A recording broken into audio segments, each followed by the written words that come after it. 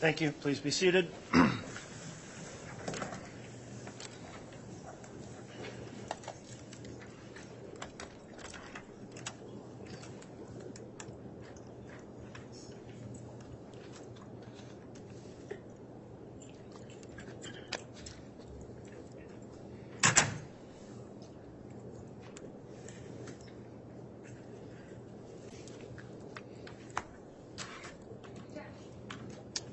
Thank you.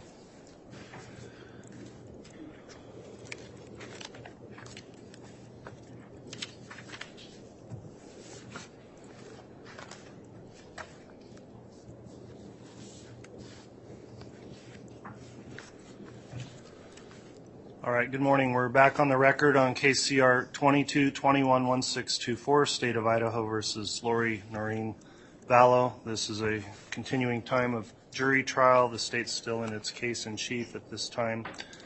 When we concluded yesterday, we finished with a witness. The court would note that I've been advised all the jurors are again present today and all have completed their juror affirmation. Is that correct, Mr. Bailiff? Yes, sir. All right, thank you for that information. Apologies for the late start this morning. I was meeting with counsel in chambers discussing some scheduling issues and other matters that came up, which we'll take up later today. I'll note on the record that the prosecution is here, all present. The defense as well as the defendant are present as well. And I believe we're ready to have the jurors brought in and have the state call its next witness. Is the state ready to proceed? Yes, Your Honor. All right, is the defense ready to proceed? Yes. Okay, we'll have the jurors brought in then and we'll have a next witness.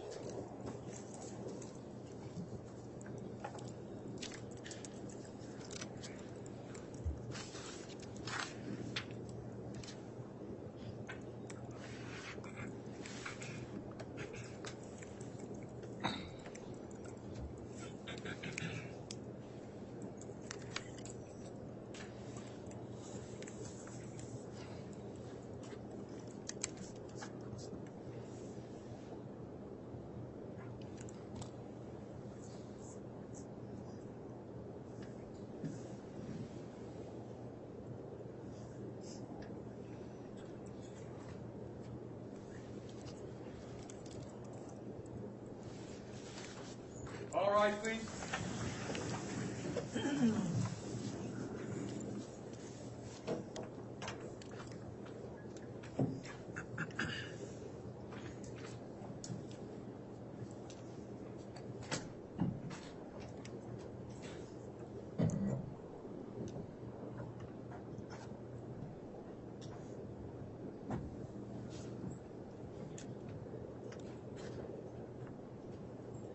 Jury's out, President Kent, for Your Honor. Thank you, Mr. Bailiff. Please be seated.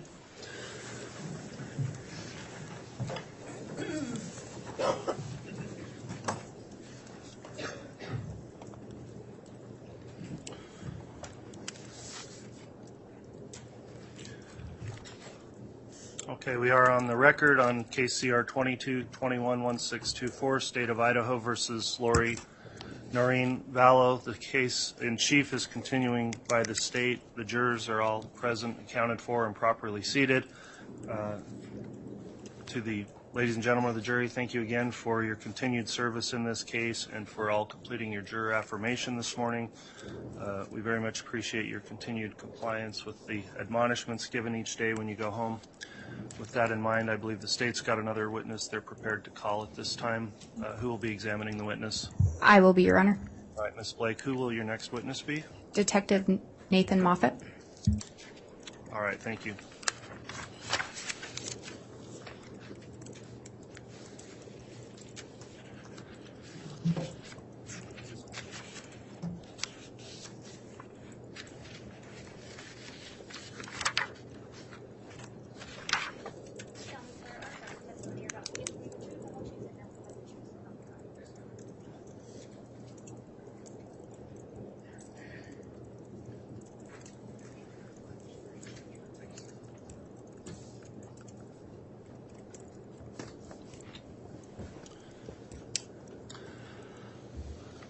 All right, Detective Moffat, before we get started, I just wanted to inquire, have you in any way viewed any of the trial testimony while this case has been proceeding? No, sir. All right, not through any internet viewing, reading anywhere, watching any videos of the trial? No, sir. Okay, thank you for your response. I'll just let you know while you're on the stand, of course, we're making a record of the proceedings with the court reporter, so please answer all questions verbally. Also try to avoid speaking at the same time as anyone that's asking you a question so the record stays clear. With those rules in mind then, Ms. Blake, if you'd like to inquire on direct, you may. Thank you, sir. Thank you, Your Honor. Would you please state your name and spell your last name for the record? Sergeant Nathan Moffat, M-O-F as in Frank, F as in Frank, A, T as in Tom.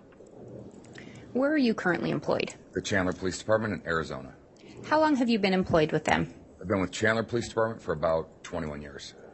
And your current title is Sergeant? Yes, ma'am. Have you held other positions within the department? I have. And what are some of those positions? So I spent, obviously, started as an officer with a previous agency, but when I came to Chandler, I spent about 5 years on patrol, and then I went to criminal investigations as a detective where I was there for about 14 and a half years prior to getting promoted to sergeant. Do you have any specialized training in order to be a law enforcement officer? Yes. In 1999, I attended the Arizona Law Enforcement Academy and graduated and became a sworn police officer. And since then, have you attended additional training as a detective? I have. Were you working on July 11th of 2019? Yes, ma'am. Do you recall responding to the report of a shooting? I did. Yeah, I do. Your Honor, I'm going to just make sure the record's clear. I've objected to this witness previously under Rule 404B of the Idaho Rules of Evidence that anything that happened in Arizona is not relevant for this proceeding in Idaho. All right, thank you, Mr. Archibald. The court notes the continuing objection to evidence relating to what occurred in Arizona. The court previously made a ruling on that issue in February, and for the reasons incorporated in that ruling, I'll overrule this objection, noting the jurors have been previously also instructed about the limiting nature of this evidence and will be instructed also before their deliberations with an explicit instruction describing how this evidence could be considered. So with that, the objection's overruled, and Ms. Blake, you can continue with your examination. Thank you, Your Honor. Detective Moffat, are you aware of who reported that shooting? Yeah, a 911 call came in from the residence from Alex Cox. Do you recall where you responded to? Yeah, it was 5531. Oh, geez, the street numbers or the streets escaping me. South Four Peaks Drive? Yes, South Four Peaks Drive. I'm sorry. And that was in Chandler, Arizona? Yes, ma'am. When you arrived on scene, were other officers already present? Yeah, patrol officers were already on scene when I arrived there. And is that fairly common to have patrol officers there before detectives? Yeah, very common. When you arrived, did you take on a specific role with regards to the investigation? Yeah, I was assigned role as the case agent. And is that common practice? Yes, yeah. On every case like this, we have a case agent and a scene agent. As the case agent, did you walk through the scene? I did. I was briefly briefed by patrol, for their initial investigation or their initial interviews, kind of what they had at the time. I briefly walked through the scene and then I responded back to the station. When you were on scene, do you recall seeing Miss Vallow or Lori Vallow present? I did not see Lori present. Did you see Alex Cox present? I did. Did you speak with him on scene? I did not. Did you observe Charles Vallow? I did. And what did you observe about Charles Vallow? When I briefly walked into the residence, Charles was deceased on the living room floor. Did you end up conducting an interview with Alex Cox? I did, yeah, back at our station. Is that common to interview individuals back at the station? Yes. Did Alex, in fact, participate in the interview? He did. Did Alex tell you why he was there that morning? Yeah, in his interview, he told me that he had spent the night at Lori's house because they planned on doing something the next day. So he would have spent the night of the 10th? Yes, the 10th into the 11th. Yes, ma'am. And did he tell you what happened with regard to Charles getting shot? Yeah, when we started talking about it, he said that Charles and Lori were in an argument inside the house, and he was back in a bedroom, and he could hear Lori and Charles arguing, and Lori came into his room, and he basically said he intervened between Lori and Charles. Did he indicate if he knew what the fight or what the disagreement was about? No, he just said they were arguing. Did he indicate that he ever saw Charles put hands on Lori? No. And did he indicate that he did not see that? Yeah, he indicated they did not get physical. He never saw it get physical. It was just an argument with Charles following Lori through the house. Did he say anything about Tylee? Yeah, he said that when the argument had worked its way into the bedroom where he was at, Lori basically circled around behind him, and he got between Lori and Charles. And he said that Lori came back around him and made her way into the living room or into the kitchen. The living room and the kitchen were divided by a wall, and that at that point in time, Tylee came out of her room when Lori was back in the kitchen.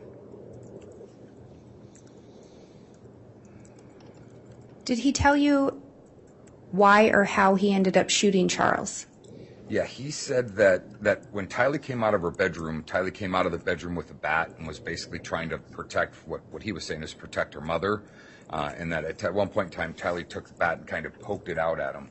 He said at that time, Charles took the bat, and then there was an argument over the bat, and at some point in time, he said he got struck.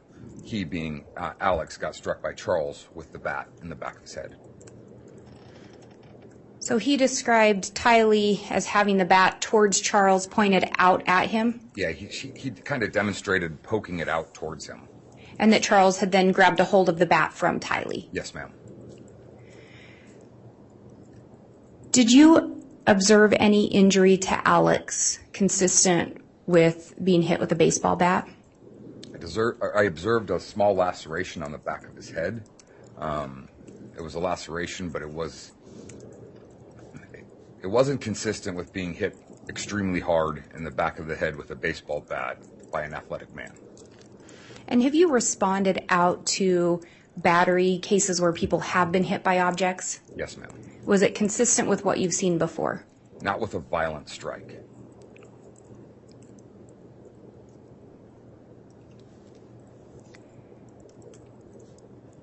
What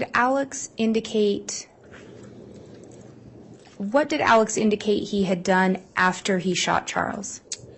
So Alex basically says that the argument happens. He gets hit in the head with a bat, and he goes back to his room and retrieves a gun.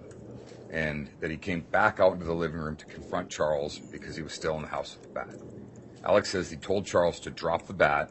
Charles said, "What are you going to do about it?" And at that point, Alex says he came at him, and then Charles shot him.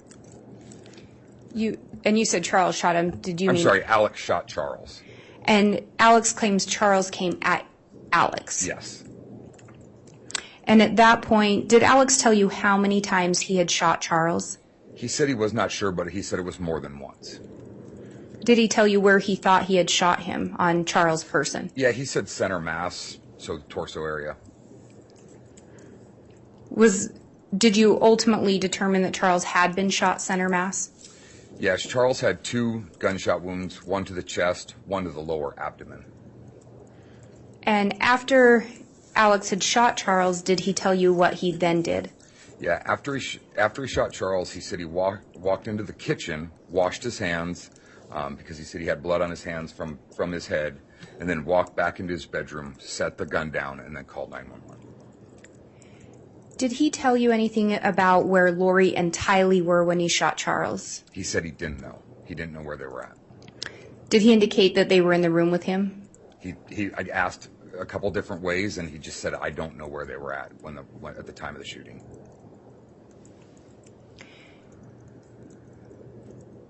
Did Alex indicate anything to you with regard to performing life-saving measures? I asked if he performed CPR because when he called 911, they asked him to, and he said he had.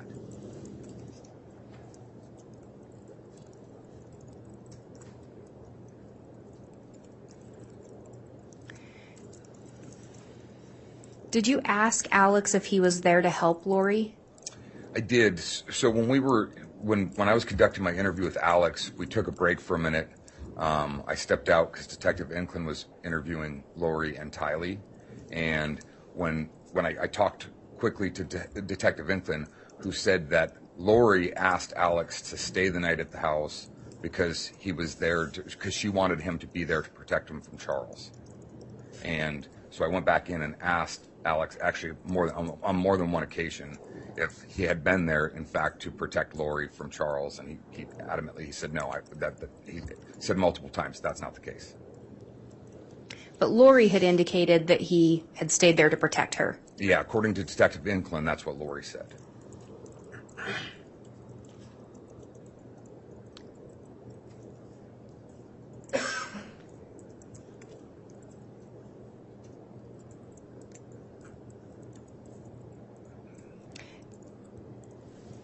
Did you ask Alex if he had called anyone else before he called 911?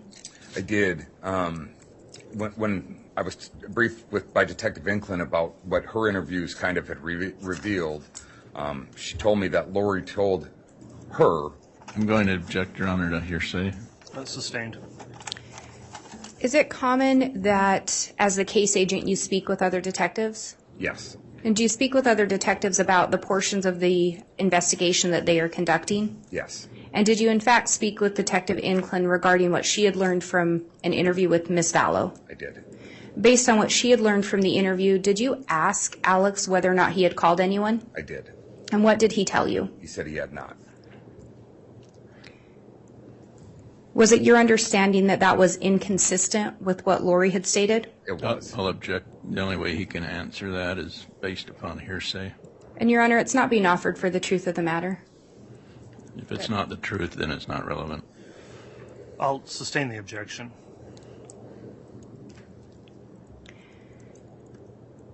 Did you at some point make additional observations of the scene? I did. And did you specifically make observations regarding the scene where Charles was found? I did, yes. What observations did you make? When we were back at the house after we completed our interviews, Detective Coons was processing the scene. I was present while they were processing the scene for evidence. We learned that there was in fact 2 gunshot wounds to Charles. One of the wounds, the exit or the trajectory was down, and we pulled that projectile. And I'm going to object, Your Honor. This testimony is based upon hearsay. He learned it from someone else. Your Honor, I believe he's talking about his observations of the scene. I think there were other detectives there that he's referencing, if I could clarify that. If you'll clarify, I didn't see the hearsay in that. Go ahead and clarify, Ms. Blake, please. Thank you, Your Honor. Detective Moffat, did you go back and make observations at the scene? Yes, I did. And were there other detectives present when you were making the observations? There were. And so I think you were talking about looking at the exit wound. Yeah, so tell us what you observed. we were looking at basically the evidence at the residence. As I was saying, there was one bullet strike that landed in the baseboard. And then there was another bullet strike under Charles's body. And did you notice bullet strikes anywhere else in the residence? No, besides those 2, there were none. The bullet strike under his body, did that lead you to believe anything regarding the position of Charles' body when he was shot? Yeah, the bullets. I'll object, Your Honor. Speculation. Your Honor, I think he can answer what he believed. I think a little additional foundation would be necessary in regards to training before he could give that opinion.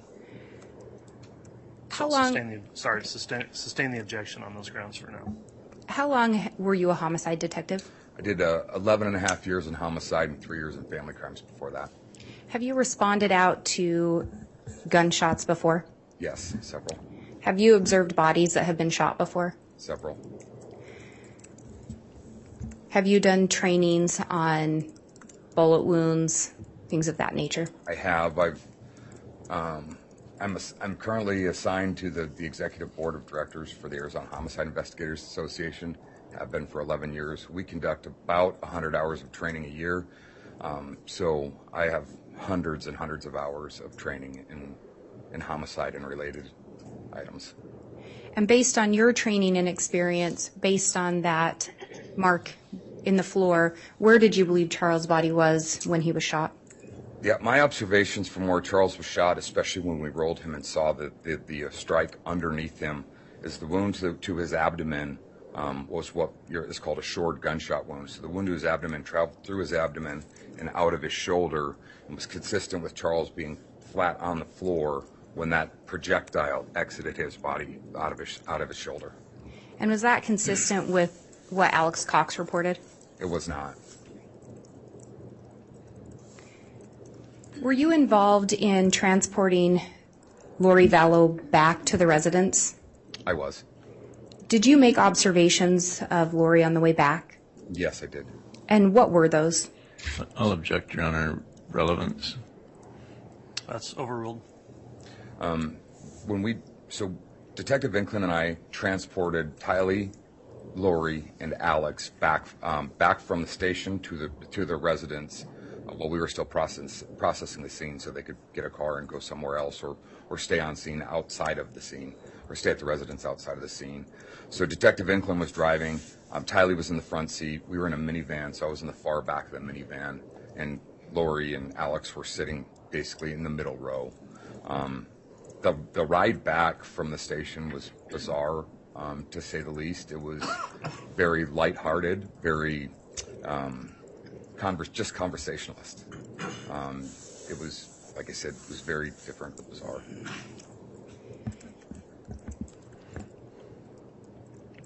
At some point, did you, in your well, let me ask this. Did you continue as the case agent? I did.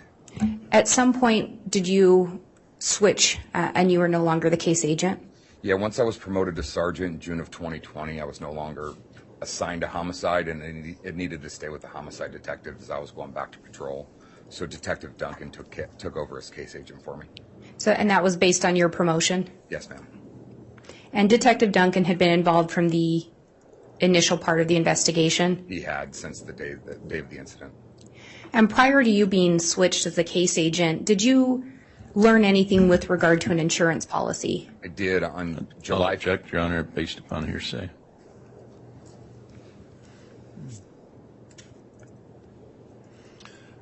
I'll sustain that. And Your Honor, I would indicate it's not being offered for the truth of the matter, but for what was done next in the investigation. Well, I guess the objection's being sustained because it was a question of did he learn anything, and I didn't see a foundation of how he personally would have had that information unless it was revealed through hearsay of another. Was the basis of, I think, the objection and how I ruled. Let me have just a moment. Yes.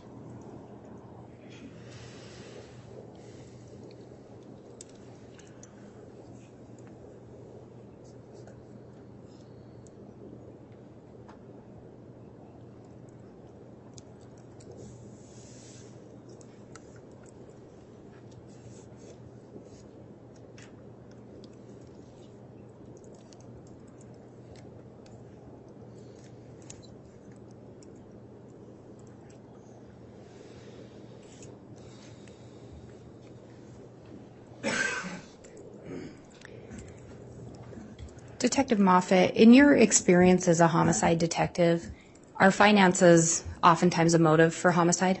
They can be, yes. And based on that, do you, as part of investigations, do you look into life insurance? We do. Did you, in fact, in this case, look into whether or not Charles Vallow had life insurance? I did. Did you learn whether or not he did have life insurance on himself? He did. He had a $1 million policy. At some point, did you learn who the beneficiary was? I did. And who is that? Well, when I contacted the insurance company, there was some confusion because had been a recent change of who the beneficiary was. So initially, they weren't sure. It had been changed from Lori to Kay, Charles' sister, at a point in time a couple months prior to this event, and the legal department was reviewing the forms at the time. Do you look into whether or not anyone attempts to make a claim shortly after someone's deceased? Yes. Did someone attempt to make a claim? Yeah, and when I contacted the insurance company on I'll July... object, Your Honor, to hearsay. Overruled. You can continue to answer. Thank you, sir. On July 17th, I believe it was on or around July 17th, I contacted the insurance company, and Lori had tried to file a claim on that $1 million policy. Did you learn whether or not that claim was paid out? I later did, and it was not paid out to Lori.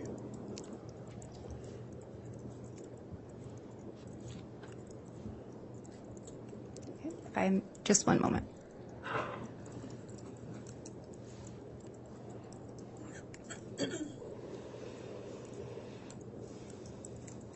I have no further questions at this time, Your Honor. All right, thank you, Ms. Blake. Let's see, Mr. Archibald, will you be conducting cross? Your Honor, I've previously objected to this testimony as in its entirety, so I don't have any questions. All right, that'll conclude then the testimony of the witness. May the witness be excused or released from any subpoena? Yes, Your Honor. I would ask that the witness be released. Any objection? No objection. All right, thank you for your testimony this morning. You can be released.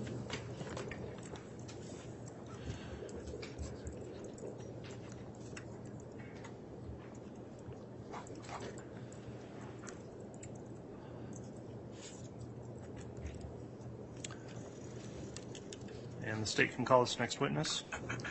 Thank you. The state calls Sidney Woodbury Shank.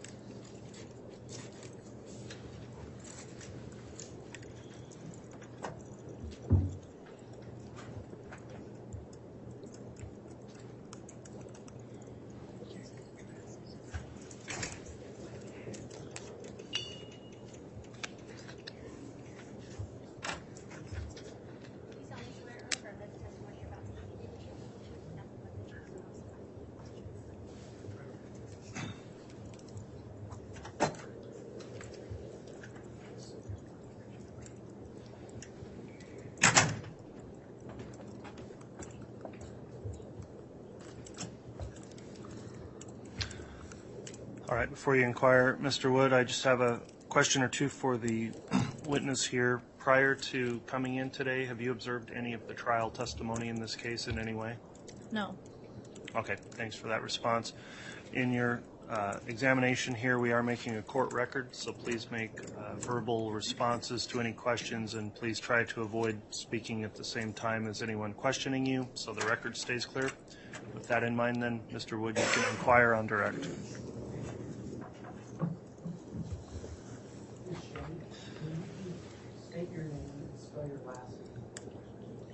Yes, my name is Sidney Schenk. Schenk. I am 26 years old. I currently live in Arizona.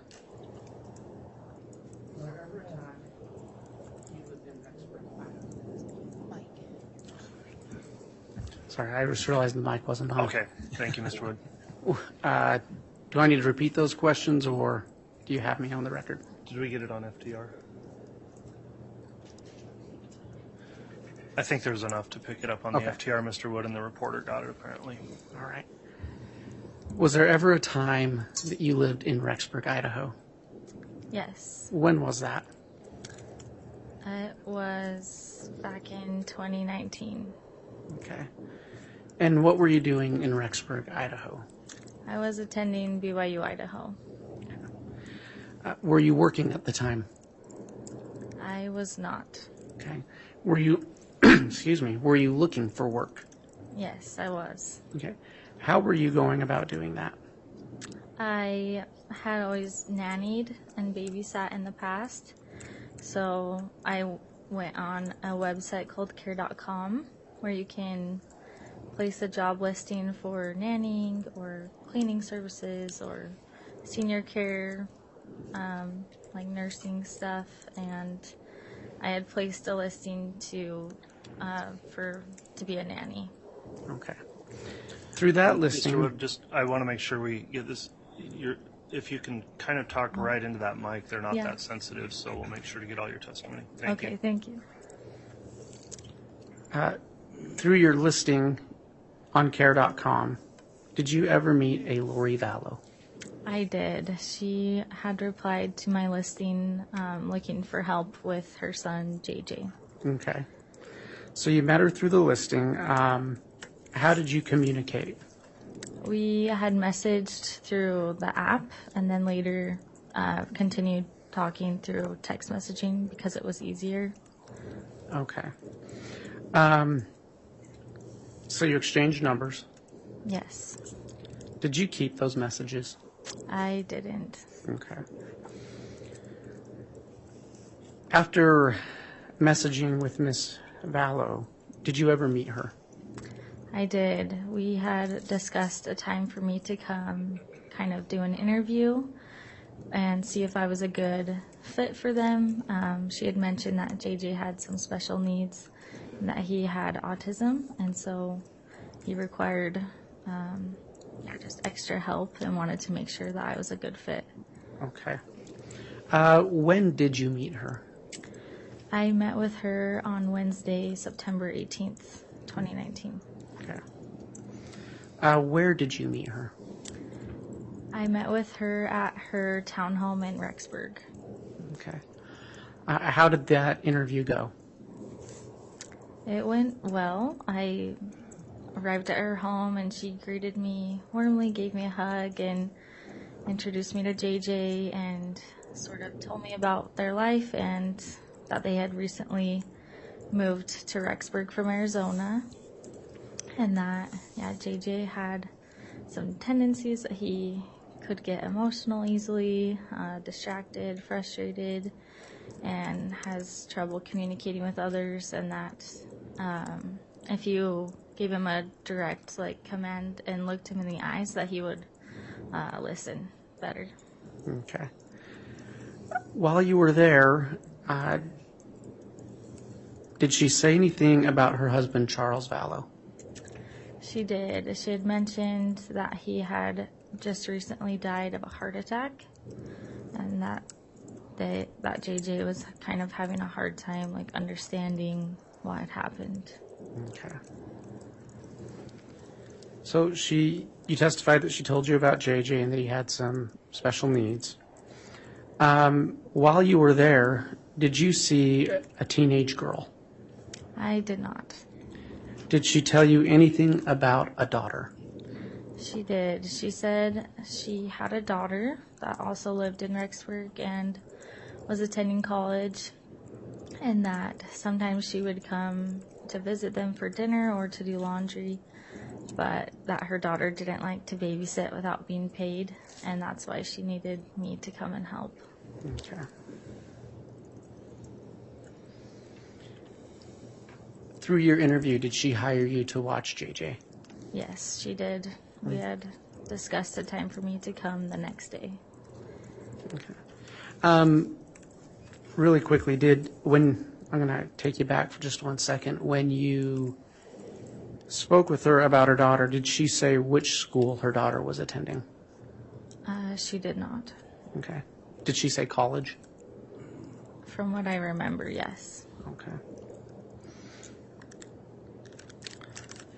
So she hired you to watch JJ. Yes. Did you ever have a chance to watch JJ? I did. The following day on the 19th, I went to their townhome after I had finished my school that day and watched him for a few hours while she had to go to the airport to pick up a friend. Okay. Did she give you any special instructions for JJ that day?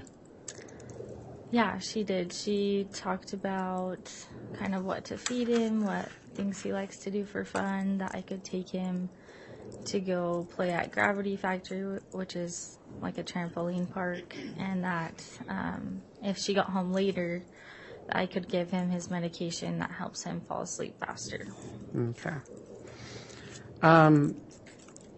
What do you remember about watching JJ that day? I remember it went pretty well.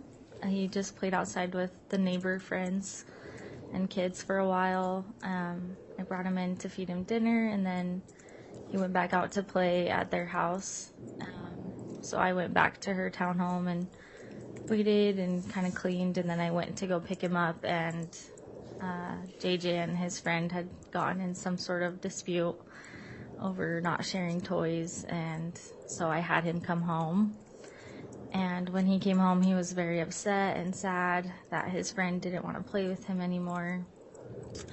He got pretty angry and like threw the ottoman and threw like a chair, and I tried to calm him down best I could, but eventually he ran upstairs and just kind of wanted to be alone and hide. So I let him stay upstairs for a while and hoping that he would calm down, but he didn't. Okay. Did you have any other contact with Lori Vallow that night? I did. So when she came home, he was still pretty upset, and I kind of explained to her what had happened with the friend, and she calmed him down, and her brother was there, and her friend was there now, and she had paid me in cash, and we didn't really talk much about another time to babysit just because of the situation that happened with JJ, so she paid me and I left. Okay.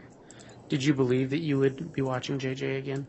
Yes, it was sort of an unspoken knowledge that I was going to work full time, like that he would need nearly daily assistance and babysitting. So, did you have any further communications with Lori? I did. So a few days had passed after that, and I had texted her wondering when I could come work again. And she responded that JJ had gone to his grandparents for a month, and that she was in Hawaii for a month, and that after that month had passed, I could message her again and talk about a time to come back and babysit. So she said JJ was with his grandparents, and he would be for a month. Yes. Okay. Did you ever try to contact Lori Vallow again? I did. So that month had passed, and I reached out again, and she never communicated back with me again after that. Okay.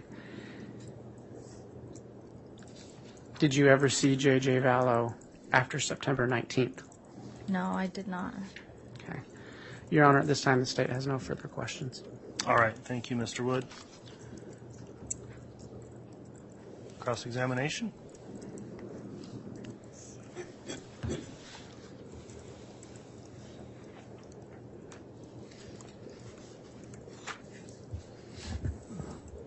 So just briefly, to follow up, on September 18th when you met Lori at her home, was JJ also there? Yes, he was. And so you were able to observe his demeanor and his personality. Yes. And then when she was talking to you about him, and she was planning on having you work for her long term. Is that right? Yes, that's correct. And was there a schedule, like every Tuesday, Thursday, Saturday, a plan like that? Not that I remember, no. Okay. And so it was just that you'd be called frequently as the need arose. Yes. And because you were a student, your schedule was flexible. Yes.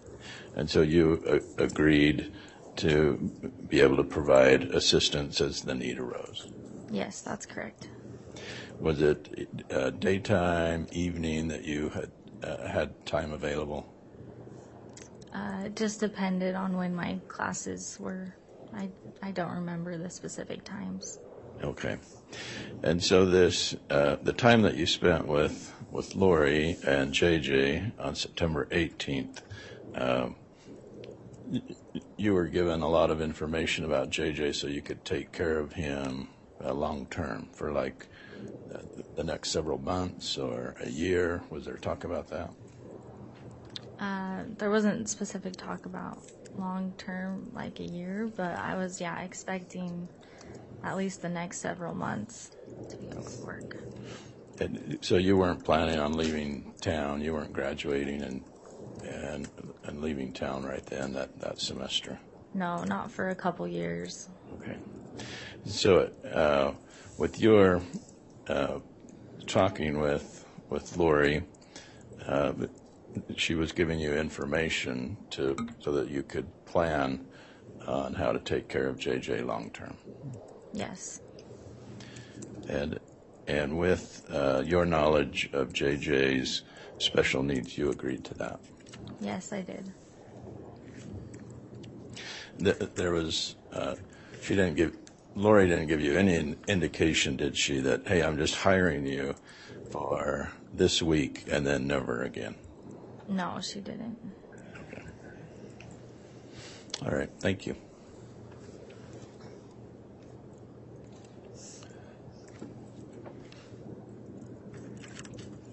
Any redirect, Mr. Wood? No, Your Honor, and this witness may be released from her subpoena. All right. Any objection to the witness being released? No, Your Honor. Okay. Thank you for your testimony this morning. You can be excused. The bailiffs will help you out of the courtroom. The state can call its next witness. Thank you. The state would call Josh Wilson.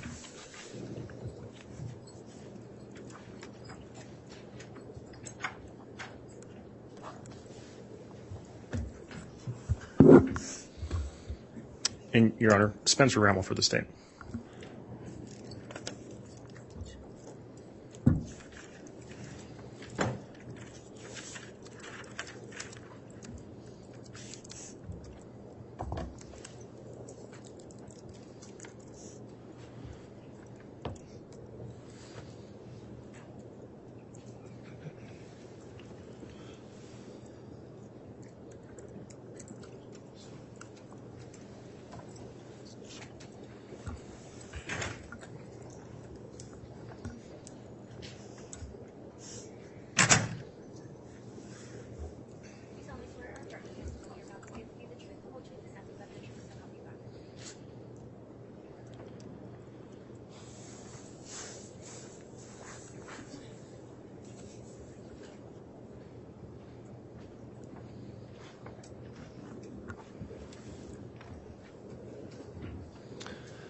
All right, before we get started with direct, I'll just inquire of the witness here. Have you observed or viewed any trial testimony in this case? No, Judge. Okay, you haven't watched any of the coverage of it where people testified, watched any online videos, or listened to any audio, anything like that? No, Judge. Okay, thank you for that response. I'll just indicate as you're testifying, please make verbal responses so we keep our record clear, and please try to avoid speaking at the same time as any attorney questioning you. So if you'll keep that in mind, then Mr. Rammel, you can inquire on direct. Thank you, Your Honor. Dr. Wilson, can I have you state your full name and spell your last name for the record, please? David Joshua Wilson, Wilson. And you go by Josh. Correct. Dr. Wilson, what is your current occupation? I'm the principal at Kennedy Elementary in Rexburg, Idaho. And how long have you been the principal at Kennedy Elementary? For 4 years now. Were you employed in that capacity in September of 2019? Yes.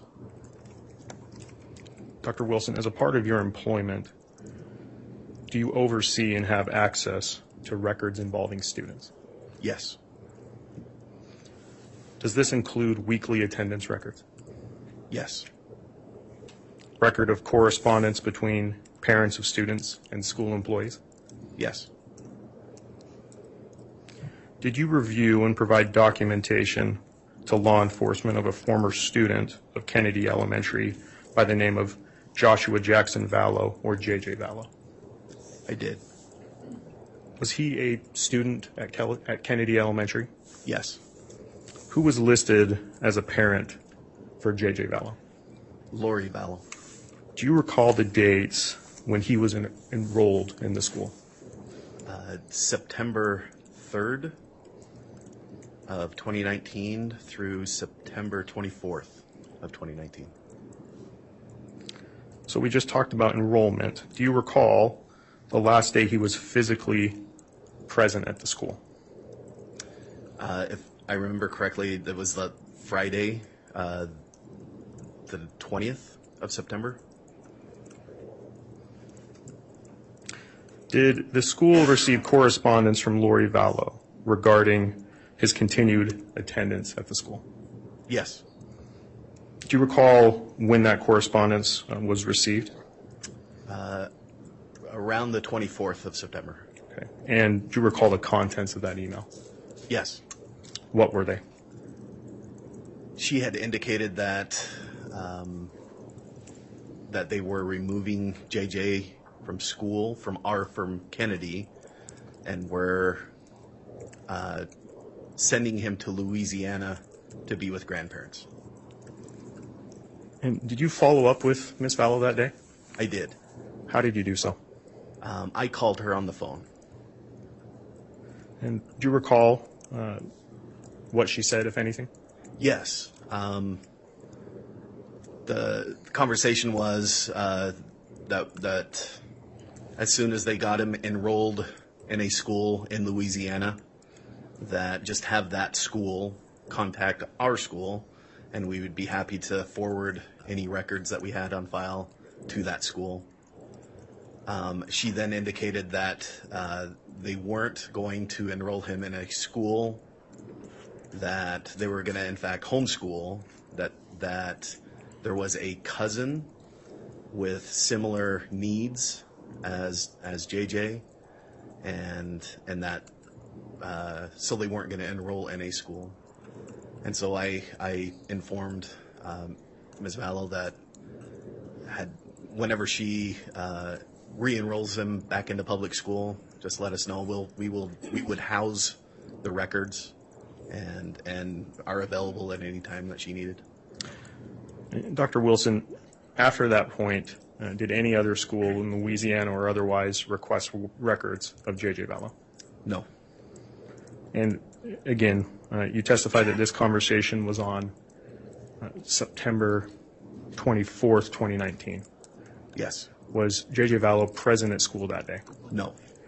The day prior, September 23rd, 2019, was he present at school that day? No. And was that day a Monday? I believe so, yes.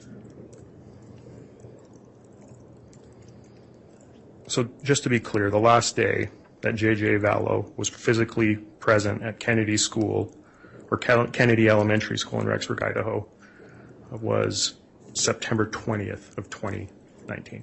Correct. Judge, that's all I have for this witness. All right, thank you, Mr. Rammel. Cross-examination, Mr. Archibald.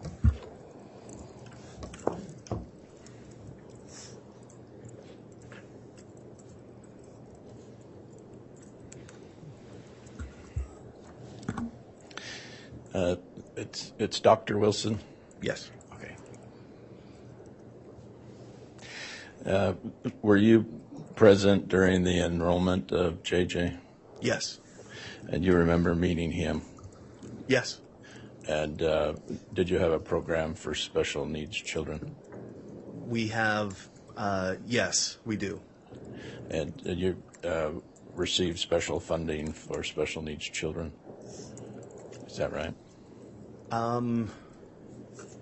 Yes. And so when you met JJ and Lori, enrolling him, was there ever any discussion, I just want to enroll him for 3 weeks and then I'm going to withdraw him? No. The discussion was enrolling him long term. Correct. That a term, a semester, a year, do you remember how long she was planning to have him there?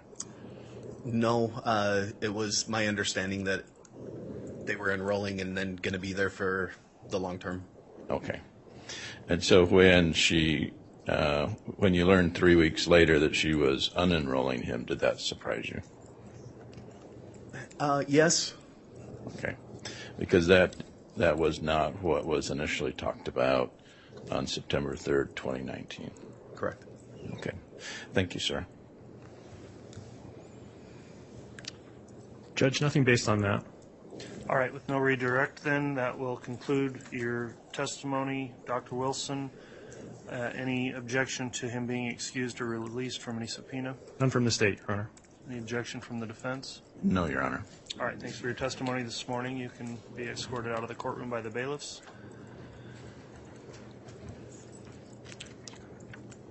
State have another witness to call at this time. Yes, Your Honor. The state would call Wynn Hill.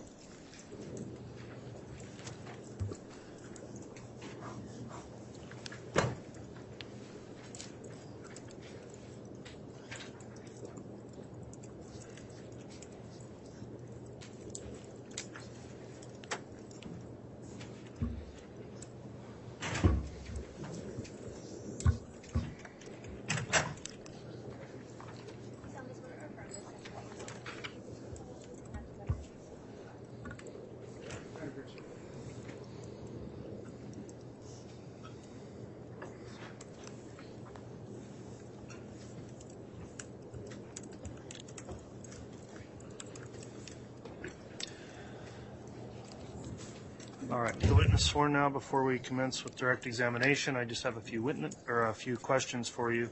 Did you review any of the trial testimony prior to coming in this morning? No, I haven't.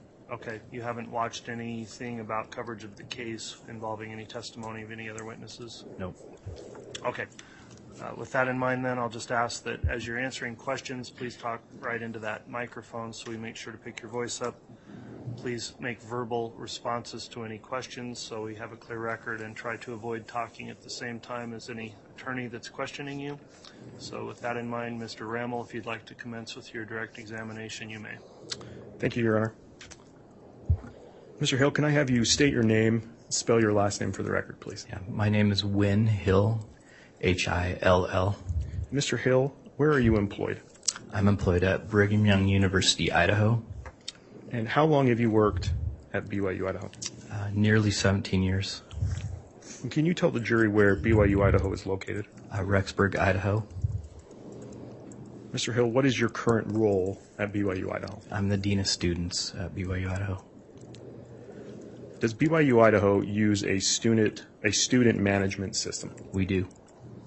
Are you familiar with its student management system? Yeah, very familiar. How so?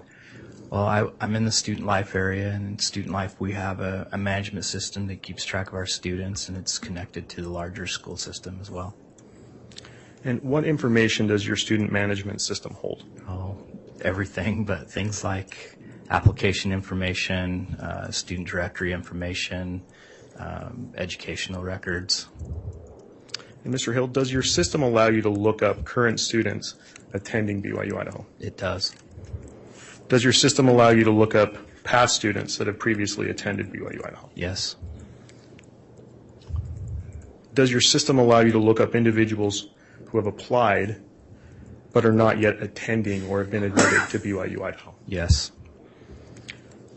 Did you check your student management system for a specific individual at the request of the Rexburg Police Department? I did. And was that in relation to a missing persons investigation? Yes. Who was that check for? They asked me to check for Tylee Ryan, Alex Cox, Chad Daybell, date of birth of 9/24/02. And do you recall when you did that check? Yeah, it was February 28th of 2020. And Mr. Hill, what was the result of that check? Yeah, there was no indication of any application started or any information on any of those names. So, Mr. Hill, to be clear for the jury, Tylee Ryan, date of birth 9/24/2002, has never applied to BYU, Idaho, and has never been a student at BYU, Idaho? Correct. Judge, that's all I have for this witness. All right, thank you, Mr. Rammel. Any cross-examination? No, Your Honor. Thank you. All right, thank you. That will conclude the testimony of this witness then. And, Your Honor, may this witness be released from his subpoena? Yes, any objection from the defense? No objection. Thank you, Judge. All right, thanks for your testimony this morning. The bailiff will escort you out.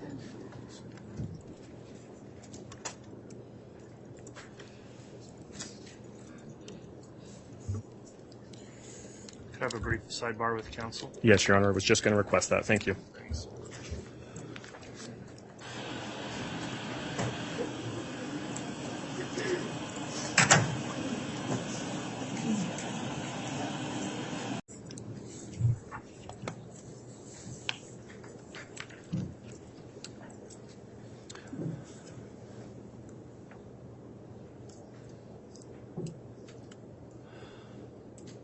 All right, we just held a brief sidebar to discuss the morning's schedule. The witnesses have been moved through pretty quickly this morning. There's another witness that's not quite here on the way, and we've also got a matter that needs to be taken up outside the presence of the jury. So for those reasons, a little earlier than normal, we are going to take our mid-morning break at this time, and then once we've concluded with that other issue and the witnesses arrived, then we will recommence with testimony of the state's next witness. So if all would please rise for the jury, we'll take the afternoon or morning break. Thank you. All right, please.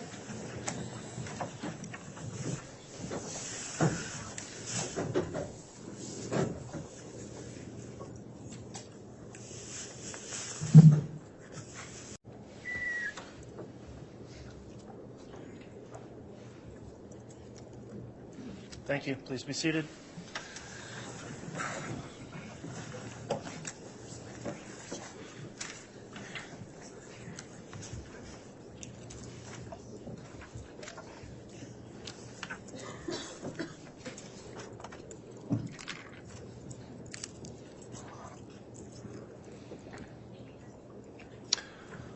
All right, thank you. We're going back on the record on case CR 22-21-1624. We are in the mid-morning break. The jurors are not present at this time. I understand the state's got its next witness to call. It was brought to the court's attention that there may have been an issue with the exclusionary rule as it relates to this witness. I thought that was an issue that needed to be determined outside of the presence of the jury.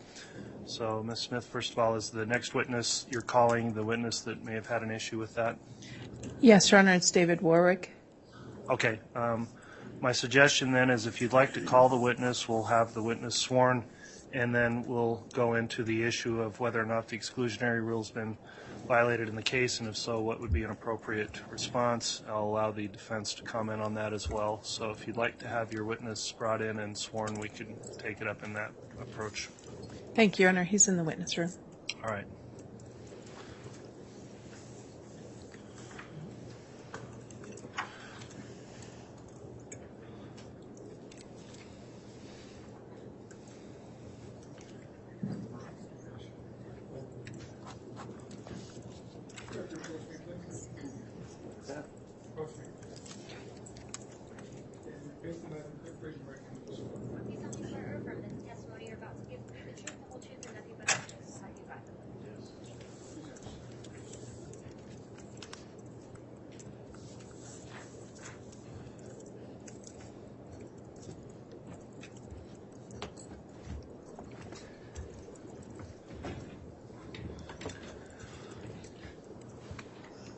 All right, Mr. Warwick, you've been sworn in this case and placed under oath. Before your testimony commences in front of the jury, there's an issue we need to take up.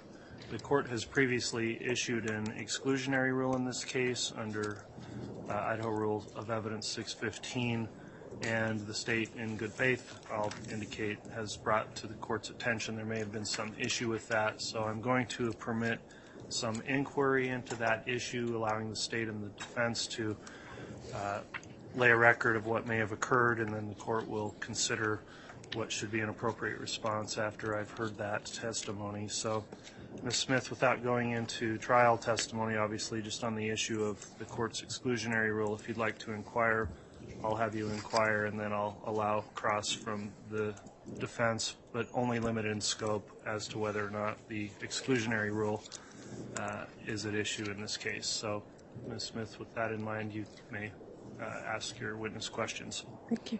Good morning. Morning. Okay. And are you having any trouble hearing me? No. Okay. If at any time you have trouble hearing any of us, just let us know, okay? Yes. Please state your name and spell your last name for the court reporter. David Dale Warwick, W-A-R-W-I-C-K. Okay. And Mr. Warwick, are you married? Yes. And who are you married to? Melanie Gibb. Okay. How long have you guys been married? About 2.25 years. Okay. Do you remember when you got married? December 12th, 2021. Okay. And have you testified in this proceeding before? Yes. Okay, and when I say this proceeding, in this case involving Ms. Vallow before? I don't think on this one, no. Okay. On a previous case involving Ms. Vallow? I thought those were with Chad. I don't Okay. remember seeing Chad, so I did this twice, and I saw Chad. Okay. And then did you testify at a grand jury as well? Yes. Okay. Now, you were given information from the prosecution staff about that the court has said you cannot view you cannot listen to trial testimony, right? Right. And you were given instructions that you can't discuss people's trial testimony with them. Right. All right. Did there come a situation where you listened to someone's trial testimony? Yes. Can you tell us about that, please? Yes. I came down with an illness about 2 weeks ago, and Melanie didn't want to be alone up here when she came to court, and I couldn't make it that day, so I was going to drive a couple days later, but she ended up coming sooner. Anyway, so we stopped talking because she got here for one, and two, she was a little upset with me for not coming. And so I listened to 45 minutes of hers, but I was doing it to see how she was doing. And then 45 minutes into it, I remembered, and I shut it off. Okay. So I was just concerned for her and just seeing how she was doing, and I didn't have my presence of mind because I was playing Aquaman. Frankly, I was breathing water, and it's just lost my presence of mind. Okay. Because you've been sick and you're on medication. I just got on antibiotics 2 days ago just so that I can come because I was not getting better. Okay. So you understand that you were instructed not to do that, right? Yes, and that's why I shut it off. I remembered, I listened to the first 45 minutes, and then I remembered, and I just shut it off. Okay. Now, had you previously talked about this situation with your wife? No, we haven't talked anything about the case. She lives in Arizona. I live in Utah. Okay. We have a distant relationship right now due to family needs. And so I knew she needed some time, so I just left her alone. Okay. And Is anything you listened to, did it affect what you're going to say in this trial at all? no, Okay. Did anything you heard from her testimony, anything the way she was treated, anything about that going to affect your ability to be truthful and candid in questioning? no, Any way it's going to affect what you have to say to this jury? not at all. At this point, the state has nothing further, Your Honor. All right, thank you, Ms. Smith, for the inquiry. Either Mr. Thomas or Mr. Archibald, would you like to question the witness in regards to the issue of, again, narrow it to the scope of just the exclusionary rule, please?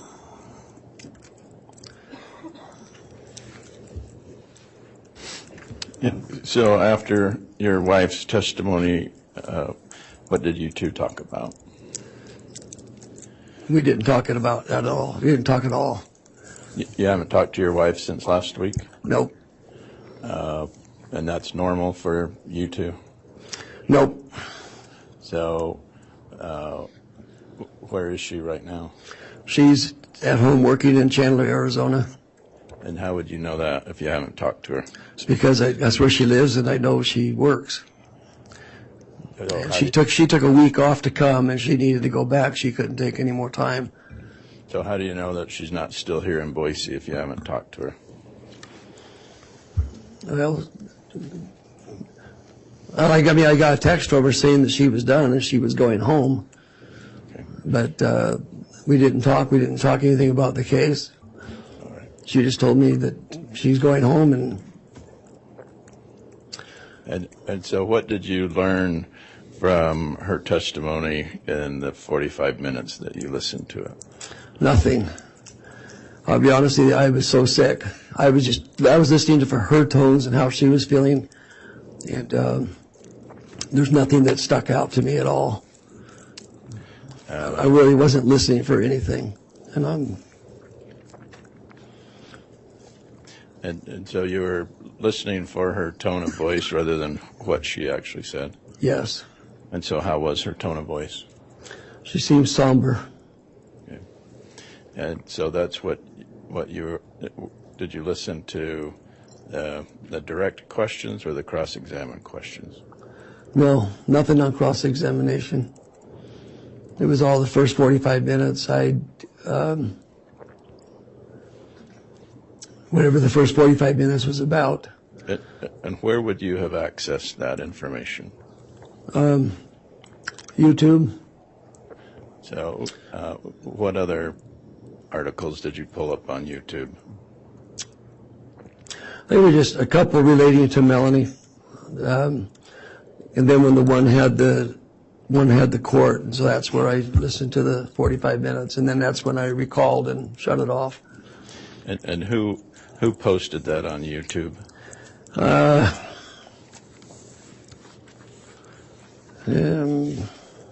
Trying to remember which one it was.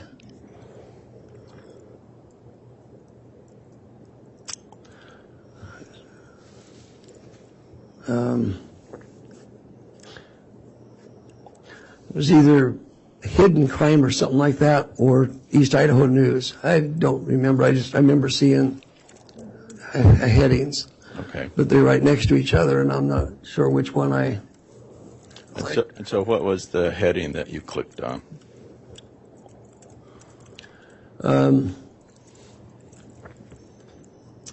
Melanie Gibb testifies in court, something like that. And did you have to fast forward through other information to get to Melanie's testimony? No, it was just hers. And did you read the comments about the article? No. Do you get the? Was this on your laptop or your cell phone? Cell phone.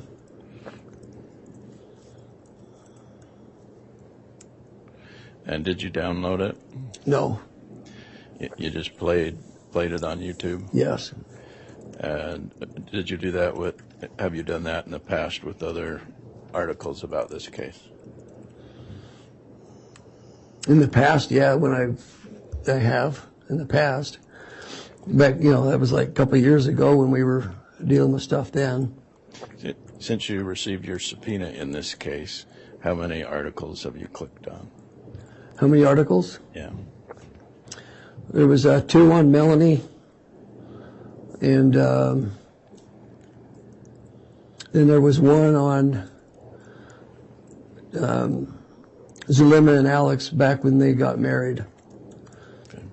And those would have been articles posted by who? Do you remember? I don't remember. I was just laying in bed or sitting in a rocker. Actually, I couldn't lay down, and I was just kind of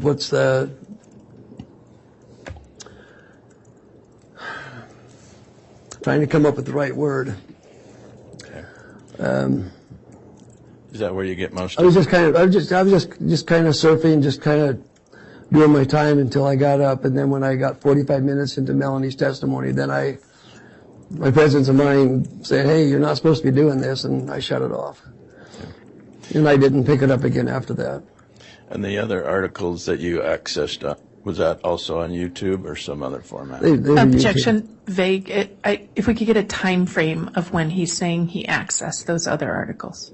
I agree. If we can know when this occurred, Mr. Archibald, that'll be helpful. The question was, since you received your subpoena, you told me you had received some other, accessed some other articles, right? Did you remember? Yeah, they were all that same time frame, that same day. Oh, the same day that you listened to Melanie's? Yes, I was just... You accessed other articles? I was checking on my wife, just trying to find things on her. And then when I saw the court, I listened to that one. Okay. And then while she was testifying, that's when the consciousness set in and said, "You're not supposed to be doing this." And I remembered the order. Okay. And so since you received your subpoena, have you accessed other articles about this case? No.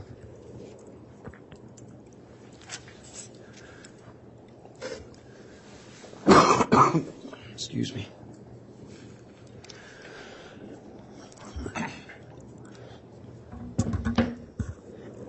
I have just a couple quick questions because I want to make sure I understand. once you got your, can you hear me? Yes. Okay. So once you got your subpoena, and once the trial started, what have you looked at or listened to about the trial? Melanie, and then that one about Zulema and Alex when they got together. Okay. So when you say an article about Zulema and Alex, was it about Zulema's testimony at trial? No. Okay. And when you say when Zulema and Alex, was an article referencing their marriage in the past? Yes. Okay. Yes. Did that article have anything to do with testimony in this courtroom? No. Okay. Did it have anything to do with the proceedings before Judge Boyce against Lori Vallow? No. Okay. So in terms of what you've listened to about what has gone on from the witness stand in this case, what have you listened to about the trial testimony in this case? Trial testimony? Yes, sir. Melanie. 45 minutes of Melanie, that's it. Okay. Did you read any articles about trial testimony? No. Okay. So I was just a little confused on cross-examination. Okay. Did anything that you've listened to with regard to trial testimony affect or have any impact on your testimony before this court? No. Okay. Is there anything that you've read about the proceedings before the judge that is going to affect your testimony in the courtroom? No. Okay. And when you say back when you said to Mr. Archibald that you had looked at some stuff back when we were going through all this, you and now your wife have been witnesses on this case since the case started in 2020 and 2021, right? Yes. Some of your first interviews were in 2020, right? Yes. Okay. In fact, you've given several interviews to law enforcement? Yes. Okay. And those interviews have been done both recording and with police reports, right? Yes. Okay. And you've also testified in court in public at a preliminary hearing. Yes. And you've testified under oath before a grand jury. Yes. Okay. Did anything you heard about the first 45 minutes of your wife's testimony in any way change what you've testified to 2 or 3 times? No. Did anything that you heard from your wife's testimony for that first 45 minutes change anything you've told the police? No. All right. The state has nothing further. All right. Thank you, Ms. Smith. All right. With the record before the court, then, at this point, I'll ask if the defense has any motion as it relates to the issue of the exclusionary rule and order. Yes, Your Honor. It's apparent that Idaho Rule of Evidence 615 has been violated, that this witness, after receiving his subpoena, did access court testimony in violation of that rule and in violation of his directions on his subpoena. So we would ask that he be excluded. All right. Thank you, Mr. Archibald. What's the response from the state? Your Honor, I think the court has to consider the willful nature of the conduct. The court has to consider whether there's any harm done to the witness's testimony. There is a case in Idaho directly on point in that State versus Danson, 113 Idaho 746. In there, the court, of course, knows it has broad latitude under Idaho Rule 615. There's no willful misconduct. It's his wife. He was checking to see how she was doing.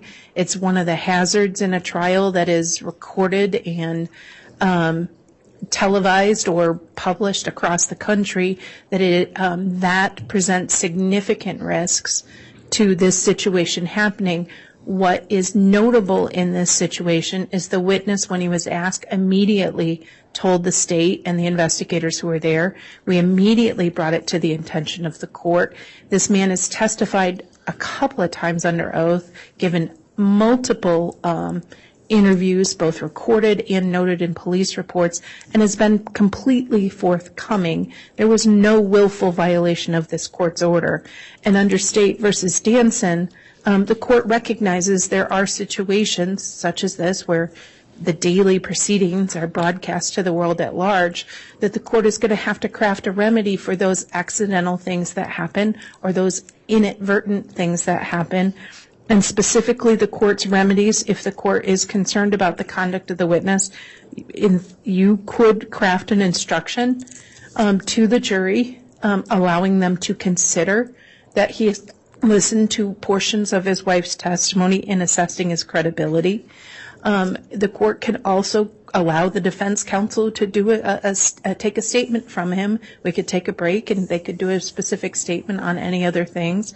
There's countless other remedies short of the very extreme remedy of striking that witness. And I would ask the court to use its discretion and see Mr. Warwick for what it was. It was an inadvertent way of trying to support his wife. And when he realized he was doing it the wrong way, he stopped.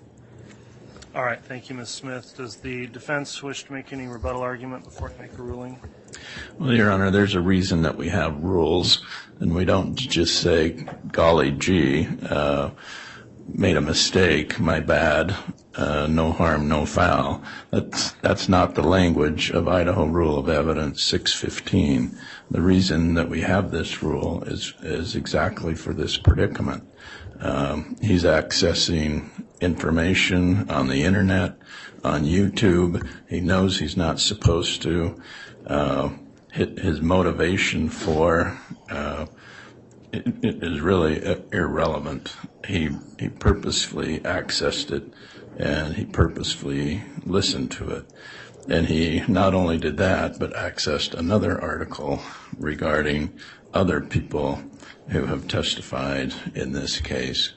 So I can understand the state saying no harm, no foul, but there's a rule, and there's a reason we have a rule, and it's to protect the integrity of the court. So I ask that he be excluded. All right, thank you, Mr. Archibald. While the court's reviewed this situation, I've carefully considered the testimony that's been provided through the questioning of the witness. The court would note that I sua sponte issued an order for exclusion of witnesses in this case before trial started. The citation of the state in the State versus Danson case, 113 Idaho 746, does set out the analysis of the rule.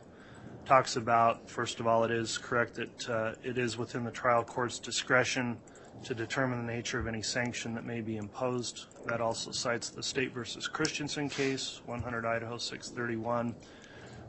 In the Danson case, they talk about 4 potential sanctions that could be considered, and number 1 would be citing the witness for contempt. So Mr. Warwick could be held in contempt of court for willfully disobeying a court order.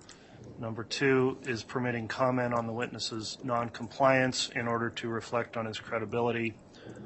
Number 3 is what the defense has requested, refusing to let the witness testify. Number 4 would not really apply here, which would be striking the witness testimony. We don't get to number 4 because the state voluntarily disclosed this to the court before the witness was called. The witness voluntarily disclosed the conduct to the state before the witness was called as well.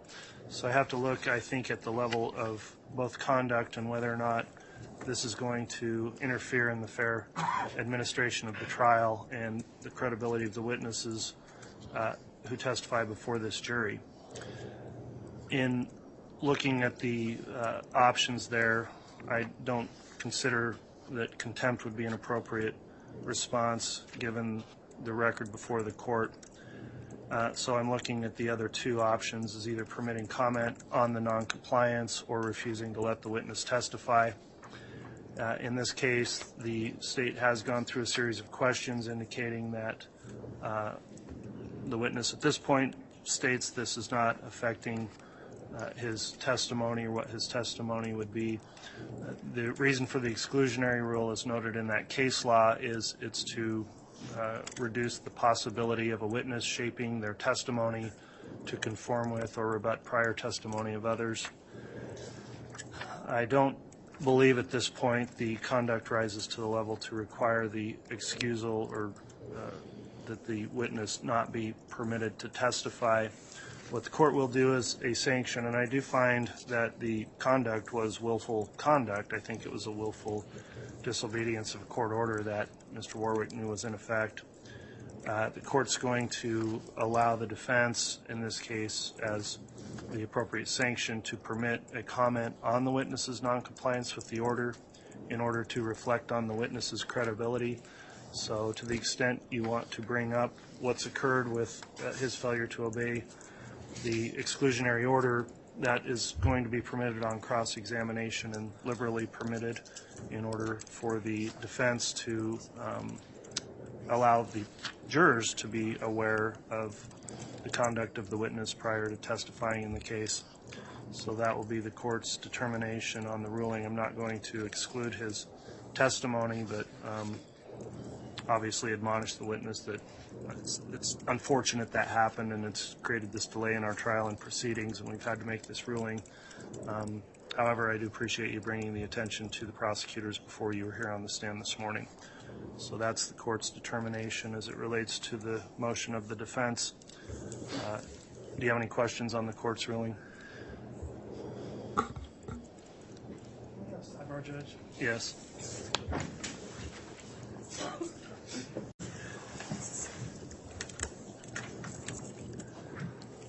All right, we just held a brief sidebar. The court has issued its ruling on the exclusionary rule violation. Does the defense have any questions on the court's ruling or request any clarification? Mr. Archibald? No, Your Honor. Thank you, Mr. Archibald. Any questions from the state? No, Your Honor. All right, with that in mind, then let's have the jurors brought back in and we can commence with testimony. Do you need water? Oh, Okay. thank you.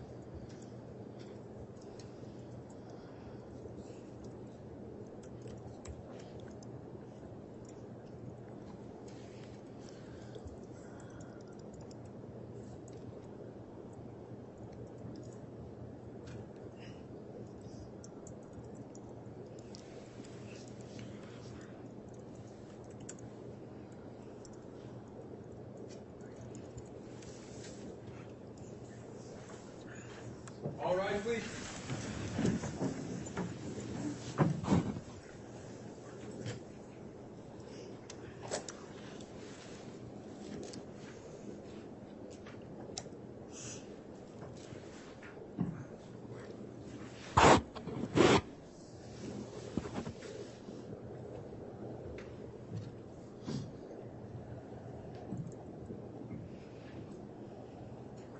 Jury's out, President, counted for, Your Honor. All right, thank you, Mr. Bailiff. Please be seated.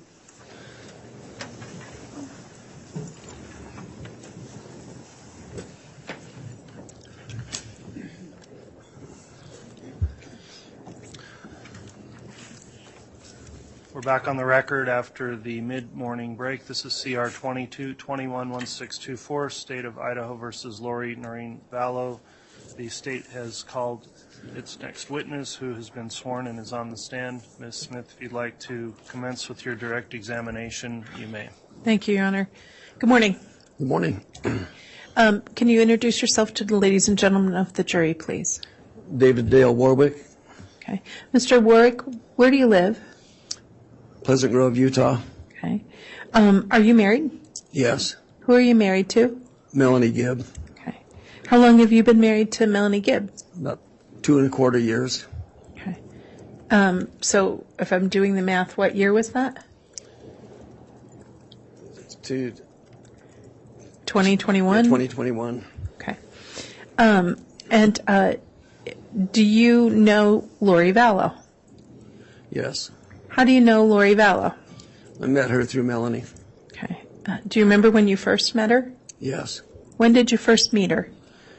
It was down in Arizona. I was down there with Melanie, and we got a call. And she asked Melanie to bring me over. They wanted me to meet them. Okay, so, and if at any time, I know sometimes it's hard for you to hear, right? Yeah. So if at any time you can't hear, I need you to let me know, all right? Okay. All right. So you said she wanted Melanie to bring you over to meet them. Who is she? Lori Vallow. Okay. And Lori Vallow wanted to meet you. Yes. All right. And where did you go to meet her?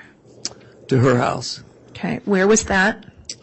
I believe it was Chandler, Arizona. Okay. Was it in Arizona? Yes, it was in Arizona. Okay. Was she married at the time? No. Okay. Was she widowed? Yes. Okay. Who had she been married to? Charles Vallow. Okay.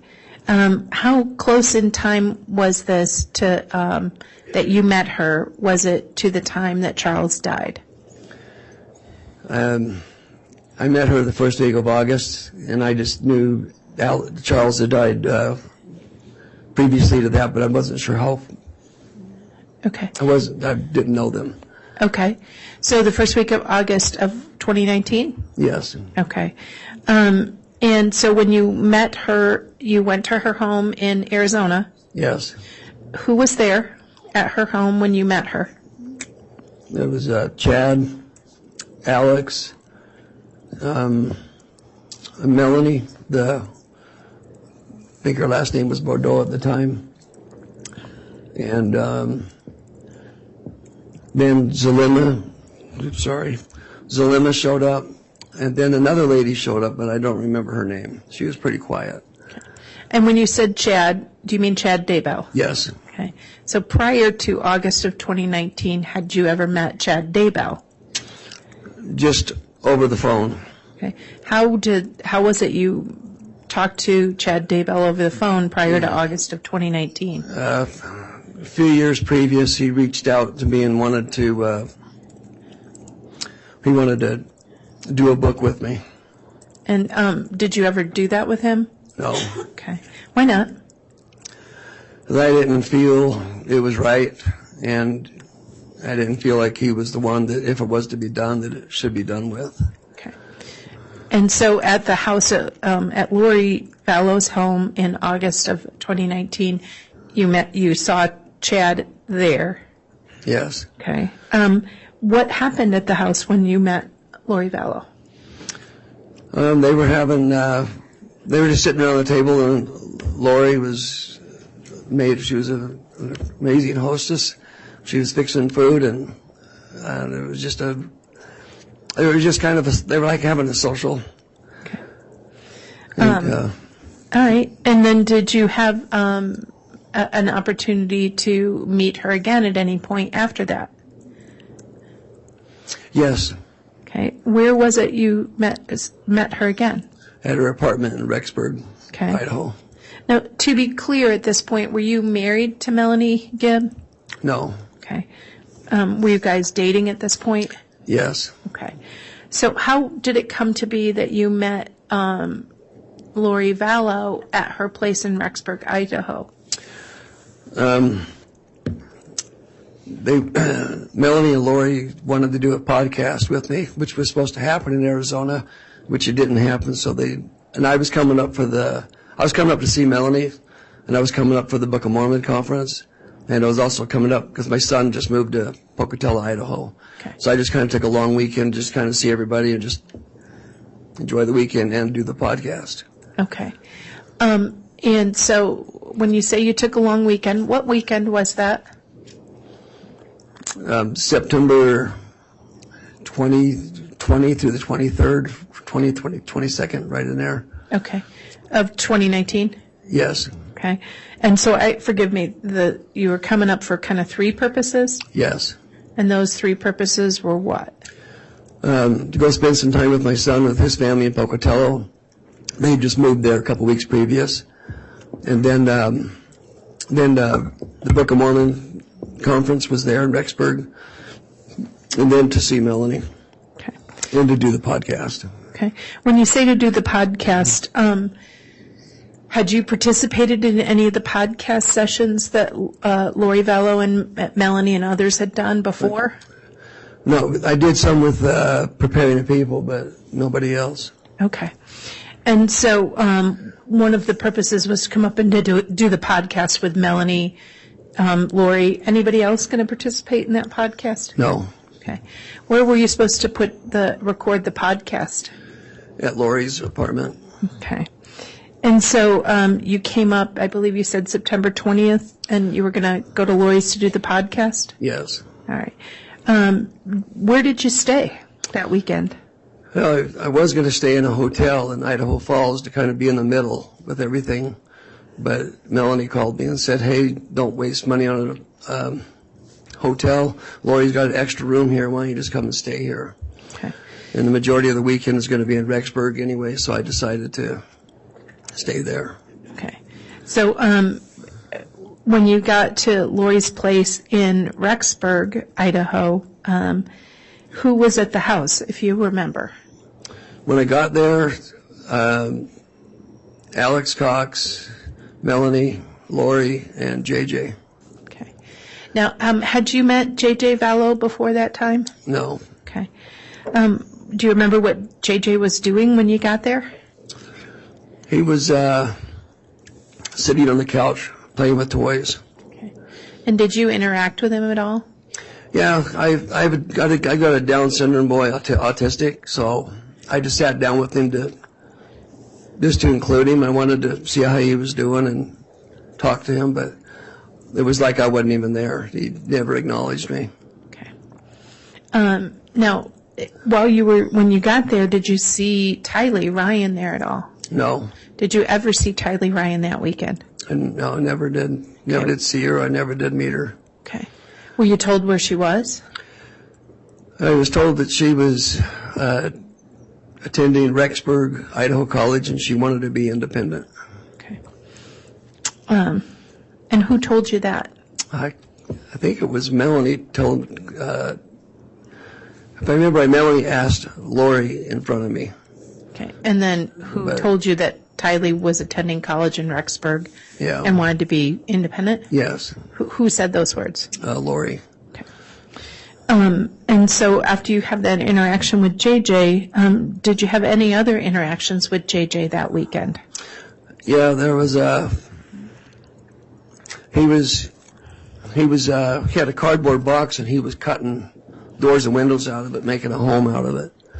So I got next to him again and just tried talking to him, and but it was the same experience. Okay. He was very focused on that and didn't acknowledge me at all. Okay. And did you ever see him engage with anyone? I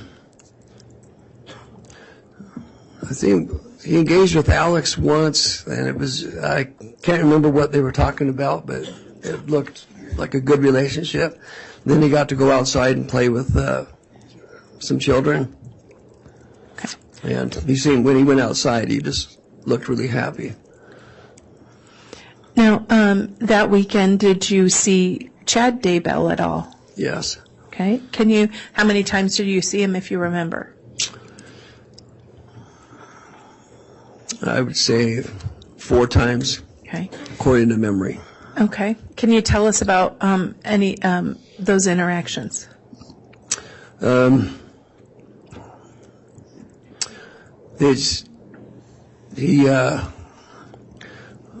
when he was trying to teach me about some of their beliefs. About the gathering of the 144,000 and then Satan having powers to push people out of their bodies and then the spirits being stuck. I don't know how far to go with this, but it was just some... It's okay. I'll ask questions. Okay. That's fair. And that's exactly right. If you're not sure, we'll just do question, answer, okay? Okay. All right. Do you need some water or anything? Yeah. Okay. I saw you licking your lips. All right. Now, you indicated that he started talking about beliefs and that, and the 144,000, right? Yeah. That's what you said. Who was present during this conversation? Melanie and Lori. Okay. Did Lori participate in the conversation at all about those issues? Not that I can recall. He seemed to lead the way on that. Okay. And did you, what was your response to Chad's, sort of concepts? I just said, if the Lord's gathering is 144,000, I believe that would happen through his prophet. And then, as far as the Satan having power to push people out of the bodies, I said, we're taught differently in that. That can't happen. He's not given that kind of power. Okay.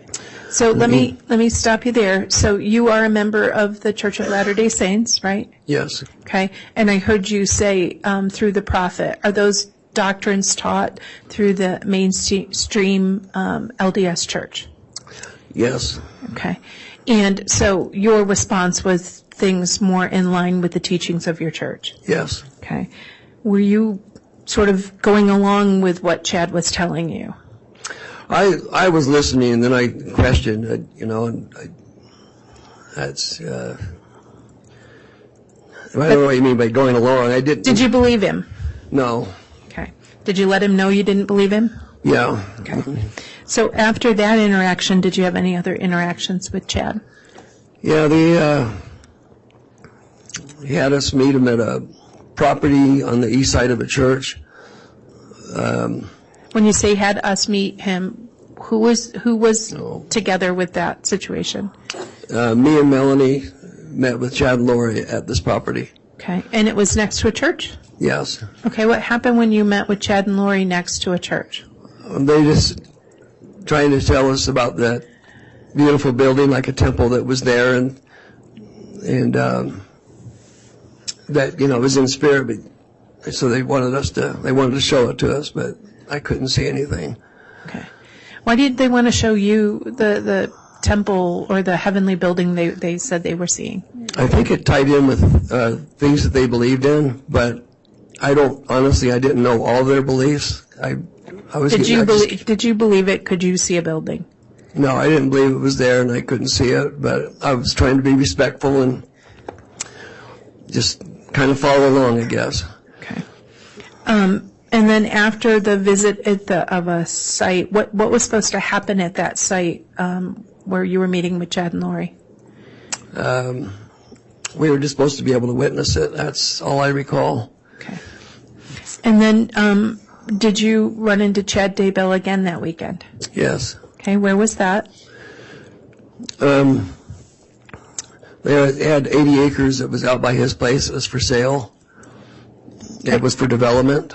So why were you looking at 80 acres near Chad Daybell's property? Well, for me personally, I had an investor down in Utah that wanted to do a development in Rexburg. So I was interested in it for that.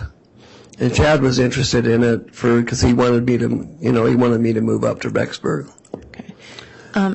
And so what did you do about going to check out that property? Since it was Sunday, I just said, well, I don't work on Sunday, but since I'm leaving early in the morning, I said, I'll just drive by, take a picture of the realtor sign, and then I'll, deal with it later, during the work week. Okay. So when you drove by and you took a picture, how was it? How did you get connected with Chad? We were out there. Alex Cox led us out to the property. So we were just standing out in the field and just talking. And then Chad and some brother that he was serving within the church, they left I guess they were clerks or something, and they just left and came over to the property. Okay. And he said this guy was a realtor, and he said, I just want to, if you have any questions or anything, he can help you with it. Okay, so who's he? Was that Chad with the realtor? It was Chad with the realtor, but I don't remember the realtor's name. Okay.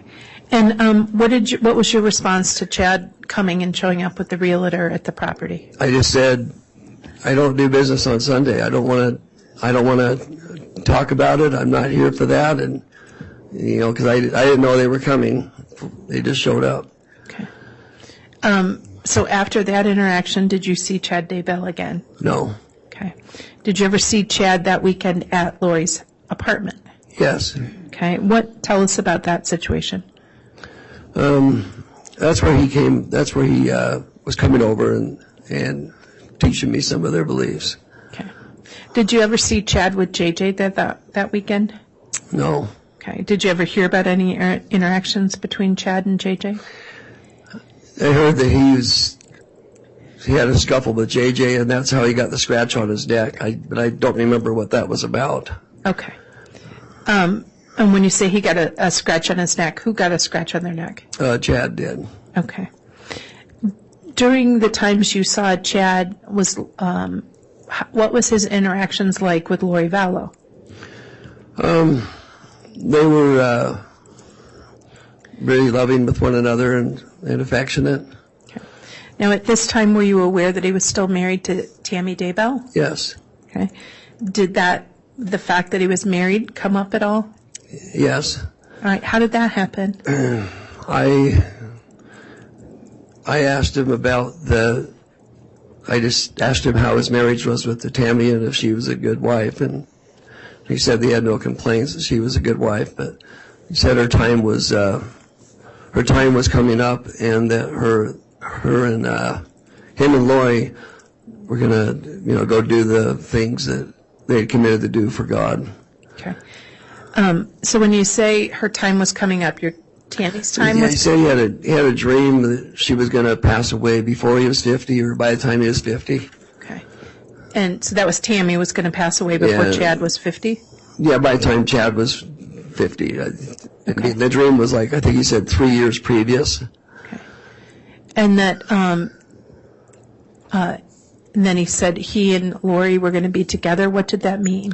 That they were going to get married and they were going to go do their calling. Okay. And did you know what their calling was? That's what I learned. They were going to gather the $144,000. And they were going to do it together? Yeah. Okay. Did you have any response to this? That's where I just said that because he felt he was kind of saying that I was one of them, and that's why he wanted me up there. And that's when I said, well, that would be a call from God and through his prophet. Okay. And what was his reaction when you said it should come through the prophet? It's the prophet of the church, right? Yeah. I can't remember all the details, but it was clear, kind of like that it was a separate calling, because it was the Church of the Firstborn, which is going to be coming out of the Church of Jesus Christ of Latter-day Saints.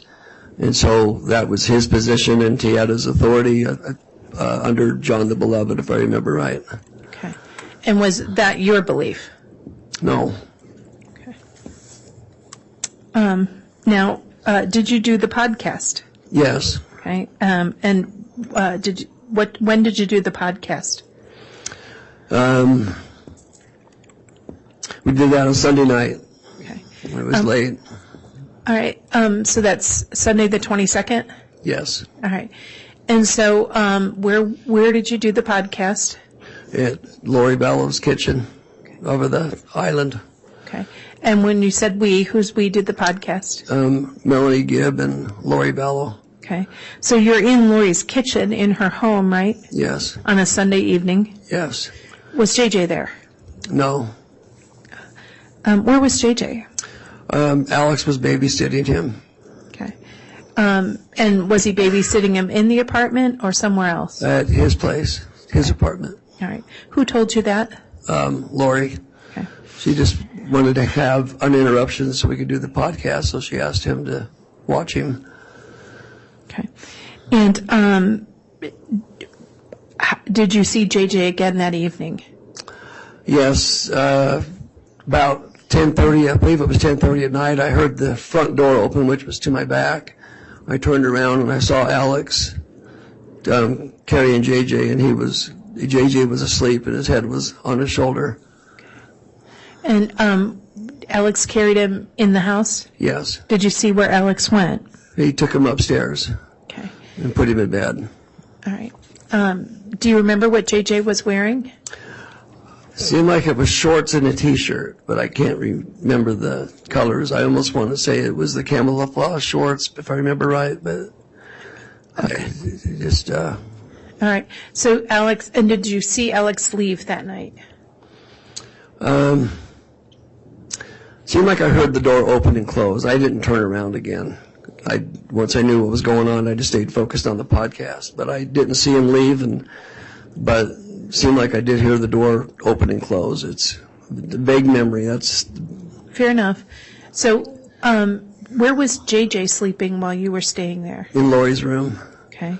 And what room were you in? I was in JJ's room. Okay. So did you spend that night there as well? Yes. All right. Did anything happen in the night? Yeah, in the early hours of the morning, I had it was one of the worst nightmares of my life. It was very real. Okay. And so let me ask you a question. Okay. So did Melanie come try to help you as you were waking up from that nightmare? yes. Okay. How did that happen? Let me do it this way. How did Melanie try to help you? She just heard me talking in my sleep, kind of, I guess I was screaming out or calling out. Okay. And so she kind of helped wake me up. Okay. And then what happened after she helped wake you up? She said, I'm going to go get Lori, see if we can get Chad over here to give you a blessing. Okay. So she went, and she went to go get Lori, but she came back because she said she couldn't get anybody. Okay. And so JJ was this in the middle of the night? Yes, I would say it was in the early hours of the morning. I didn't have a clock there, but I know it was after midnight. Okay. So as you were kind of waking up and coming back from the nightmare, did you see Lori Vallow at that time? No. Okay. Was Melanie able to get her to come help you guys? No. Okay. Now, the next morning, did you see JJ? No. Excuse me. Do you need some water? Sorry. No, it's all right.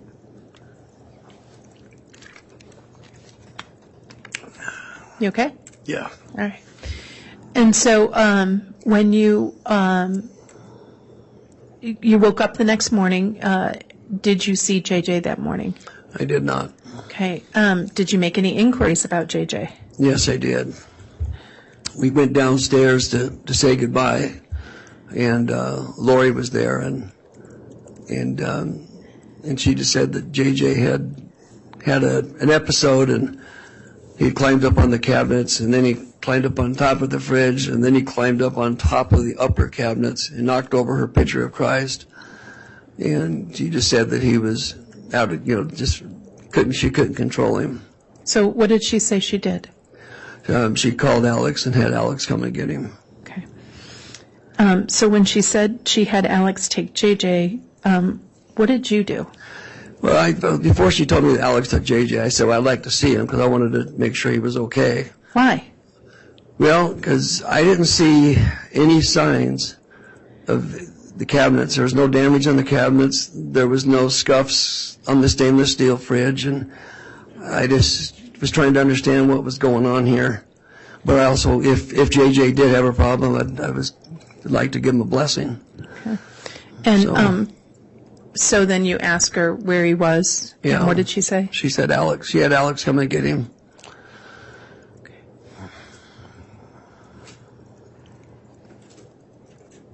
Okay. One moment, if I may, Your Honor. Yes. Hey, kid. Yeah, one moment. Yeah.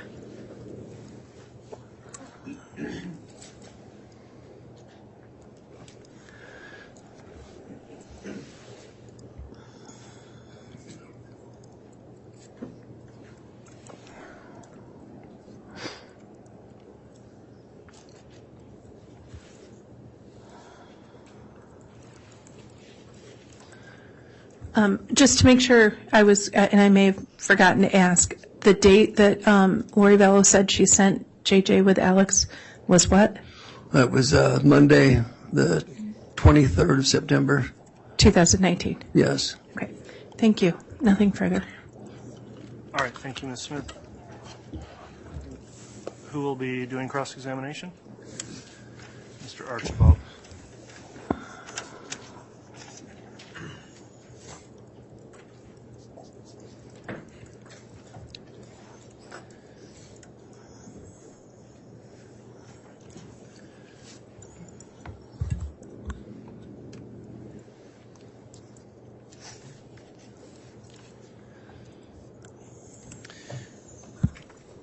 So, Mr. Is it Warwick or Warwick? Warwick. Okay. How do you spell your last name? Warwick. Okay. I got it right. And you live in Pleasant Grove, Utah? Yes, sir.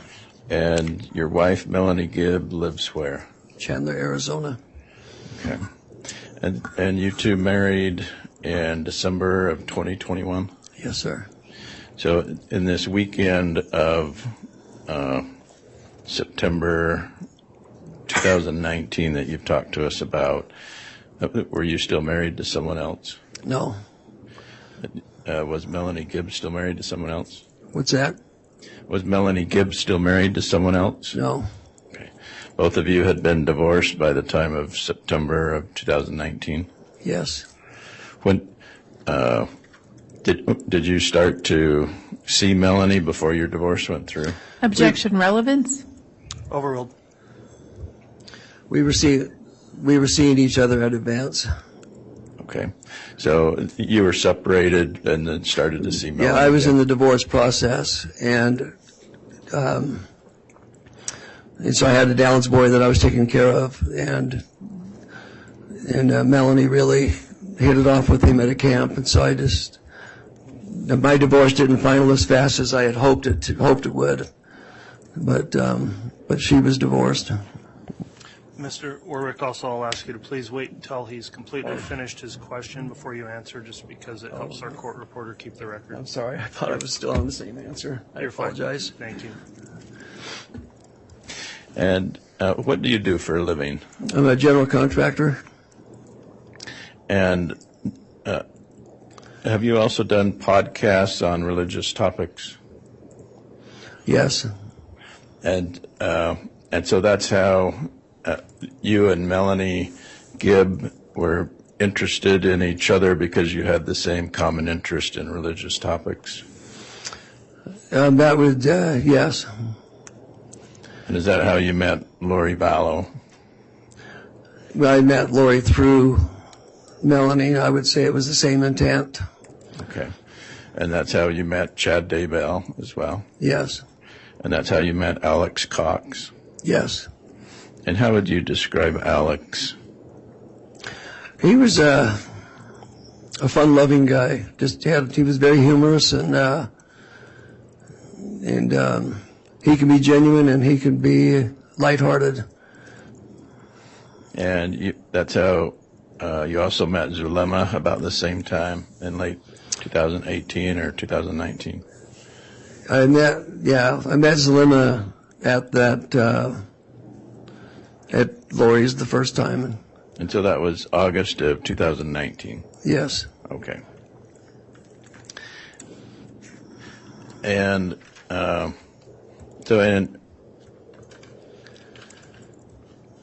how did you learn that Lori and Alex moved from Arizona to Idaho? Through Melanie. And so this conference that you were going to in Rexburg, Idaho, was that, what kind of a conference did you say that was? A Book of Mormon conference. And who was that sponsored by? Rod Meldrum. So that wasn't part of your church, that was just a private conference? Yeah, they were members of the church, and Rod was, it was his conference, and the people with Preparing a People were doing the filming for him. And so Preparing a People, is that a group sponsored by your church? No. So who is it sponsored by? Just a bunch of people getting together? They're just the private owners. Okay. And when you say you get together to do podcasts, what does that mean? When you sit down and discuss a topic or be interviewed. And who's the designated audience for this podcast? Who are you trying to sell it to?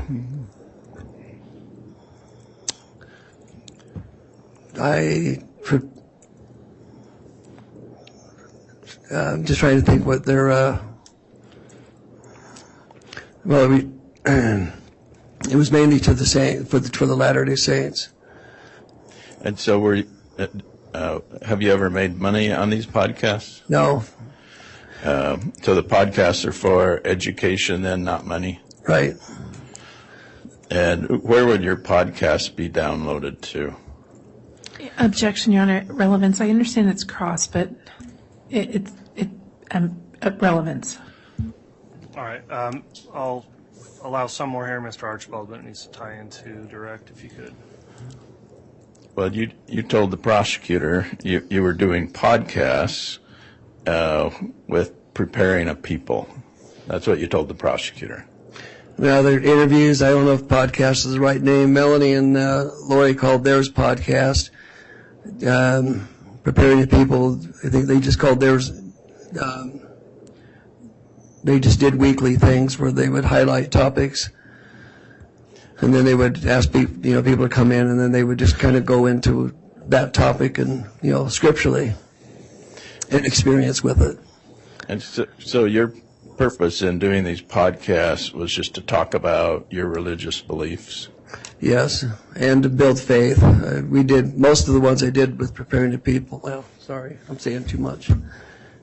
No, it's not that you can't continue to answer. It was just avoid talking before Mr. Archibald's done. So we don't have but I just didn't know where to end it, so that's why I stopped. Sorry. So we don't have two people talking at the same time for the court reporter, if you would. So thank you. Okay. And is there a group called Preparing a People? No. What is Preparing a People? They host conferences, and they invite speakers to come in and vendors. And have you been a speaker at some of these Preparing a People events? Yes. And the reason that you've been a speaker is because of what? Because of my conversion to the faith, and because of the doctrines that I came to understand. Okay. And to build faith. And so you've participated in these podcasts, or sometimes they're called firesides. Is that right? Yes. And you've given talks or speeches about the second coming of Jesus. Is that right? About my dreams and visions. So would you call yourself a visionary man? Well, others have called me that. I don't call myself anything. So on your speeches or your podcasts, have you shared your visions with other people? Yes. And you've had visions of secret combinations taking place in Washington, D.C. Judge, Yes. I'm going to object at this point. I fail to see the continued relevance of this. Goes to his credibility, Your Honor. The state brought this up, not me. It is, I think it's appropriate. Judge, I'm sorry, what? Well, I haven't ruled yet. I know, I apologize, Your Honor. What was your comment? Go ahead. I was just going to ask under Rule 16, comment 610 is that impugning somebody's religious beliefs or going beyond the scope of this trial is impermissible cross-examination. Well, that door opened a long time ago in this case. I think with the context of the state's evidence, I will keep that rule in mind. I appreciate you bringing that up. At this point, I do think we're still within the scope of permissible cross-examination given the direct examination, so I'll overrule the objection. You've given talks about visions of secret combinations in Washington, D.C. Is that correct? Yes. You've given talks about visions of secret combinations in England and Saudi Arabia. Is that right? Yes. You've given talks about evil entities in England, right?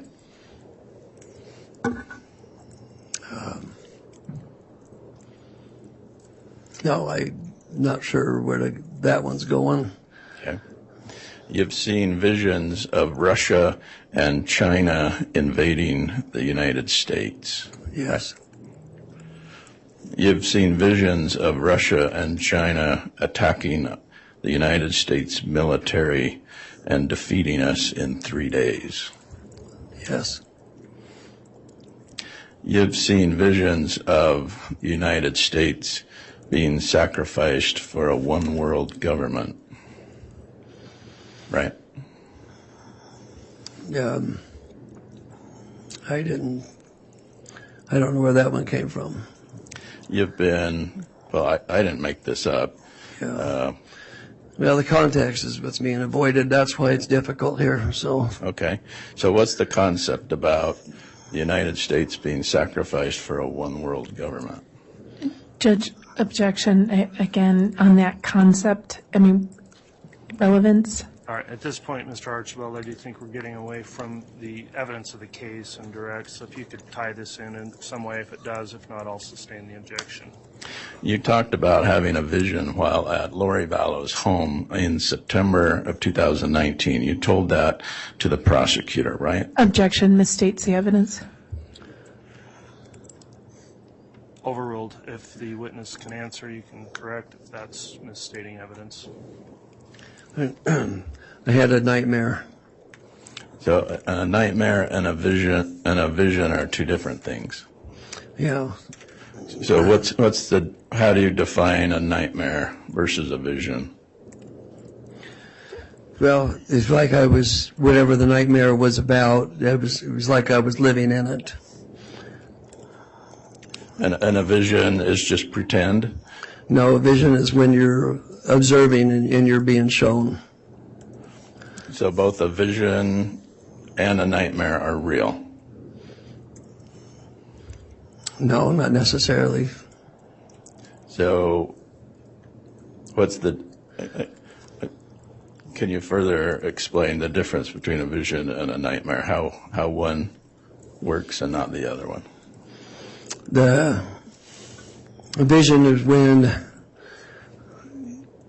you're being shown, when you're being shown things when you're seeing the future, but you're not seeing yourself. Somebody else is presenting it.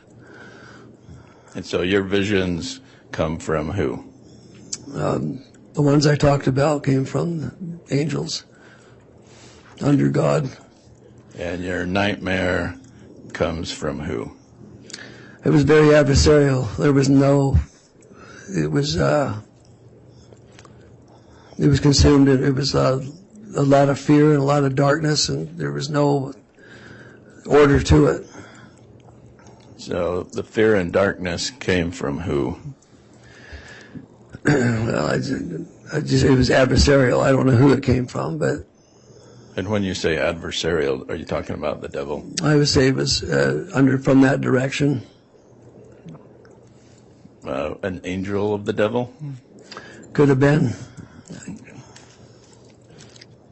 You've had these visions and nightmares throughout your time that you knew Chad Daybell, Lori Vallow, and Melanie Gibb. Is that right? No, I just had that experience that night. Okay.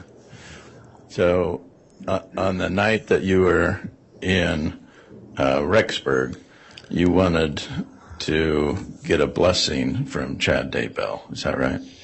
Well, Melanie was just said, I think you need to get a blessing. I'm going to go see if I can get Lori to get Chad. And so I was, I just agreed. I was distraught.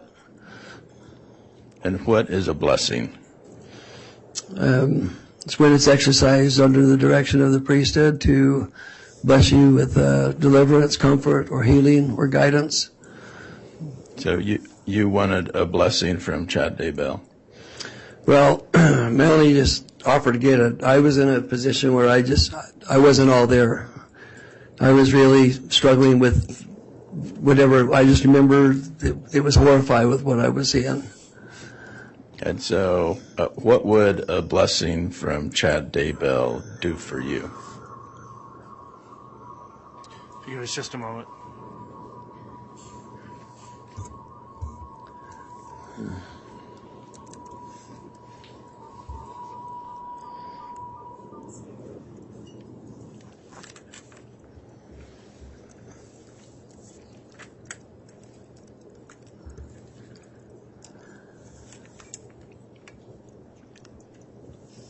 All right, thank you, Madam Clerk.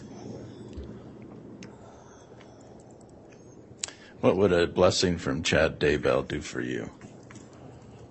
What have we done? Yeah. Well, Objection, speculation. Overruled.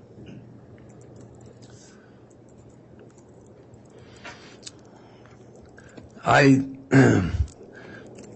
would have hoped for peace, but it wasn't my idea. Melanie was just trying to get help. And you and So Melanie. I just. I'm sorry. I'm sorry. You and Melanie were in the same room when this nightmare happened. Yes. And you were sleeping in JJ's room. Yes. And you were woken up by your nightmare. Yes. And then you woke up Melanie. She woke me up because I was, she could tell that something was going on. So. And so you agreed. Maybe we woke each other up. I don't know. And so you agreed to seek help from Chad Daybell. Yes. And did Chad Daybell come? No. When had you seen this scratch on Chad's neck from JJ? He pointed it out, but it was pretty minor. You didn't see the scuffle, but Chad. No, I didn't. But Chad told you about it? Yes. And when Chad told you that his wife's time was up, that he had a dream she would die, did you believe that? I wasn't certain to what to believe at that point. He was teaching about the 144,000. Is that a concept you're familiar with? Yes. And tell us what you understand that to be. All I understand is during the time of the tribulation that God's going to have 144,000 that will cover the earth to gather his elect and to help gather his people and help deliver them from the trying circumstances. And have you wanted to be part of the 144,000? No, I mean, it would be an honor, but it's nothing I was seeking. And I think you told the prosecutor that you didn't think Chad had the authority to gather. No. Who do you think has that authority? The prophet of the Church of Jesus Christ of Latter-day Saints. And who is that? Well, now it's President Russell M. Nelson. Okay. So that's where your disagreement with Chad Daybell was who had authority to do that. Yes. Had you ever heard of the Church of the Firstborn before? I just see it in the scriptures, but. Yeah, where in the scriptures? Doctrine and Covenants. And what's the Doctrine and Covenants? It's a canonized scripture of the Church of Jesus Christ of Latter-day Saints. So is the Church of the Firstborn is that in the Holy Bible? It could be. Is it in the New Testament or the Old Testament? It could be. I'm not recalling all this right now. Is the Church of the Firstborn mentioned in the Book of Mormon? I don't know. And who is John the Beloved? A close disciple of Jesus Christ. So John the Beloved was told something about the Church of the Firstborn. Is that what you learned from Chad? Or how did those two concepts go together? I just heard that that's where he had gotten his authority from. That's where Chad had gotten his authority from? Yes. And these are the kinds of things that you talk about on your podcasts? No. What do you talk about on your podcast? On the podcast, I go into topics like fasting, and then a lot of them were the conversion, coming where I came from, and the conversion story, some experiences from the time I was converted up through my mission, serving the LDS mission. And so, but they were in the context to build faith. They weren't in the context of seeking these things. They were as experiences as a result of repentance and faith and service. And so when you agreed to do a podcast with Chad and Lori and Melanie on Sunday night in Rexburg, Idaho, what was the topic of that podcast? First off, it was just Melanie and Lori. Chad was not part of it. Okay. And so what was the podcast with Melanie and Lori about?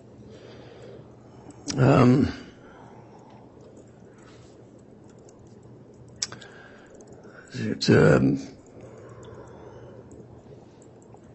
about sanctification, and I'm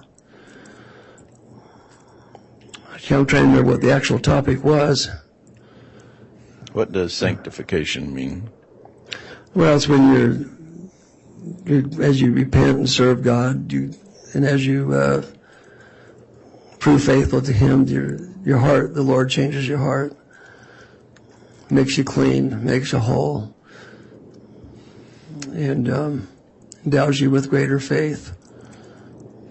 And your audience for this podcast was, again, who?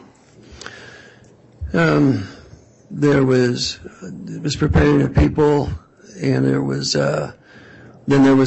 camps, the preparedness camps. Sometimes I went and spoke at those. So I just a lot of it was not really venues. It was more like camps and organized firesides, family reunions, and I would be invited to either speak or or invited to do an interview and cover a topic. And so, being invited to speak at a preparedness camp, what topics would you talk about? Judge, I'm going to object. I mean, I understand it's cross your honor, but at some point it becomes irrelevant. I'll sustain the objection on relevance. I think we're beyond the scope of tying into the evidence of the case at this point, Mr. Archibald. So, your whole purpose was to get ready for the second coming of Christ in these podcasts? No. What was your purpose? Whole purpose was to build faith and to help identify stumbling blocks to faith, and also to help identify the fruits of faith, and to help identify how involved our Father in heaven is with each one of us when we're truly trusting in His Son, Jesus Christ, and seeking His will. Now, were you, when you left Lori's apartment on September 23rd, 2019, you indicate that you were anxious to go visit your son in Pocatello? Yes. And did Melanie go with you there? She did. And that's the time that you say you did not see JJ? Yes. And did you call the police? No, I didn't. Did not. All right. You didn't have any reason to, right? I didn't see any reason. Lori was one of the most sweetest, kindest, fun-loving. She was I really enjoyed her. She was a wonderful woman. This stuff kind of hit me that weekend, and I just wasn't, anyway, I just didn't see it was like what they're teaching doesn't match what I see in their character. And so I kind of left a little confused and puzzled and trying to discern. Well, their character was good, right? Yeah, I saw goodness, yes. And I didn't see any reason to suspect. Yeah. All right. Thank you, sir. Thank you. All right, that'll conclude cross-examination. Any redirect by the state? Yes, briefly, Your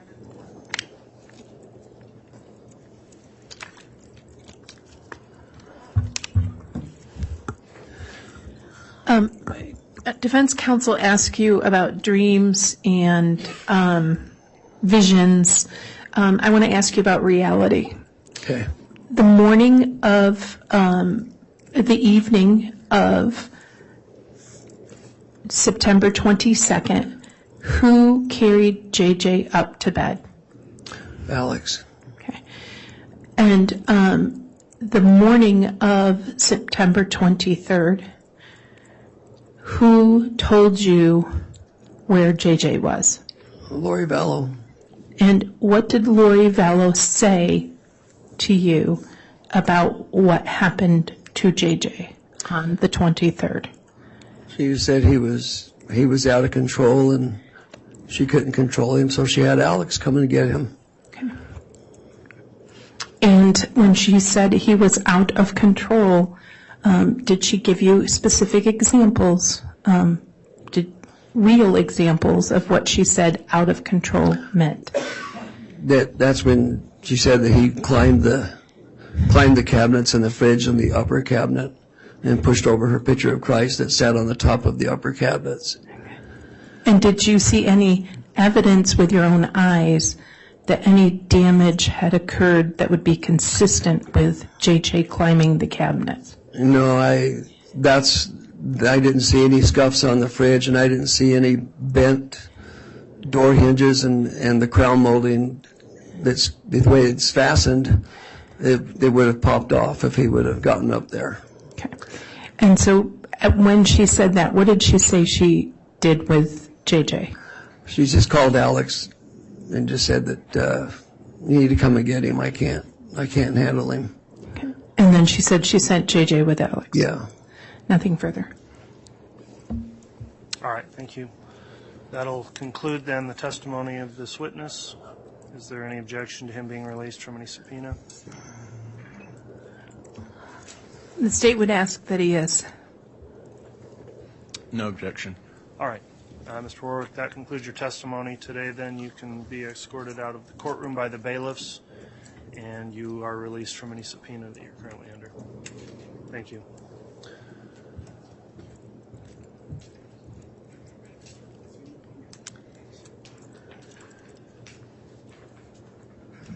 All right, we're close to the noon hour. Is the state intending to call another witness at this time, or would you prefer we take our lunch break? The next witness is fairly lengthy, so it may be a good time for lunch break.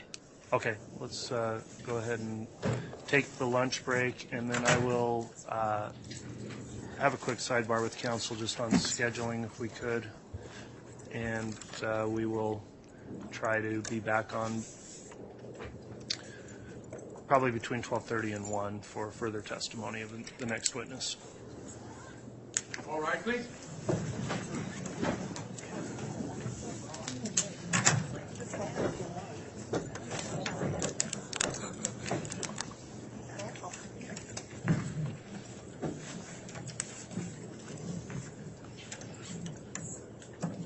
What's that?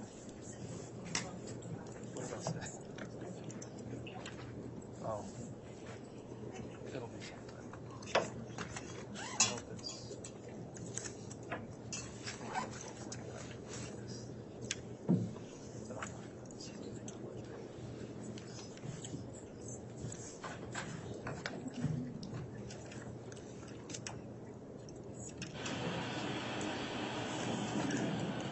Thank you. Please be seated.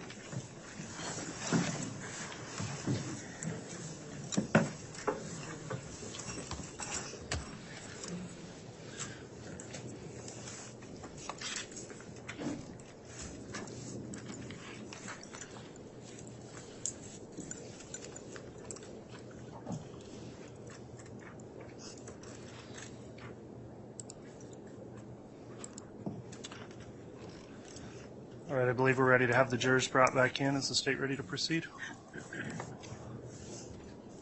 Yes, Your Honor. All right, is the defense ready? Yes, Your Honor.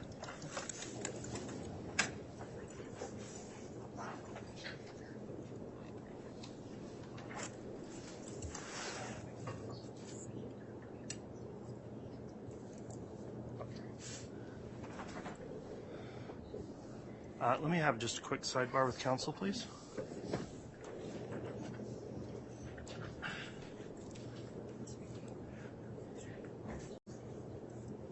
All right, if we can have the jurors brought in, please.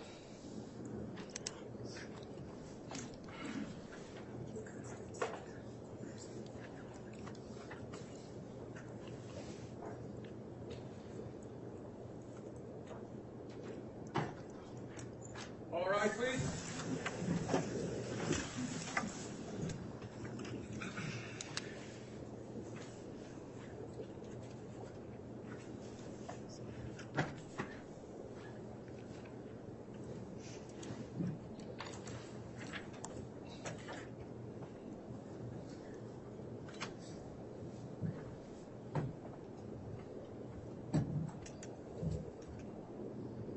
Jury's all present, counted for, Your Honor. Thank you. Please be seated.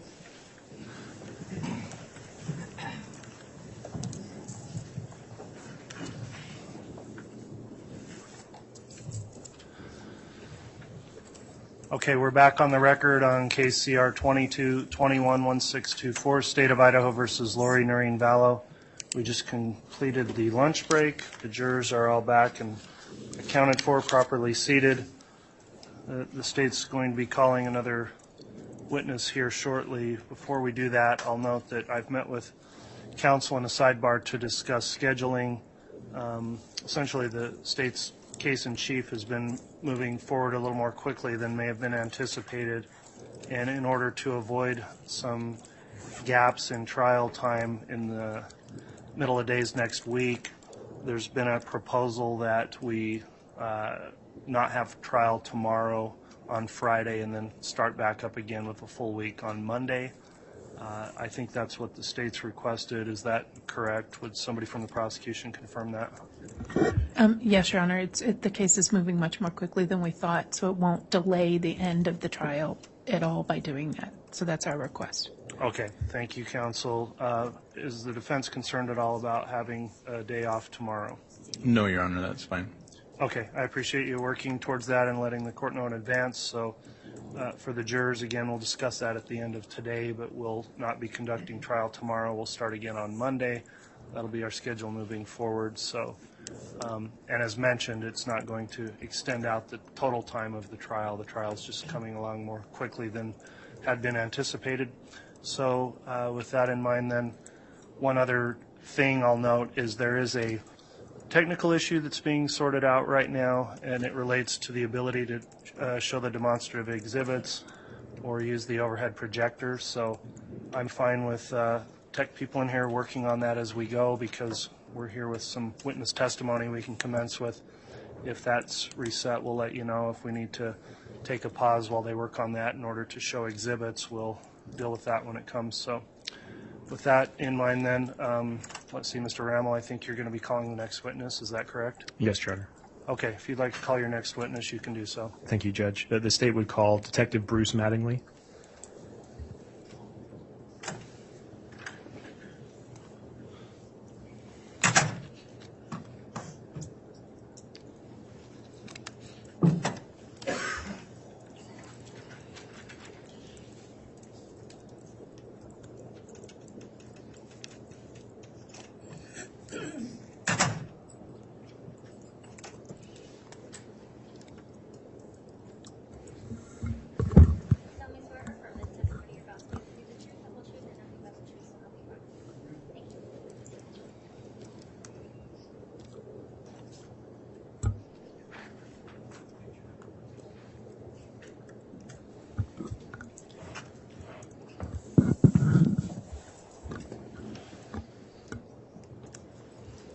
All right, before you commence with your examination, Counselor, I'd like to just inquire of the witness who's now sworn, Detective Madingley.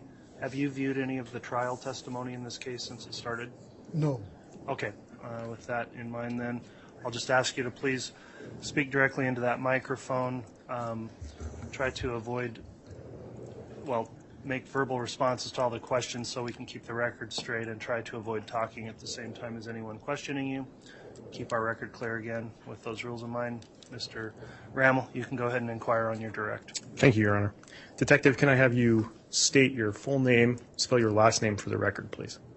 Thomas Brewster Mattingly. Last spelling is Mattingly. And Detective, where are you employed? Fremont County, Idaho Sheriff's Office. And how long have you been employed in that capacity? 22 years. And how long have you been employed in law enforcement overall?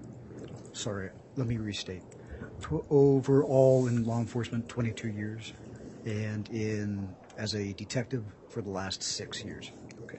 And are you post-certified? I am. I hold a master's certificate at Post. You testify that you're a detective. Can you quickly tell the jury about your current duties and responsibilities as a detective in Fremont County? Yeah, current duties for me in our county is anything that comes across my desk or assigned as a detective, which mostly will be felony cases, and then with that also assisting with other deputies in their investigations or things that they are assigned to.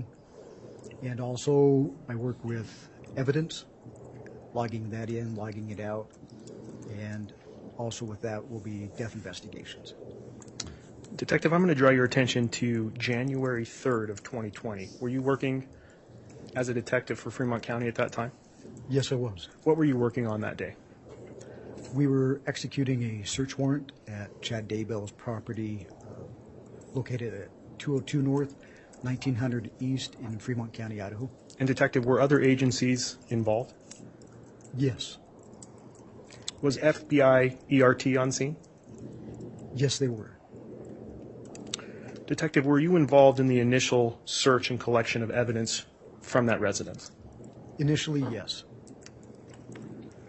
And after the execution of that search warrant, did you take possession of items found at that location? I did. And can you explain to the jury how that came about? Yes, the ERT team collected the evidence, and then they gave that to my lieutenant, Joe Powell.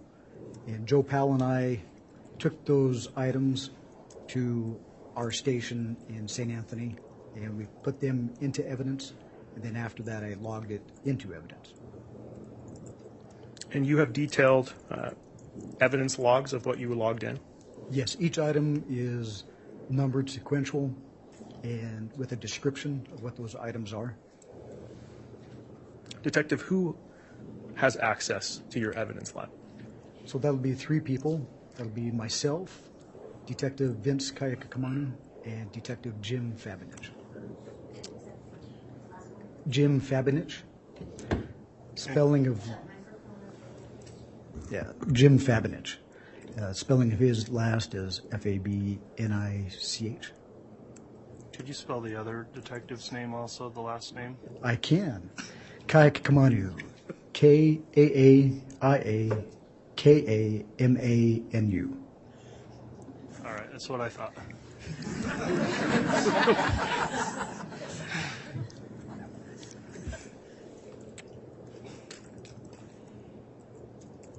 Detective, on a later date, did you take additional action with items that were booked into evidence on January 3rd of 2020? I did. What was that? So on January 15th, I took the items that the electronic items that we had taken from that location to Salt Lake, to the IWR-CFL, which is the Intermountain West Regional Computer Forensic Laboratory. And were those the same items or the same electronic items that you booked into evidence on January 3rd, 2020? They were the same. How do you know? From the property log, they were the same ones that I had taken and submitted into evidence, and so I knew which ones needed to be taken, and I just followed the same property log that was associated with that search warrant to be searched. And Detective, were they transported by vehicle? They were. I transported those. And during that transportation, did any of those items ever leave your custody and control? No, they did not. What did you do after arriving at the Regional Computer Forensic Lab? I took those electronic items to the lab and transferred them into their custody. And did you provide identification at the lab? Yes, I did.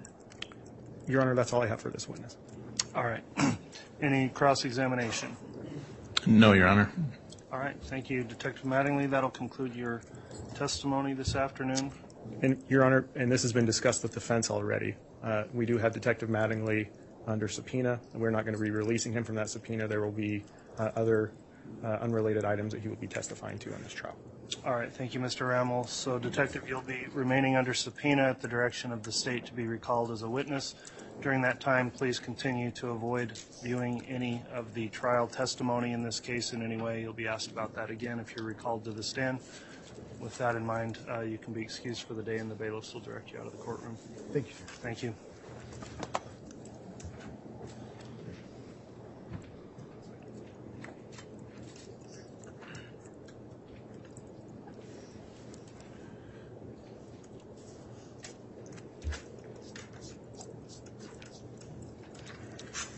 Mr. Hamill, you can call your next witness.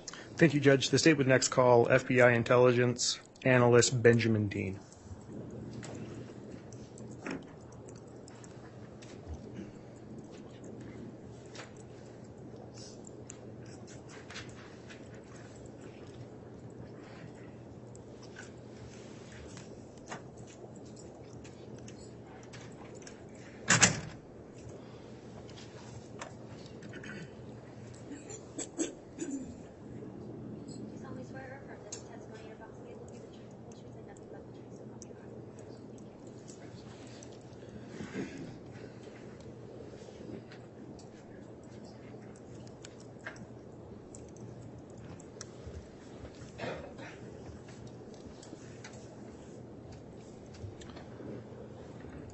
All right, sir, before we begin with your testimony, I'll just inquire, have you in any way viewed any of the testimony that's occurred during the trial in this case? No. All right, thanks for your response. Please answer all questions verbally and avoid speaking at the same time as any attorney questioning you so we keep a clear record. With that in mind then, Mr. Ramel, you can inquire on direct. Thank you, Judge. Can I have you state your full name and spell your last name for the record, please? Benjamin Dean, D-E-A-N. And where are you employed? I'm employed with the Federal Bureau of Investigation.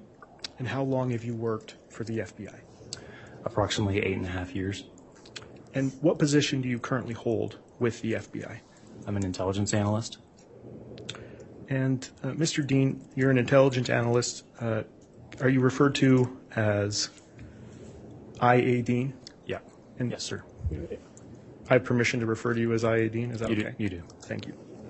Can you briefly describe your educational, professional, and training background? Yes. Prior to joining the FBI, I obtained a bachelor's degree in foreign and area language studies, foreign language and foreign area studies. And after joining the FBI, my first position was in the language services section, where my job was to review and report on the lawfully obtained electronic communications of case subjects in different parts of the country. Later, I became an intelligence analyst, and I attended what's called basic field training course for new analysts, and that was in Quantico, Virginia at the FBI Academy. And that training was 3 months long, and it consisted of classroom instruction, exercises, and exams that covered a range of topics, including threat analysis, analytic writing, and raw intelligence reporting. And IA Dean, what office are you currently assigned to? Salt Lake City Field Office. And can you tell the jury what your day-to-day responsibilities are? Yes. I work on a criminal investigative squad, and so I do often provide support to active cases, but my main job is to review information or analyze information and make assessments regarding specific threats. And so some of my daily tasks include reviewing information collected by agents out in the field or from other sources, looking for trends and patterns in that information, and writing reports or giving briefings with recommendations and findings. Do you have any specific training or experience in reviewing electronic devices? Yes. Could you share that with the jury, please? Yes, I can. So, as I previously mentioned, my work with the language services section of the FBI involved reviewing electronic communications of predicated case subjects from different field offices. And during that time, I attended a week-long course that was focused on best practices and techniques in monitoring and reporting on those types of records. Later, at the FBI Academy, I was trained in digital evidence collection and exploitation, as well as the use of telephone analysis software. Since then, I've attended virtual and in-person trainings focused on communications analysis, and as an analyst in the field, I've helped review electronic communications data for a number of active investigations, and that includes data obtained through legal process, from open source research, and from mobile device extractions. IA Dean, were you involved in the investigation into Chad Daybell and Vallow Daybell? Yes. When did your involvement in that investigation begin? It began in late March of 2020. And what was your initial assignment in that case? My initial assignment was to review tips submitted by members of the public in response to a press release that was issued by the FBI and the Rexburg Police Department on March 5th of 2020 concerning Tylee Ryan and JJ Vallow, who were missing at the time. And both Tylee and JJ had been seen at Yellowstone National Park on the 8th of September of 2019. And the press release requested that any members of the public who had visited the park that day and had taken pictures or videos during their visit to send those in case they might aid in the investigation. Did you have any other assignments in support of this investigation? Yes, I did. What were they?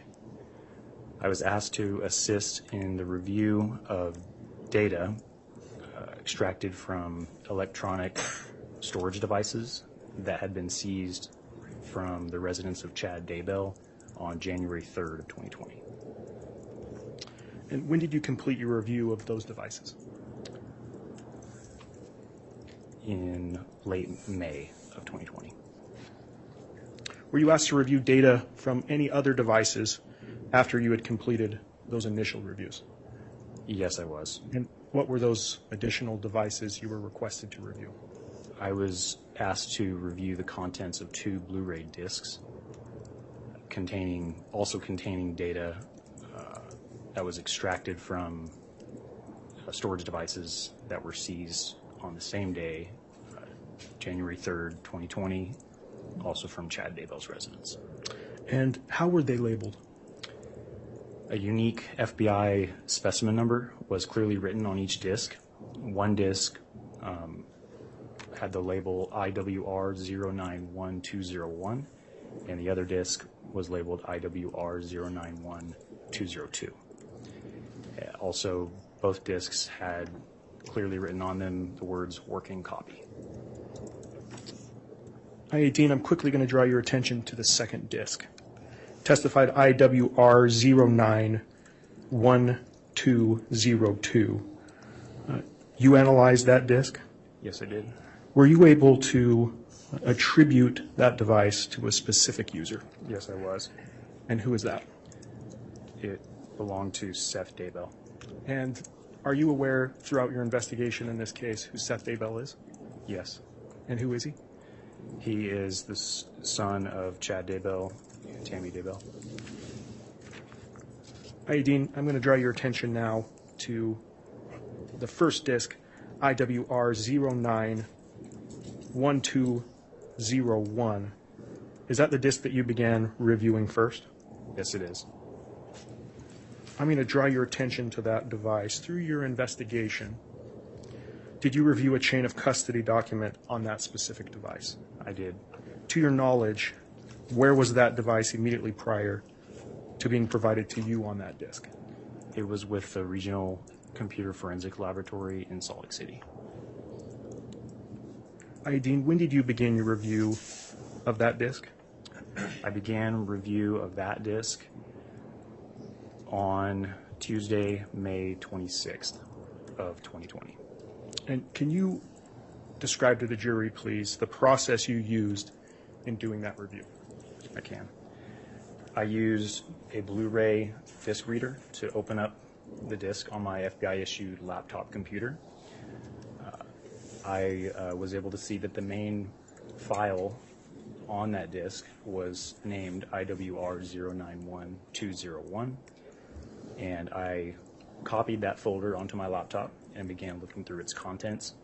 I located a subfolder with an application file named cellbrightreader.exe and also a UFDR file named IWR091201 report.ufdr.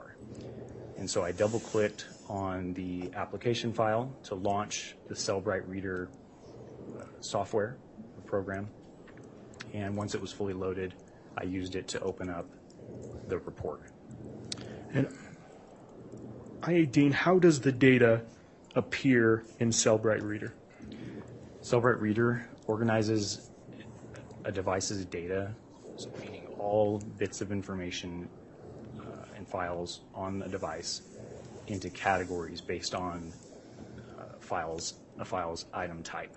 So, for example, some example categories of items would be autofill, contacts, call log, voice calls, SMS messages or text messages, multimedia or MMS messages, and so on and so forth. Those categories are listed or shown in the Cellbrite Reader window on the left-hand side in alphabetical order in a menu. And when you double-click on one of those category names, it opens up a data tab in the main Cellbrite Reader window where it displays all the items that are within that category. And so there is also what's called timeline feature or timeline view, and that enables the review of items from multiple categories by arranging them in chronological order. And what files types do you typically look at to determine the user of any given device? Typically, I will look to see if there's a device user listed, and if it's a cell phone, I'll look at the phone number associated with the device or the phone. I'll also look at the content of any communication items that I can find on the device, and also if there's any images on the device, I'll look at those as well to try to determine a primary user. And Ayadine, did you look at those file types for this device? Yes, I did. When reviewing those items, did it become apparent to you what type of device this was and who the user of the device was? Yes, it did. It was clear to me that I was reviewing a cell phone belonging to Tammy Daybell, who was the wife of Chad Daybell. And that was clear to me for a few reasons. And can you list those reasons to the jury, please? I can. First, the device user was listed as Tammy. Second, the phone number associated with the device was the same phone number that appeared on other records and documents obtained in the investigation that was attributing that number to Tammy Daybell. There were incoming messages on the device, so text messages, multimedia messages addressed to Tammy, I should say. And there were outgoing messages on the device that were either introducing herself as Tammy or, in the case of emails, signing off as Tammy. Ayadine, any posts or photos that you viewed that aided in your belief that this was a device belonging to Tammy Daybell? Yes, I found device notifications which alerted the user of the phone anytime there was a new Facebook post to a Facebook group named Daybells and Murs.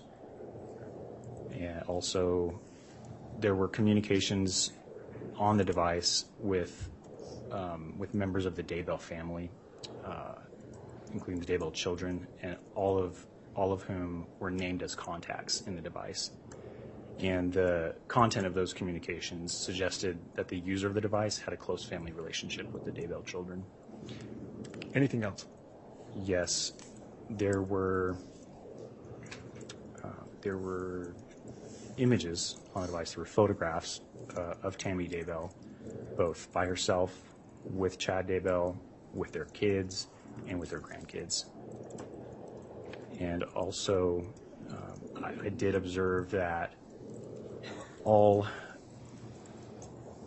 outgoing communications from the device, so voice calls, text messages, multimedia messages, there were no outgoing communications after the 18th of October of 2019. And why is that date significant to you? It's significant to me because I know that to be the day before first responders discovered Tammy Daybell deceased in her home. And Ayadine, for the record, do you recall the phone number associated with this device that you have attributed to Tammy Daybell? Yes. And what is that number? It is 801-669-4368. Ayadine, I want to draw your attention now to September 9th of 2019. Did Tammy Daybell's phone receive any text messages that day? Yes. Were there any messages sent to Tammy's phone that day that caught your attention? Yes, there were. And what was the phone number from which those messages were sent? 208-690-9374. And was there a contact name stored on the phone for that number? Yes, there was. And what was the contact name associated with that number? Chad. Dean, throughout your review of this device, have you reviewed other messages sent by the contact saved as Chad in that specific device? Yes. And based on your review of those other messages sent by this phone number, who did you believe that number belonged to? I believe it belonged to Chad Daybell based on my review of the other messages. And why is that? There were several reasons for that.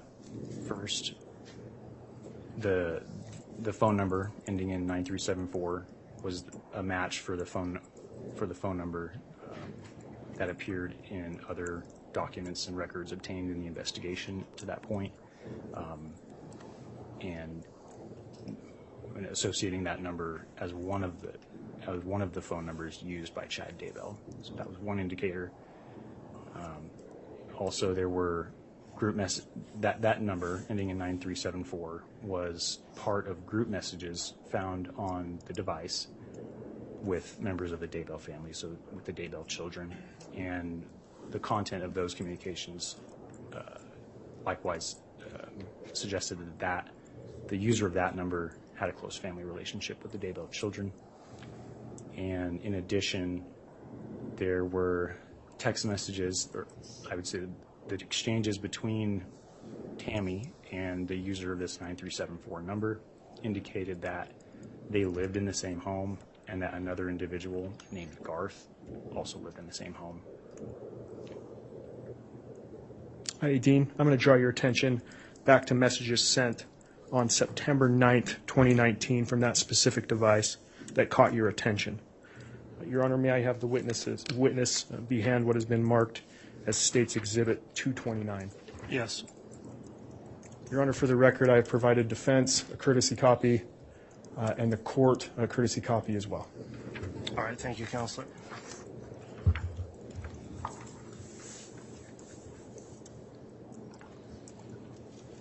I'll give you a moment. Thank you, Dean.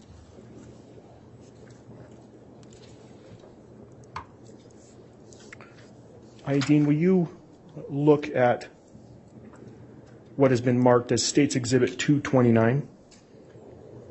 What is this? This is a copy of text messages exchanged between Chad and Tammy on 9th of September 2019. And how do you know this? I know because I reviewed these text messages, these same text messages during my review of Tammy's device, Tammy's phone. And Dean, is it a true and accurate representation of messages you reviewed that were sent on September 9th, 2019, starting at 11:53 a.m.? Yes, it is. Your Honor, I would move to admit what has been marked as State's 229. Any objection?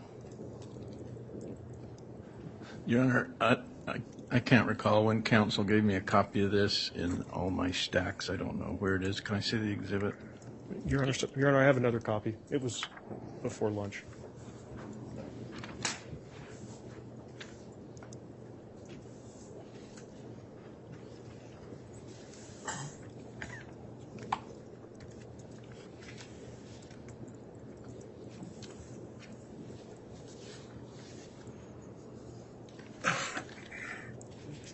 That's fine. Got it.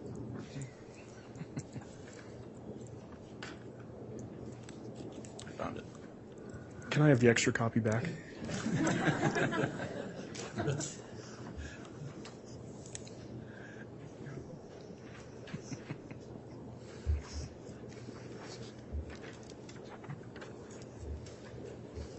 Your Honor, the State had moved to admit what has been marked as State's 229.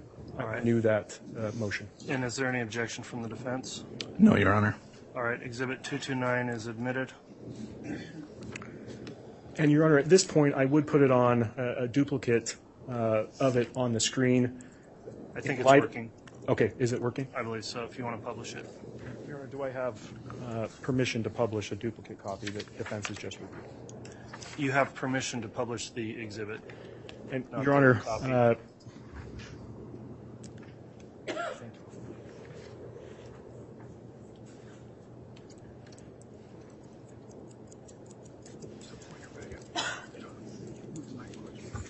and Your Honor, I guess I'll defer to Mr. Dean if he can read those messages. If not, if he could be provided a courtesy copy that he can read from.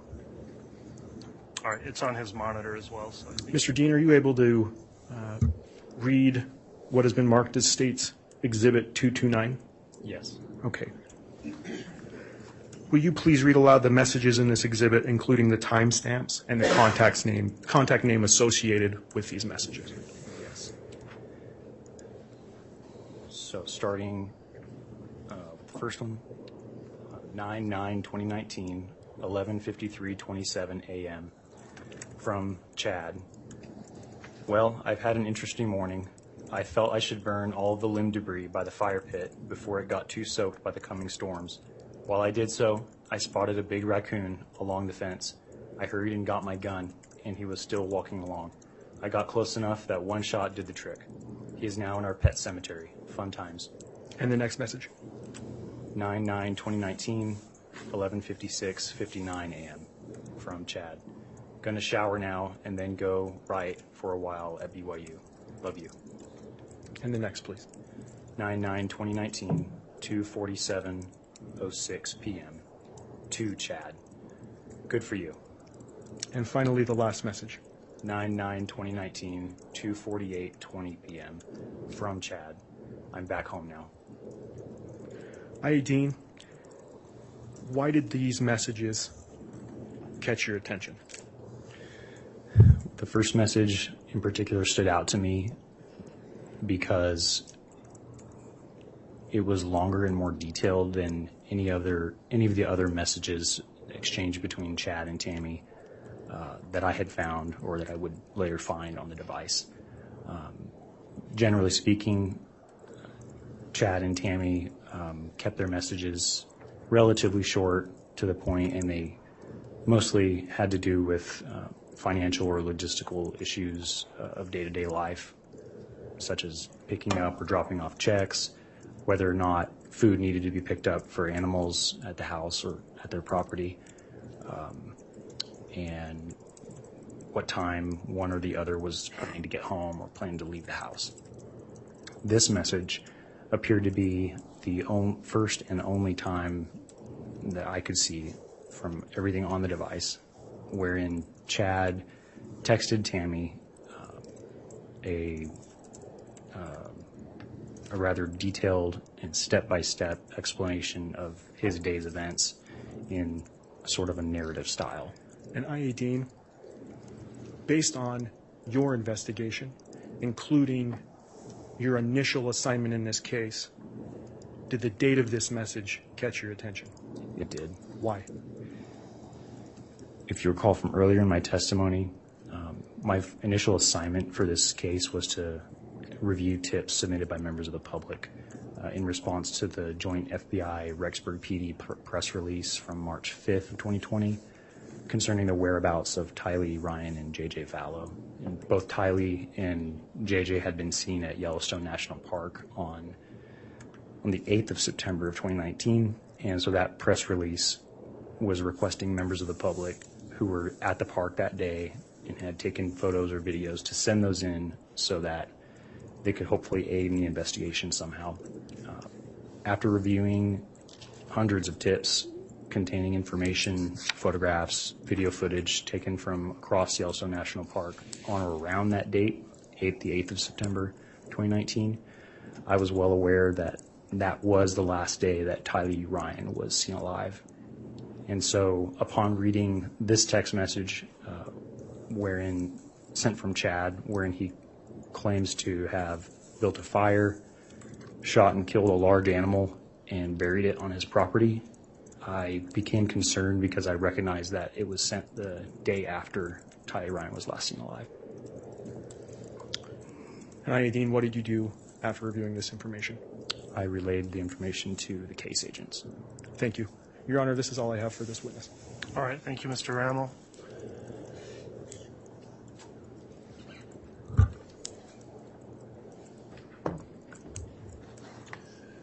Cross-examination? No questions, Your Honor. All right, thank you. That'll conclude the testimony of the witness then. Is this witness going to be released from any subpoena, or are they going to be recalled, Mr. Rammel? Your Honor, the state would move to release this witness from his subpoena. All right, any objection to that from the defense? No. All right, thank you for your testimony. Thank you, Judge. Thank you, Your Honor.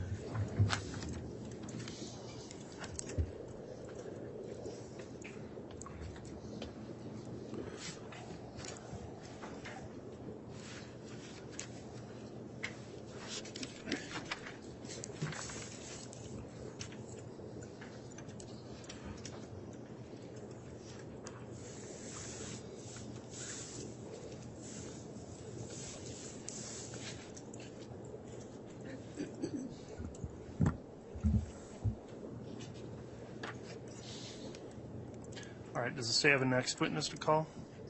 Yes, Your Honor. The state would call Detective Sergeant Dave Stubbs.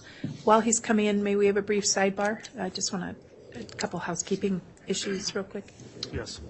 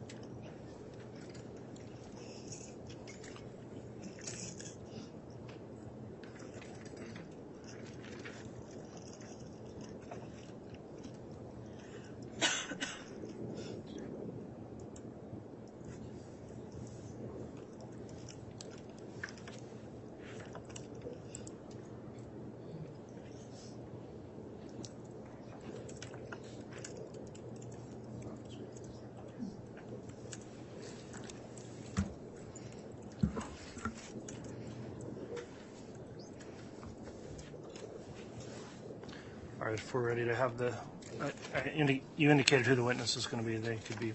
I believe I did, but I'll do it again. Detective Sergeant David Stubbs. Okay, if the witness can be brought in, we'll have him placed under oath.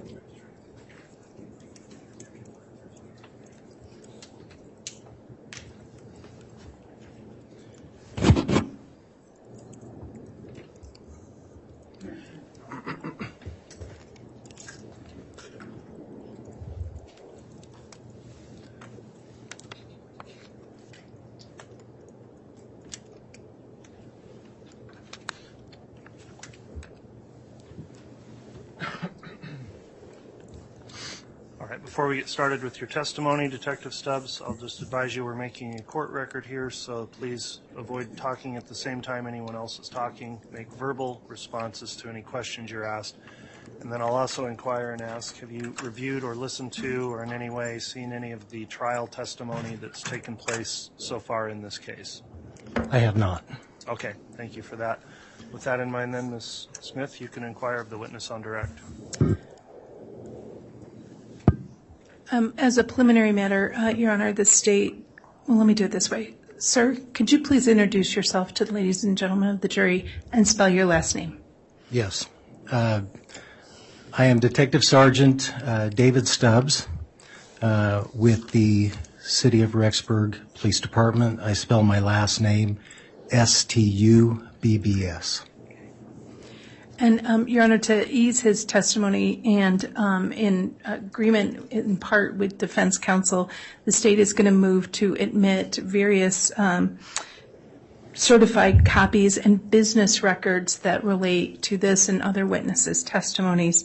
And I believe the state has supplied the business records notice to the defense and has supplied notice to the court as is allowed. And so the state's first request would be to admit State's Exhibit 103, the Amazon certified business records received from Amazon involving Alex Cox, and providing information attributable to emails from multiple users. Copy was previously provided to defense counsel, and a courtesy copy was supplied to court. All right, thank you. Exhibit 103 has been offered. Is there any objection from the defense?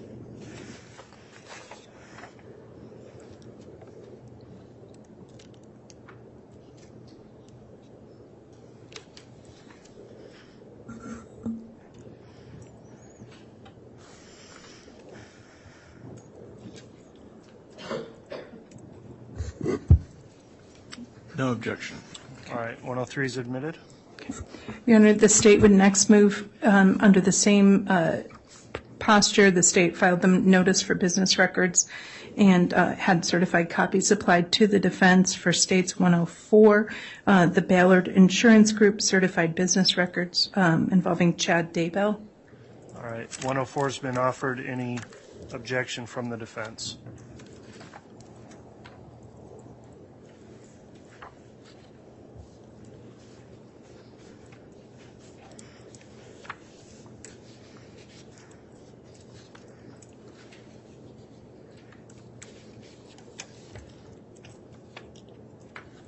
No objection. Thank you. 104 is admitted. Thank you. The state will then move to admit under the same rule that the state supplied the business records notice and supplied the certified copy with the affidavit of the custodian for State's Exhibit 105, which is the Brigham Distributing certified business records for the books and accounting for Chad Daybell, Tammy Daybell, and Spring Creek Book Company from January 1st, 2019 through July of 2022. All right, Exhibit 105's been offered. Is there any objection from the defense? No objection. 105 is admitted.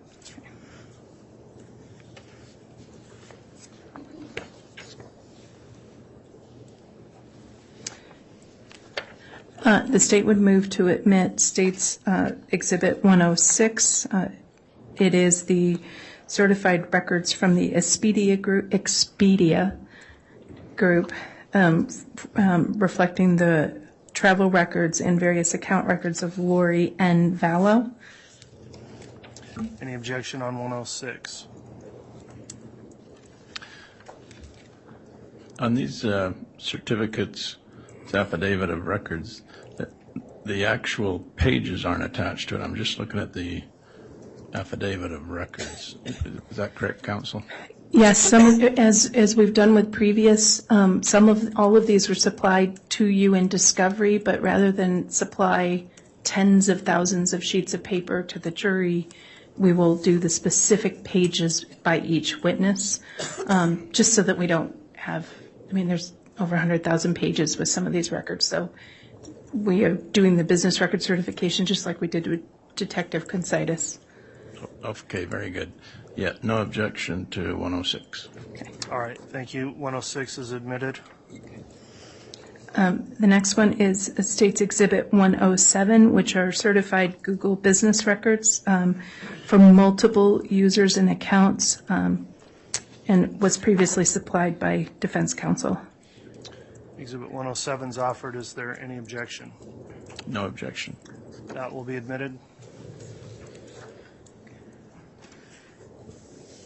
And the state's next one is State's Exhibit 108, certified business records specifically as to the account associated with tammy.daybell@gmail.com and Fitbit Ulta attributed to Tammy Daybell. Any objection on Exhibit 108? No, Your Honor. Thank you. 108 is admitted. 109 is the Hampton Inn certified business records for Alexander Cox and Lori Vallow, dated records for their folio information for those user accounts. Any objection as to 109? No, Your Honor. Thank you. 109 is admitted.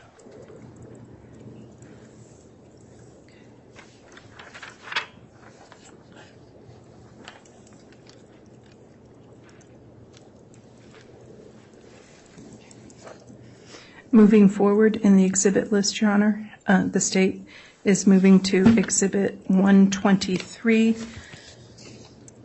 which is the certified business records for Rise Broadband for an account attributable to Seth Daybell, but with a service address of 202 North, 1900 East, Rexburg, Idaho. All right, 123 has been offered. Is there any objection?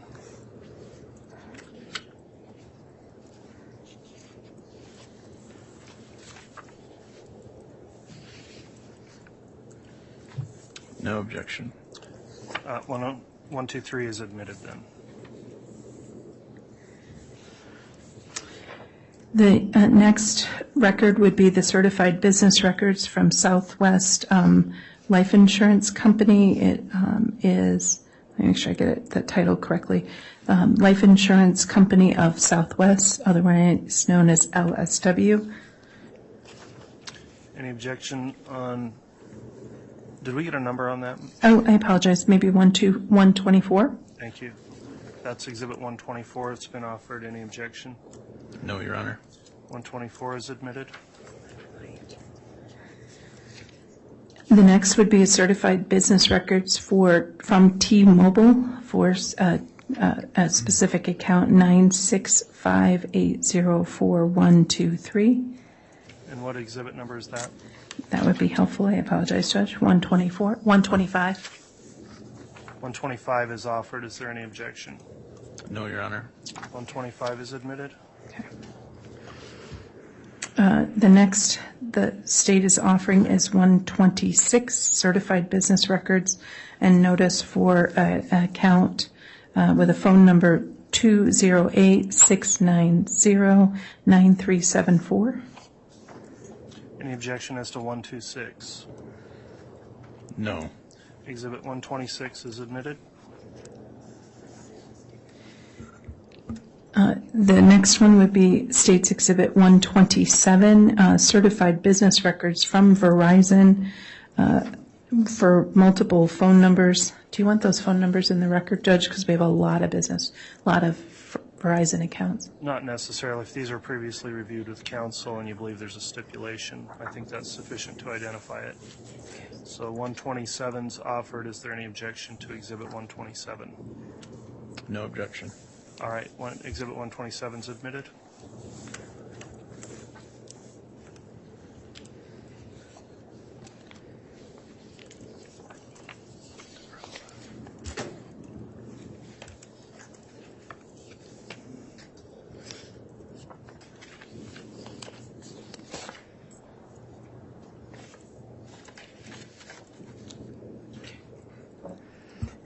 The next one, and I apologize, apparently they got out of order, would be 120, and I apologize, Judge, for Lincoln National Life Insurance, certified business records. All right, Exhibit 120 is offered. Is there any objection? Those are the business records for the life insurance policy for Joe Ryan. No objection. All right, Exhibit 120 has been admitted.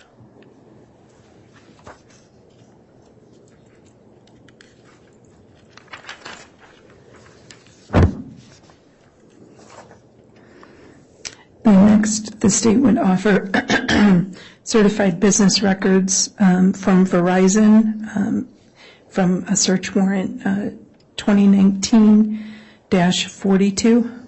And what was the exhibit number? 128. Exhibit 128 is offered. Is there any objection?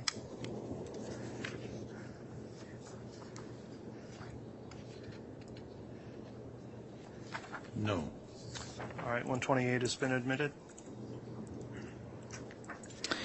The next would be States Exhibit 129, certified business records for a search warrant 2020-41. Any objection as to Exhibit 129? No. Exhibit 129 has been admitted. The next one would be States Exhibit 130 for additional Verizon certified business records for a search warrant and associated data 2020-47. Any objection to Exhibit 130? No, Your Honor. It's admitted.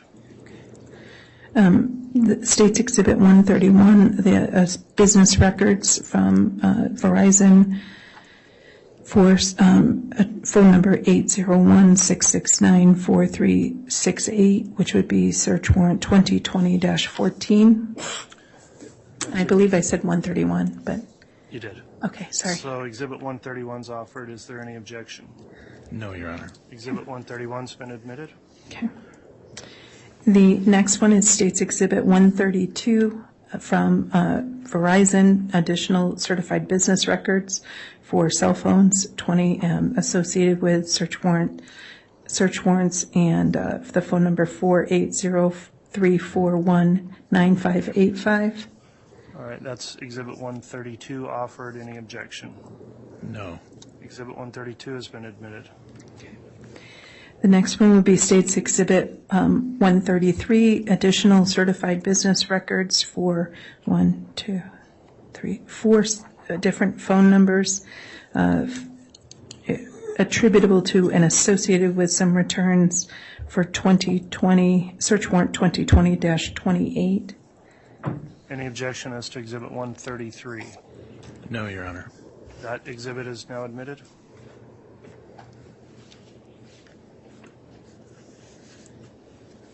And then the next would be 131, the certified business records. Ms. Smith, we've already done 131. 134. Okay, thank you.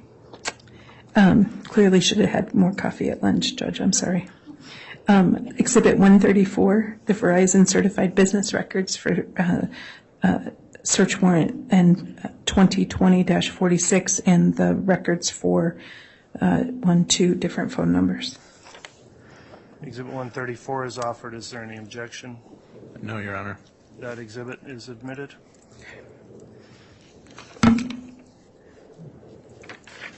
This would be a certified business records from AT&T for multiple different cell phone numbers associated with this case, and outline in a request 3002081 and previously supplied to Defense Counsel.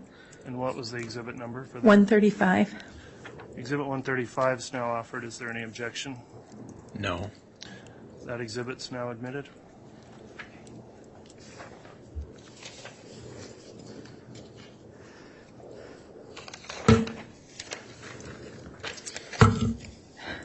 Your Honor, the next one would be States Exhibit 136, the certified business records associated from CPA Garth Wilcox for the financial books of Chad and Tammy Daybell.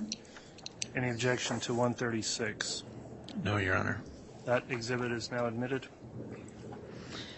The next would be 137, certified business records from Walmart Pharmacy for information and prescription pharmaceutical records for Tamara Daybell. Any objection to Exhibit 137? No. That exhibit's now admitted. And Exhibit 138, certified business records from Life Map Assurance, an insurance company attributed to life insurance and payout information related to Tamara Daybell. All right, Exhibit 138 is offered. Is there any objection? No, Your Honor. 138 is admitted. And then moving forward is States Exhibit 143, Amazon certified business records. Any objection to 143?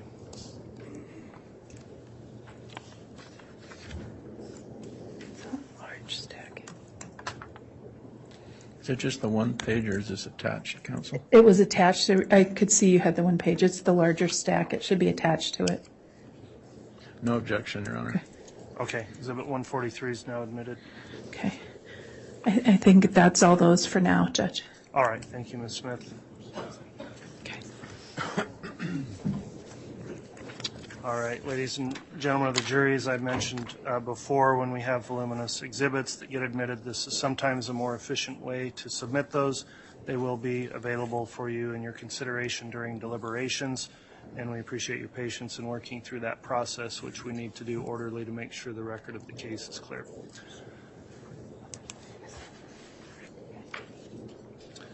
All right, at this time you can inquire on direct then, Ms. Smith. Thank you, Your Honor. Thank you, Detective Sergeant. Sorry about that.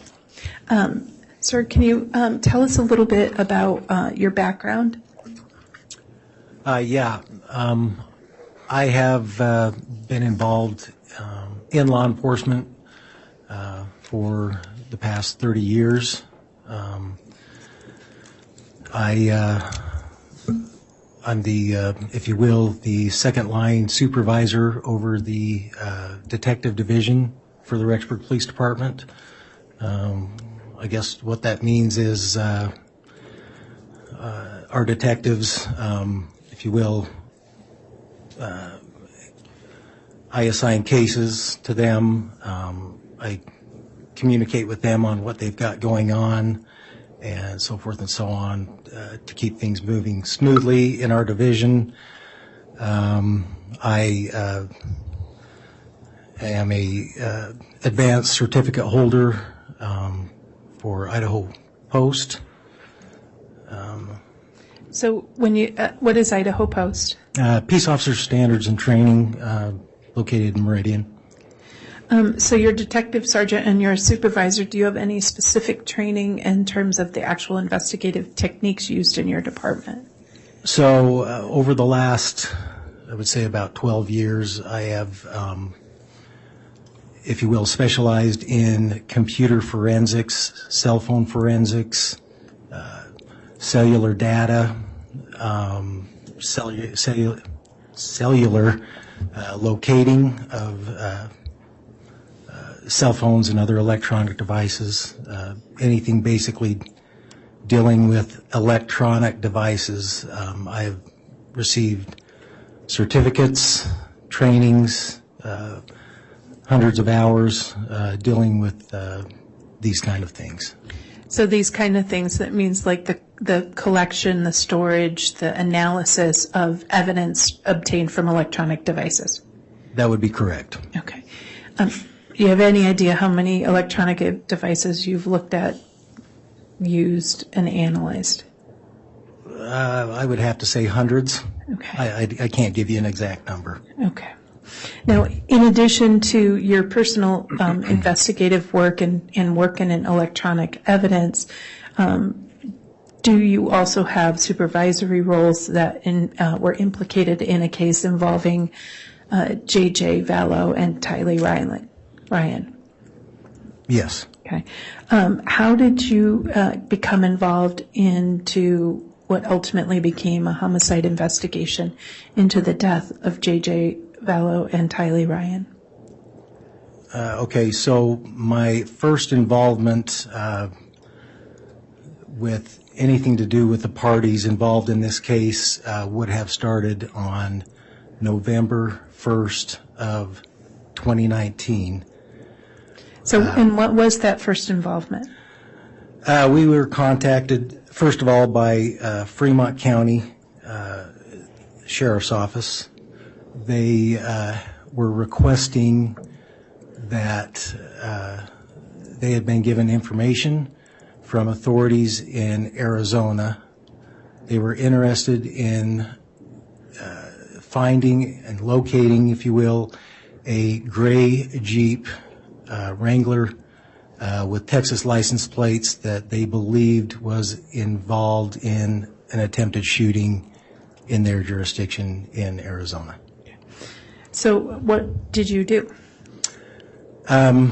Upon receiving this request, several of our officers went to the address that we were given, which would have been 565 Pioneer Road, more specifically apartment 175, where we attempted to locate the before-mentioned Jeep by doing surveillance in that area.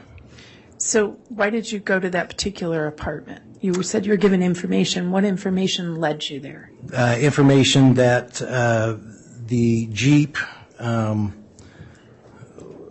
parties that would be interest in the Jeep were, I believe, 4 individuals that we were given names of. The first being Lori Vallow, Alex Cox, Chad Daybell, and Tylee Ryan. And so were those individuals that people of interest in connection to this Jeep? Yes. So once you had those names and that address, what process did you and the people who reported to you follow? So, as I mentioned, we went to the residence where several of us set up in different locations, doing surveillance on the apartment, hoping to discover the whereabouts of the Jeep. Where at that time, throughout the day, we were unable to locate it at that time. And were you eventually able to locate it? Not on that date. It was located on November 4th. So from around November 1st through November 4th, did you also look for the individuals that you were given names of? Yes. Okay. Is that commonly called, did you do surveillance looking for those people? Yes, we did surveillance. Okay. Did you ever see any of those individuals? So at one point in the afternoon of that day, I witnessed Lori Vallow and Chad Daybell enter a blue Subaru car and leave the residence. At this time, because we hadn't found the Jeep, our philosophy was maybe if we were to follow them, they would lead us to where the Jeep was located. And so we continued to follow them, hoping to find the Jeep. And who's we? So there were different officers throughout the day, but actually the ones who followed them, which ultimately ended us up in the town of Idaho Falls. There was myself, Joe Powell, and that's right there. Other officers? Another Fremont officer. Okay. And so as you followed them, who did you follow? We followed the blue car, which the occupants were Chad Daybell and Lori Vallow. Okay. And did you take any photographs of them? I did. We followed them to Idaho Falls. They made a couple stops, a Mountain America Credit Union, and after they left there, they proceeded through the parking lot to the adjacent business, which would have been Hobby Lobby. And at that time, I parked a short ways away from them, and I watched the two of them exit the car, walk through the parking lot together into Hobby Lobby. Okay. I had moved my exhibits over there, so let me grab them. So that I'm not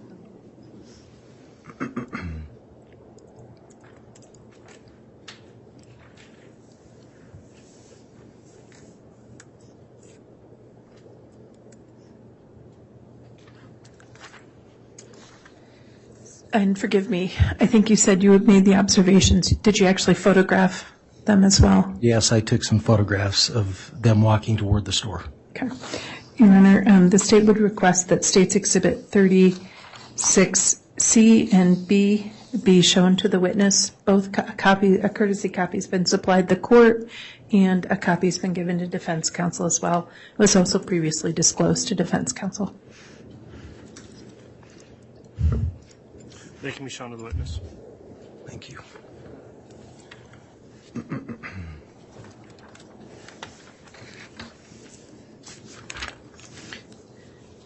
With that, we can't show the jury yet, but do you recognize States Exhibit 36B and C?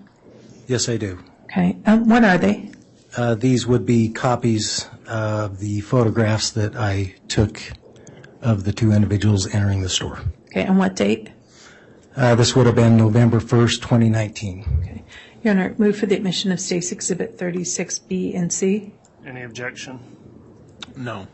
Okay. Exhibits 36B and C are both admitted. Okay. Request permission to publish, Your Honor. They may be published.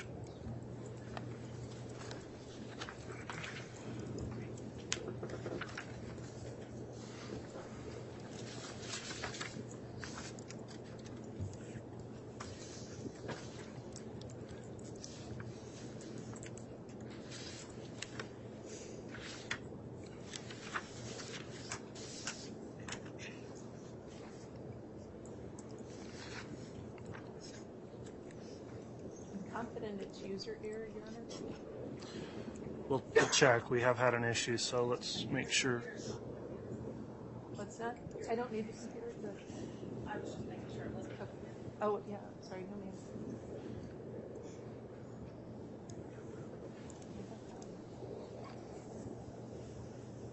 It's not accepting it when I push source.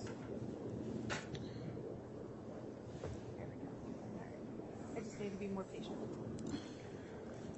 Let me show you what has been marked is States Exhibit 36B. Can you describe this for us and tell us what your observations were? Yes, so in this photograph, I was inside of my car, took this photograph out of my windshield. This would be Chad Daybell and Lori Vallow as they were walking into the store. My observations were they were walking, they were holding hands and at times talking, and I witnessed Lori at times was placing her head on his shoulder as they walked toward the store. And what are we seeing in 36C? This would just be as I was approaching them through the parking lot and I was getting closer to them. This is just another photograph of the same as I got closer. They were holding hands and walking into the store as well. Okay. And at this time on November 1st, did you have an idea as to the nature of the relationship between those two?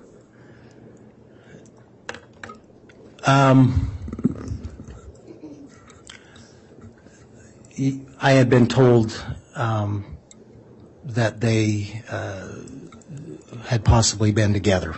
Okay. And so you indicated that the Jeep itself was later found? Yes, 3 days later on the 4th, which was a Monday, it was located at that residence, the before-mentioned residence. In which particular apartment? In the parking lot outside of apartment 175. Okay. And when it was located, was that vehicle seized? Yes, we had been requested to recover the vehicle for Arizona. Okay. And did the Rexburg Police Department do that? Yes, we had the vehicle towed to our secure impound lot. Okay. And who was identified, if you remember, who was identified as the owner of that vehicle? I believe the owner, at least on the registration, was Joe Ryan and Tylee Ryan. Okay. And so on November 4th, when the car is towed, did anybody call the police looking for the car? So from that time until really my next encounter with them, there were no inquiries as to where where the car had gone. We had even tried to reach out and say that we had taken the car, but were not able to get a hold of anybody, and nor did anyone inquire that their vehicle was missing. Okay. And Tylee Ryan was a teenager, and it was known to be her car? Yes, it was known to be what she would drive. Okay. Now, you said your next encounter with them. What was the next encounter with them? So after this encounter involving the Jeep, again on August 26th, we had received information. I'm sorry, what date? September 26th. We had received information that a child. I'll object, Your Honor. Hearsay. That'll be sustained. Okay. You said there was another encounter with them, so the Jeep was seized November 4th, and forgive me, I may have misheard. The registered owner on that car was Charles Vallow and Tylee Ryan? No, I believe it was Joe Ryan and Tylee Ryan. Okay. And then after November 4th, what was the next contact you had with anyone involved in the group you discussed? That would have been September 26th. Okay. September 26th of 2019? Correct. Okay. What occurred then? We had been requested to again go to that particular residence where we were asked to do a welfare check on a child by the name of JJ Vallow. This request was at the request of his grandmother. Understood. So did that request for the wild child check on JJ Vallow happen before the Jeep was found or after the Jeep was found? The welfare check was after the Jeep was found. Okay. And the Jeep was found November 4th? It was seized November 4th, yes. Okay. And then the welfare check on the child occurred after that? Correct. So that would be November or September, because you were saying September earlier. It was my mistake. November 26th is when we made that contact. Okay. And when you say we made that contact, how was contact made? So, Detective Hermosillo had received the initial request on the welfare check. Detective Hermosillo had gotten with myself in regards to that he had received that request. Being the supervisor, if you will, he would keep us in the loop of. I'll object, Your Honor, to hearsay. It does appear that's starting to elicit hearsay. Your Honor, I'm actually not offering it for the truth of what Hermosillo said, but this caused the detective sergeant to take a particular step, and that makes logical connection to why he made that step. Okay, fair enough. If the witness can get there without indicating specific statements of others, I think that would be more appropriate. Okay. After receiving information about proceeding to an address, what did you do? At some point, myself and Lieutenant Ball went back to that location at 565 Pioneer Road, number 175, where we were asked if we could help try and locate Lori Vallow and do a welfare check on her son, JJ Vallow. Okay. And so when you said you were asked to do that, do you know the basis of that request? I know that Detective Hermosillo and Detective Hope had gone over that location trying to inquire about JJ. He had. I'll object, Your Honor. Yeah, and I can move on. I'm trying to get there. I'll get around it. Thanks. Let me ask it in a different way. So without saying what somebody told you, why did you go to that address at 175? We were requested to do so to help with locating the child, JJ Vallow. Is it typical for the lieutenant and the sergeant to go on those calls? It would be, yes. Okay. And so once you guys got there, what did you find? At that time, we made contact, or we knocked on the door of apartment 175 to make contact with Lori Vallow with the objective of doing a welfare check on JJ Vallow. And once you got to that location, were you able to make contact with Lori Vallow? Yes, we were. Okay. And during that contact, were you able to have a conversation with Lori Vallow? Yes. Okay. Now, were you wearing any sort of body cam? I was wearing a body cam, yes. Okay. And just so that we're all clear, what is a body cam? Typically, officers, when they're dealing in the course of their job, wear body cams so that encounters that we have with, if you will, the public can be documented for not only the safety of the officer, but the safety of the public we deal with.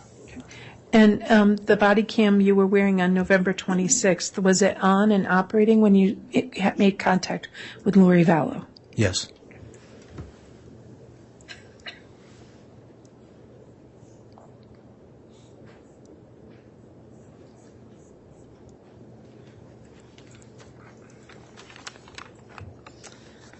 And in anticipation of testifying today, did you review or prepare and review a thumb drive with a copy of that recording?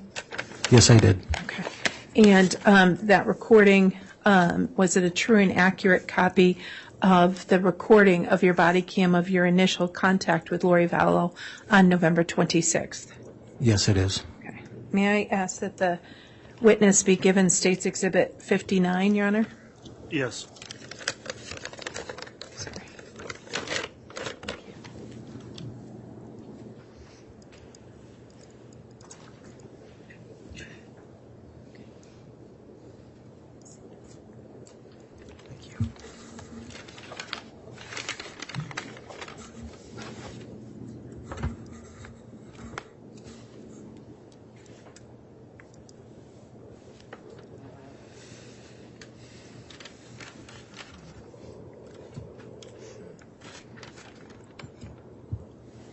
Do you recognize State's Exhibit 59? I do. It is a flash drive that I prepared with my first encounter body cam. Also has my handwriting on it. Okay. Your Honor, I move for the admission of State's Exhibit 59. Any objection? No, Your Honor. Exhibit 59 is admitted. I request permission to play it for the jurors. You may. And again, for the record, the exhibit is the thumb drive. It contains that, only the one file on the thumb drive, is that correct? Yes, Your Honor. Okay, thank you for clarifying that. Okay,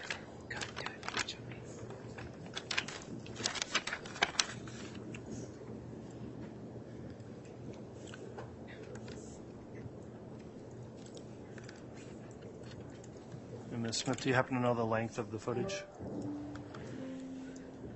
I don't want to be wrong. Detective Sergeant, what is it about? How long is it? Probably about 5 minutes. Okay. All right, thank you. Or less. Thanks. Thank you.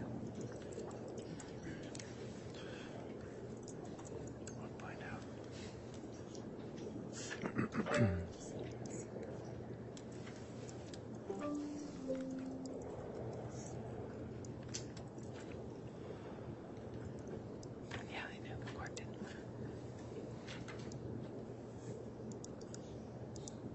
That's my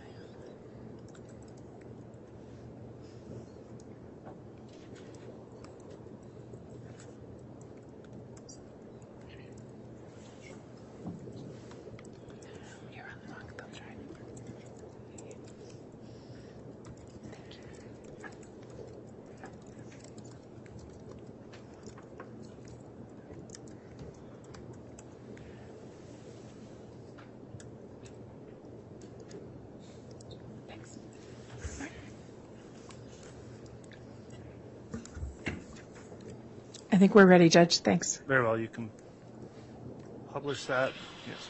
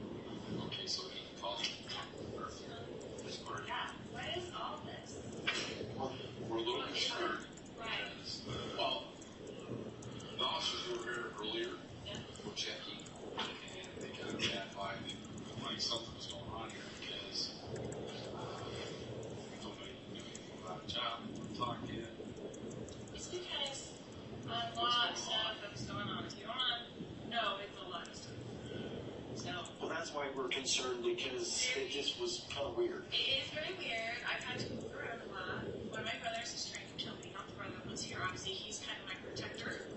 My other brother was in with my husband who was trying to kill me for my $2 million life insurance. So a lot of stuff is going on in this last year. It's been a horrible year for us. I've had to move around. And so I was going to move back to Arizona. Put my son back into school there because I tried to bring my school here, public school in Kennedy. He went for 2 months and tried it, but he had his now the person who called is my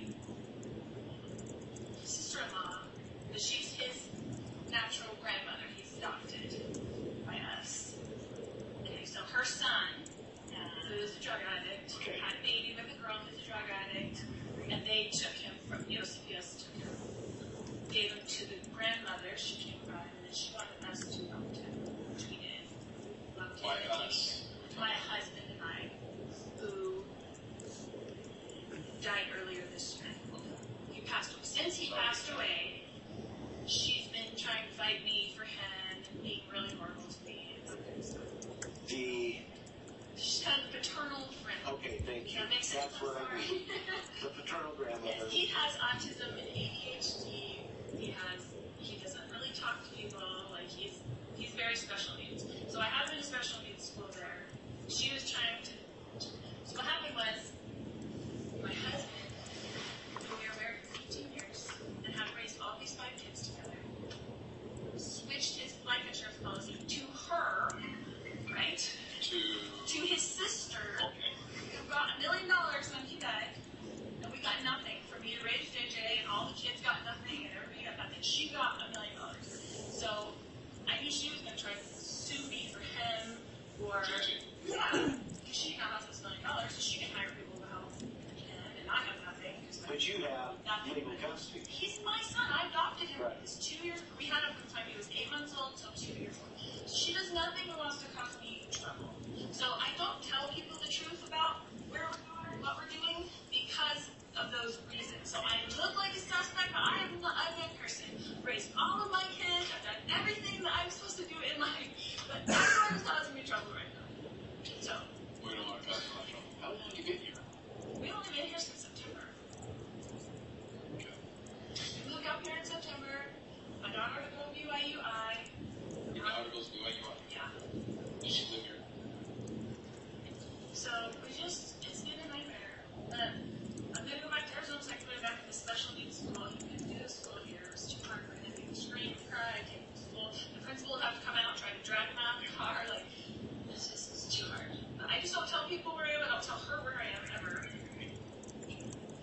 she doesn't have any legal rights to anything. Like, she's been horrible to me since I was a child. My understanding, she never called me to try to get the child. You know, hey, I'm interested in the child back. You know, but that. I know, but she sends me these emails like the date and like she's putting up court stuff. You know, like she's documenting. And I haven't heard from him in all this time, and so I've told her that he's going. See, we haven't heard any of that as far as. I'm just saying she's doing this as part of that, is my understanding. And our only concern in this whole thing is the child. I got it. And so that's where we're at on the. And then we were just a little weirded out when, you know, and I understand now that you've heard your side of the story. It's awful. I feel like I'm being tracked all the time. Like, why are police coming to my door? What did I do? They said they were out visiting two guys, and I was sure one's your brother. Who was this? Yeah. Who was the other one? The other guy didn't listen. There was two. Well, we had two detectives over here trying to. Looking for you a little while ago. Oh, because I was at the store. And they ran into. Well, probably one of your brothers. My brother and his friend, probably. And Who's then that? with me. Chad. Chad. What's his last name? Okay. It's just a mess that is constantly causing me trouble. Chad Daybell. He's an author. Doesn't he live like out in the? He's not the Chad Daybell. Didn't his wife pass away recently? Is that him? I don't know. But it sounds familiar as an offer. He's got a couple of daughters. Okay. All right. What? Do you need anything else? Sorry to bother you. Thank you. We don't mean to be a problem. I'm sorry that people are constantly knocking on my door and looking for me, and I just don't want to be found. So. I mean, you had problems with that. What we had. Well, the reason I'm living is because the brother that was going to kill me, that found emails and texts with my ex-husband, my husband, at the time, kept showing up here, so he found out where I was, and he was knocking on my door. No, this was your brother? He showed up here and was knocking on your door. He lives in Kansas. And you said something about you were getting threatening emails? Well, no. Just after my husband passed, I found emails and texts between them that they were planning all this stuff to get rid of me. Well, that's why I'm moving back. And I'm not going to be in a place. I'm going to live with my friend, Melanie. Don't tell anybody her name, Gibb, because I don't want anything in my name. I put the apartment in my name, but I'm staying over here with my brother because he trusts me. I just About me, so. she'll back up. You know, you can call them. Take care of it. Well, that's what I'm saying. Like, it's just a nightmare. I mean, I canceled the insurance policy since my husband passed, so there's no money. What are they going to do with JJ? Like, what do people think? Yeah. So, Well, if you have a problem, so back out to the free calls, we'll come and run him off or something. Okay. All right. Okay, get out of here. Say bye. Thank you. See ya.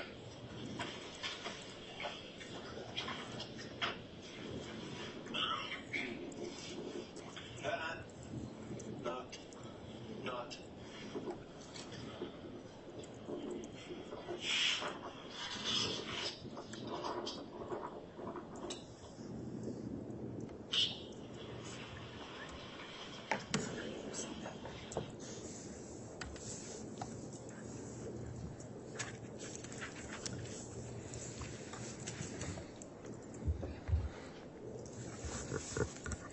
So, Detective Sergeant, Judge, at what point do you want to do a lunch break? Do you want me to finish this part? I mean, not lunch break, an mid-afternoon break. I think anytime now in the next 5 or 10 minutes would be fine, or now if you'd like. Well, I can finish this section and then there will be another video to play so we can break between the two. Let's do that. Okay, thank you, Judge. So what parts of that conversation stood out to you that caused you to take additional steps? So at this time, when we made this contact, with Lori. There were certain things that I knew already. First being that when we addressed Chad Daybell, she referred to Chad as her brother's friend. However, at this time, number one, I had seen the two of them affectionate together in the parking lot of Hobby Lobby. Number two, at this time, we also knew that they had previously been married. Did anything about any concerns about somebody in the apartment? So she had stated that Alex, her brother, Alex, was in the apartment. A lot of my attention at that time, if you were to notice the stairwell to my right, I had concern because of what had previously been told to me by other officers about officer safety. And I'll object, Your Honor, to hearsay. I'll overrule that. Okay. What was your concern for officer safety? As mentioned in the video, Officer Hermosillo and Hope had contacted Chad and Alex outside. They were concerned with the answers that were given to them. I'll object, Your Honor, to hearsay. If I can connect, the next question is, what was it about you that led you to be that led you to be concerned for officer safety in the apartment that we saw in the video? And the only way he can answer that is by referring to what others told him. That's my objection. All right, there is an objection based on hearsay, or that it would elicit hearsay. What's your response to that, Ms. Smith? Your Honor, in this instance, the statements go to this witness's state of mind.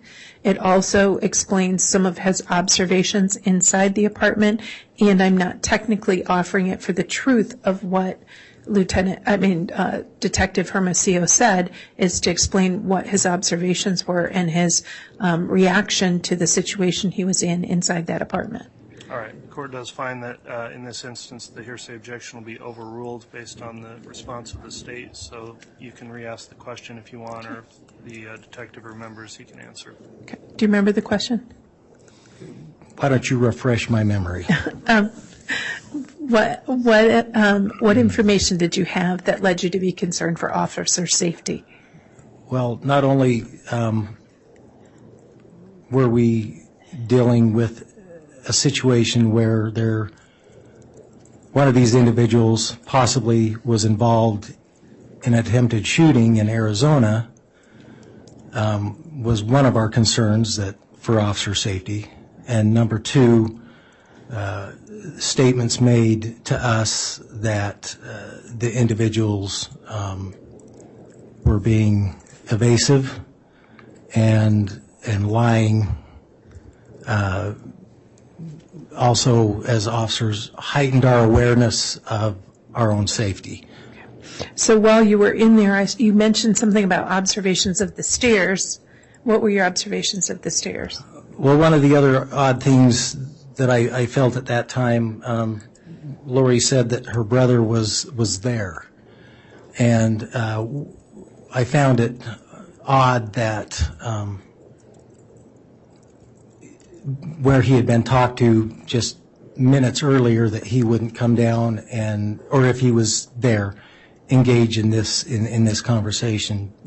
But my attention was drawn because at the top of the stairs, I could see movement, whether there was a window or a light that was reflecting, and I could see movement as it moved back and forth off the reflection of a wall. And at that time, I was concerned for safety if someone was to come down and try and surprise us. And so at the end of the conversation, there was something about follow-up that was going to be done?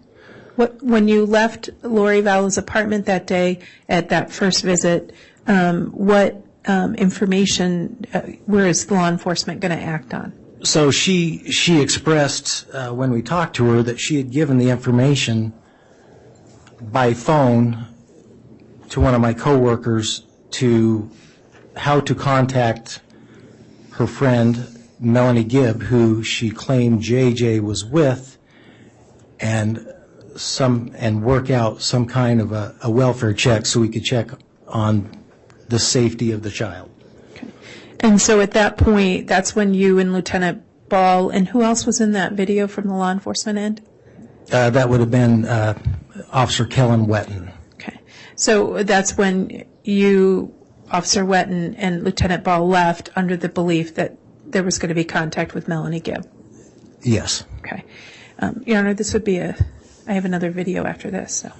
Okay, let's go ahead and take our mid-afternoon break. We did take a fairly long lunch, so we'll try to shorten this one up if we can somewhat, but it does take time to get all of our jurors situated and comfortable to return, so we'll come back in just hopefully 15 minutes or so. All right, please.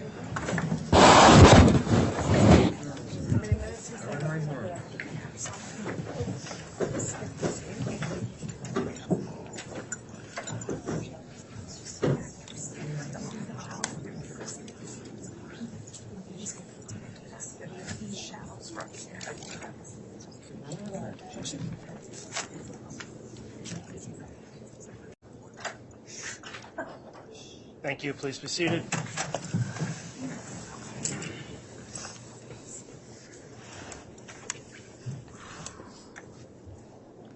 All right, we can have the jurors return.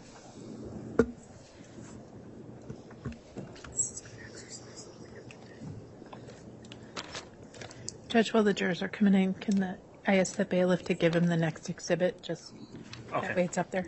That's fine. He won't open it until.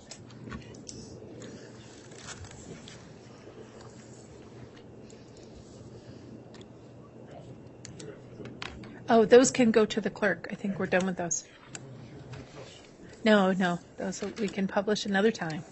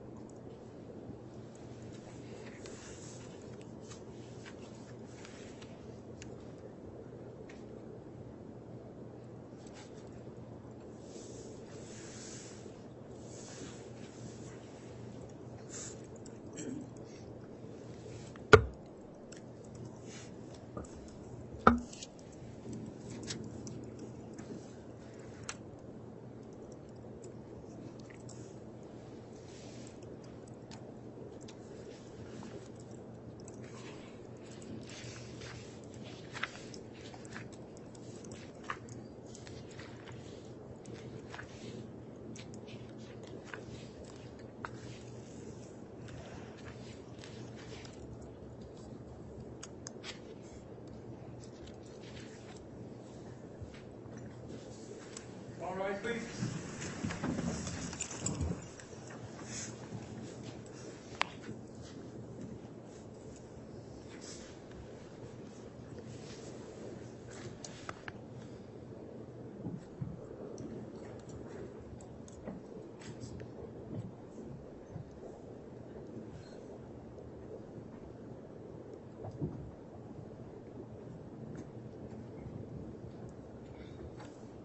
President, count for Your Honor.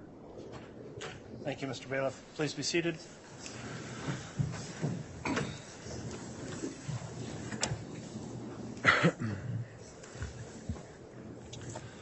Okay, we're back on the record on CR 22-21-1624, State of Idaho versus Lori Noreen Vallow. I'll remind the witness, Detective Stubbs, you're still under oath for your testimony. We took our mid-afternoon break, and we'll continue with your direct examination at this time, Ms. Smith. Thank you, Your Honor. Detective Sergeant, did you end up going back to Lori Vallow's apartment that day? Yes. Okay, and that was, to be clear, November 26th? November 26th, 2019. Okay. And why did you go back to Lori Vallow's apartment? So in our original encounter, as you saw in the previous video, she had said that she talked with one of our detectives and was arranging a conversation with Melanie Gibb with us concerning the welfare of JJ Vallow. At this point, we weren't able to get a hold of Melanie Gibb. She wasn't answering her phone, and the other detective advised us that she wasn't answering. So we decided to return to her apartment. And so was that also on body cam? Yes. All right. And will you take a look at what's been given to you as State's Exhibit 60? Have you looked at that? I have looked at this. Okay. What is it? It's a USB flash drive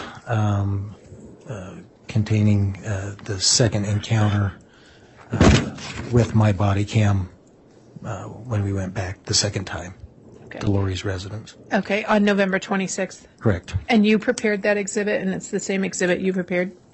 Yes. Okay. Move for the admission of State's Exhibit 60. Any objection to Exhibit 60? No, Your Honor. All right, Exhibit 60 is admitted. And I request permission to publish, Your Honor. You can publish it.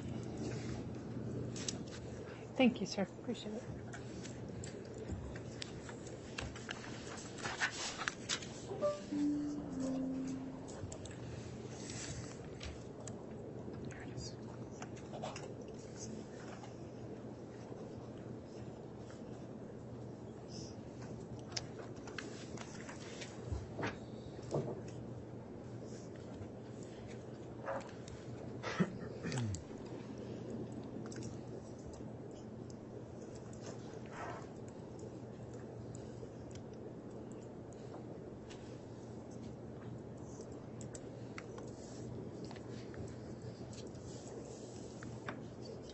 Apparently the computer freezes for me, but not for Mr. Rammel, so I'm going to ask him to do it. They like him better. Thank you.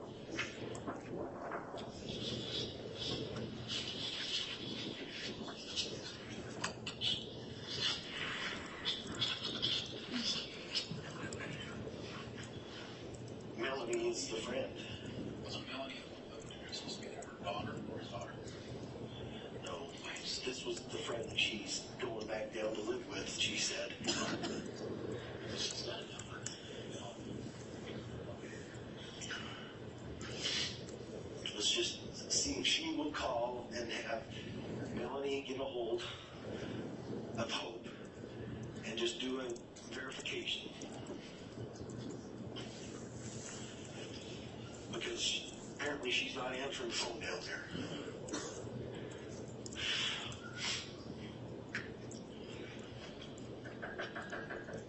Lori?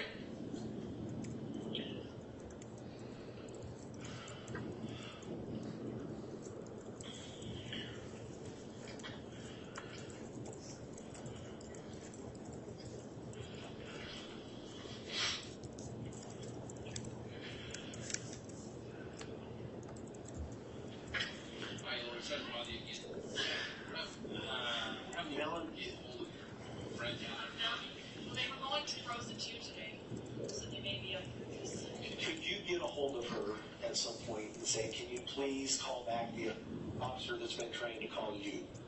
Sure. Just, Yes, I think they are at the movies right now. okay. He's been trying to call her or other officer. She's not answering. But if they're at the movie, that's Probably at Frozen 2 right now. Yeah. Because that's one thing he wanted to do. I'm Frozen too. Yeah. Yeah. So if she'll just return his call, that'd be great. Okay. Thanks.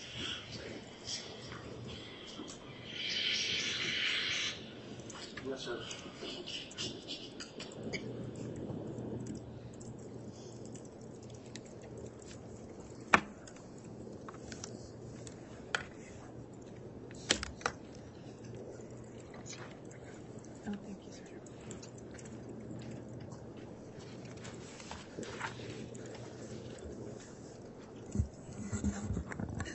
So, Detective Sergeant, after that conversation with her, what was the next involvement that you or officers had?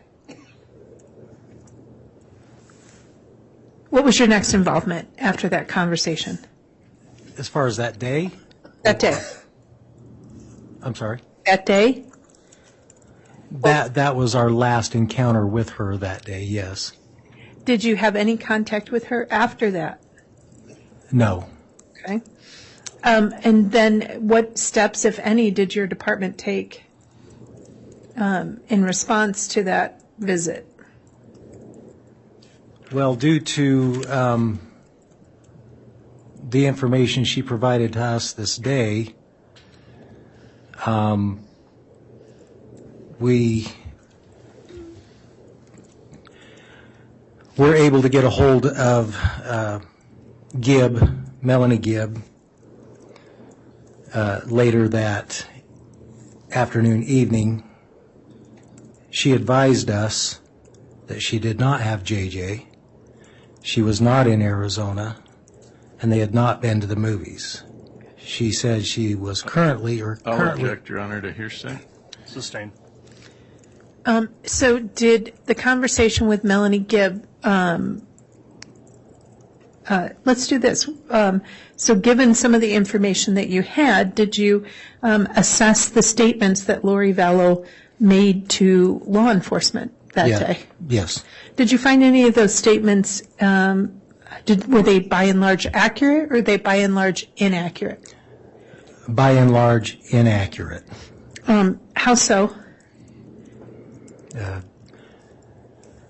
She had stated JJ was in Arizona. He was not. And I'll object, Your Honor, to hearsay. The only way he can answer that is with hearsay. He's talking about the defendant's statements, Your Honor. That's what I understood also. Those are the statements of a party opponent, so the hearsay objection's overruled. Okay. Maybe the witness could clarify who's making the statement. Okay. So what statements of Lori Vallow did you find inaccurate? Lori had told us that her son JJ was in Arizona.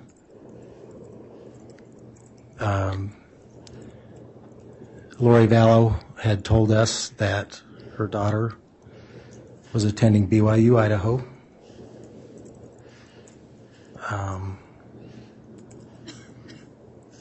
Did you have any information about her relationship with Chad Daybell, and was that consistent or inconsistent with what she told you? Like I before mentioned, we already knew that her and Chad were married at that time. Did you do any research into whether somebody had traveled to Rexburg in an attempt to kill her? Yes, Lori stated to us that her brother had come to Rexburg to her apartment in an attempt to kill her for a life insurance policy. Did your investigation reveal whether or not that brother had ever even been in Rexburg? And I'll object. The only way to answer that is through hearsay. That's sustained. Okay. Did you investigate the various statements that Lori Vallow made, and did your investigation into those statements result in you and members of your office department taking steps? Yes. Okay.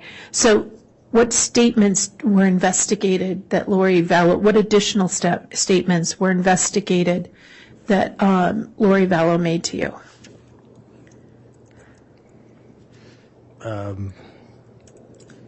If I'm understanding your question, statements of her life being in danger were looked into.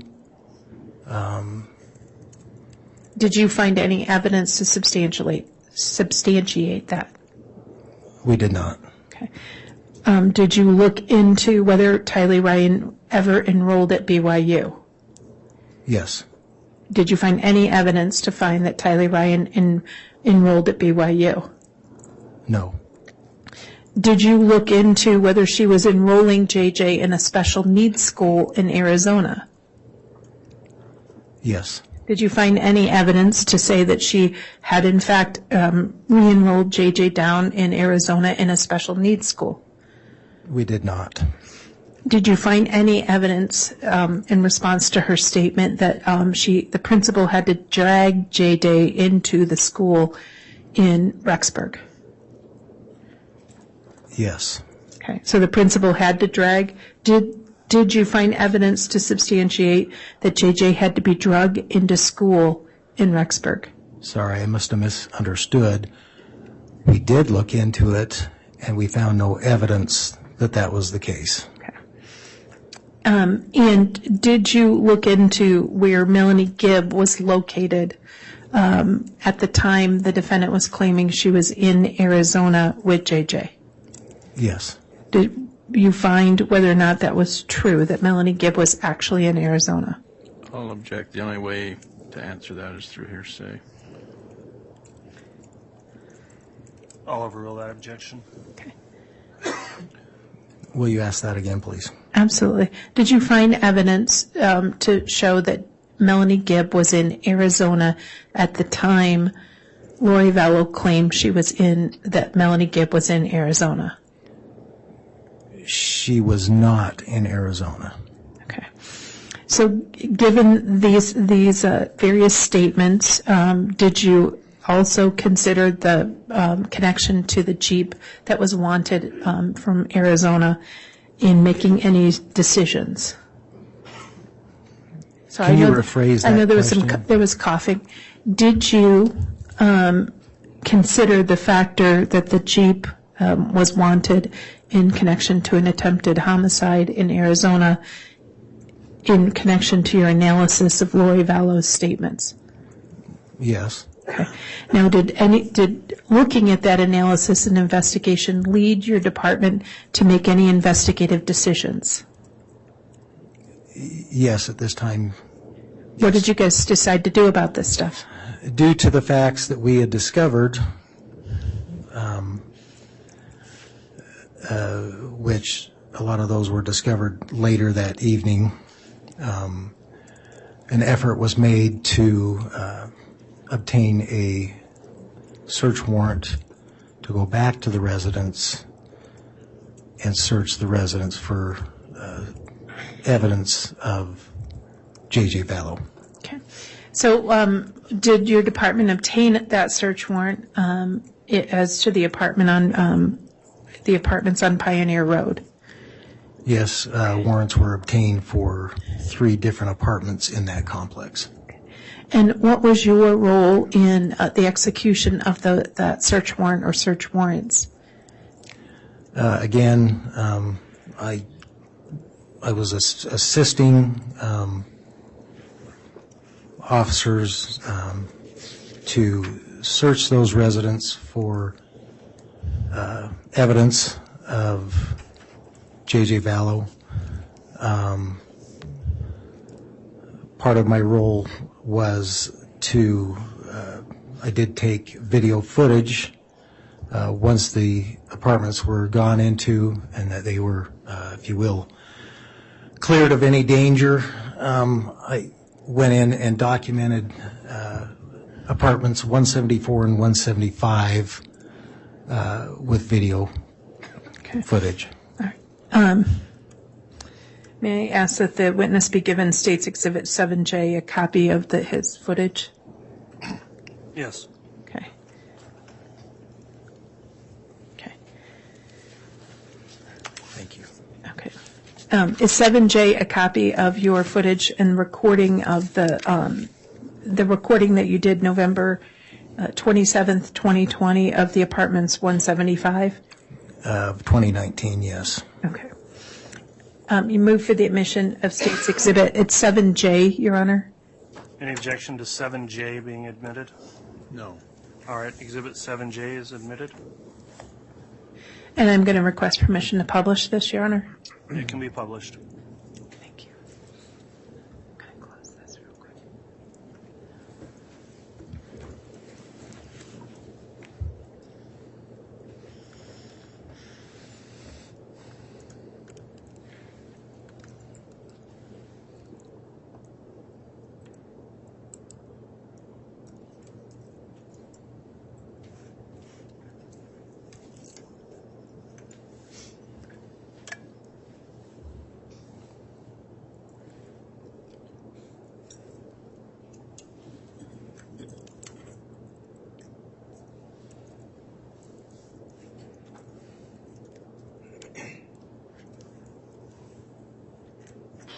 I'm videoing, I'm doing the whole house.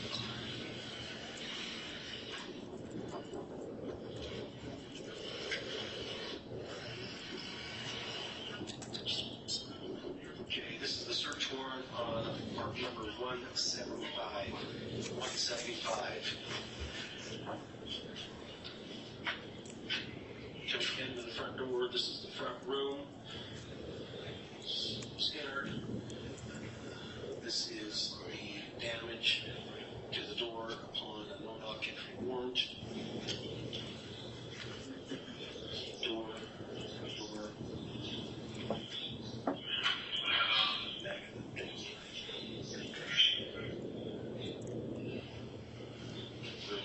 Here's the door jamb. The kitchen area. There was arrival keys that had been left on the counter. A envelope from Amazon. This was on the front porch to Lori Vallow, 565 Pioneer Road, apartment 175, Rexburg, Idaho.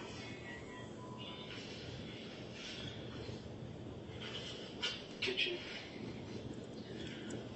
pantry, half bath,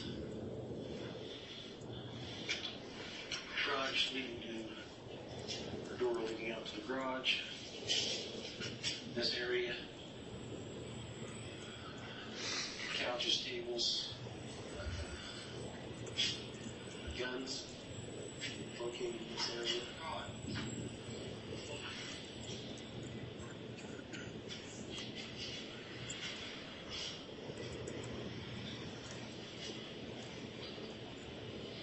Sorry, Sean.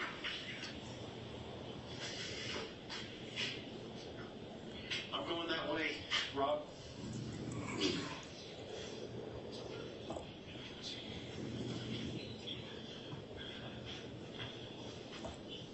Staircase going up to the second level of 175.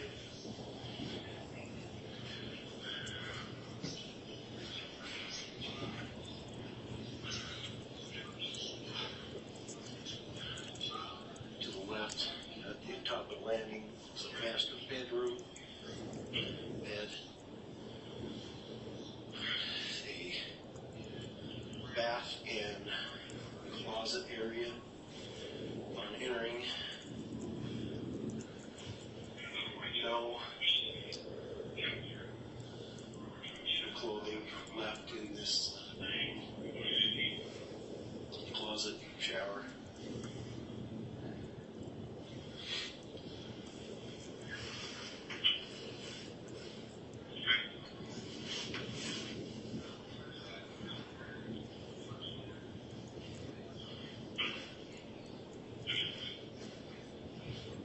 Looks like there was some electronic devices on these. At one time I can see dust imprints. What appears to be computers. Here's a printer.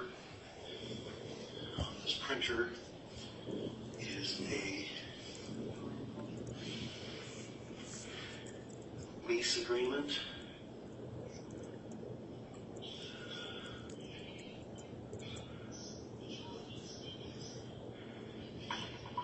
Looks like executed on October 1st, 2019.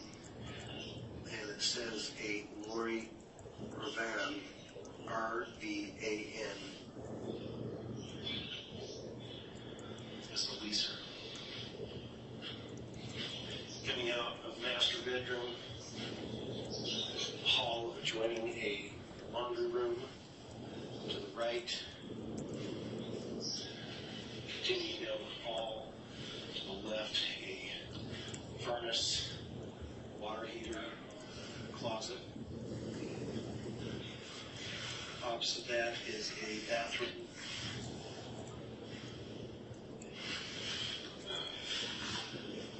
Continuing down the hall, 2 bedrooms. One to the south, one to the north of the hallway. This is the one to the south. A single bed, a double bed, a closet containing a couple coats, 1 empty box, a fan, some empty hangers, what appears to be a bedspread, and this box here that appears to have possibly winter clothes, female winter clothes inside. Continuing to the other bedroom,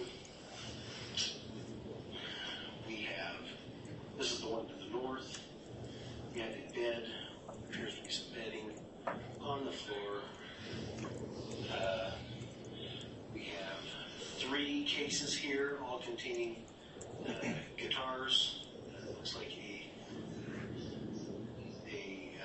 duffel bag full of toiletry items that would appear to be belong to a male subject due to the cologne and so forth inside.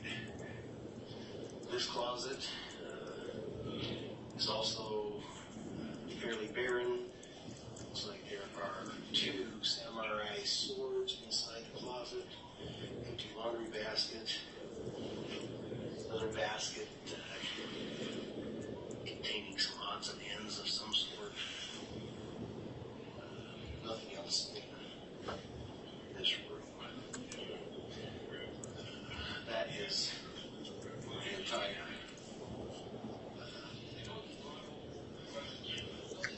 aspect of the home.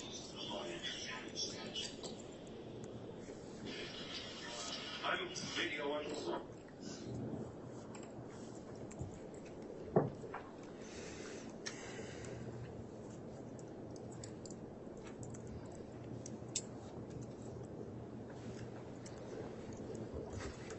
Your Honor, we're happy to keep going, whatever the court's intention is. This officer did numerous electronic search warrants.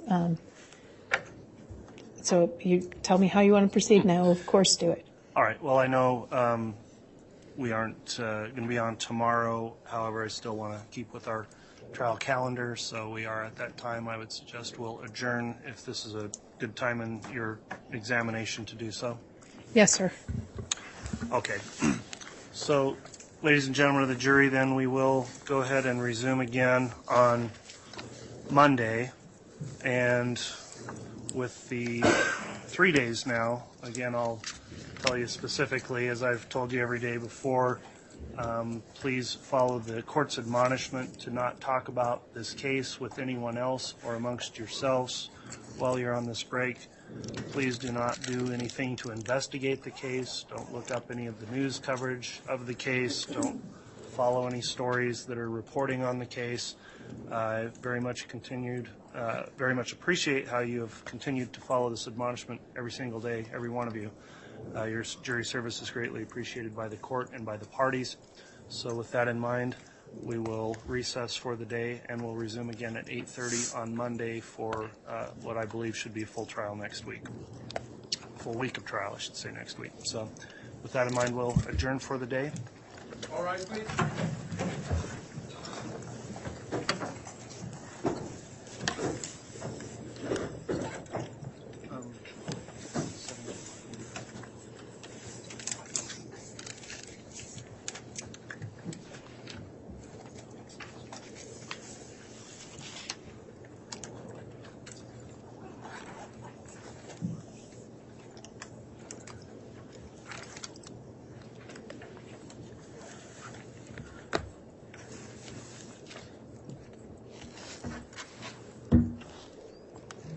All right, thank you, counsel. We have a quick question on one of the exhibits we'll just address with you before you leave for the day. If you'll spend a moment, the clerk can explain. Thank you. That's fine. Sorry.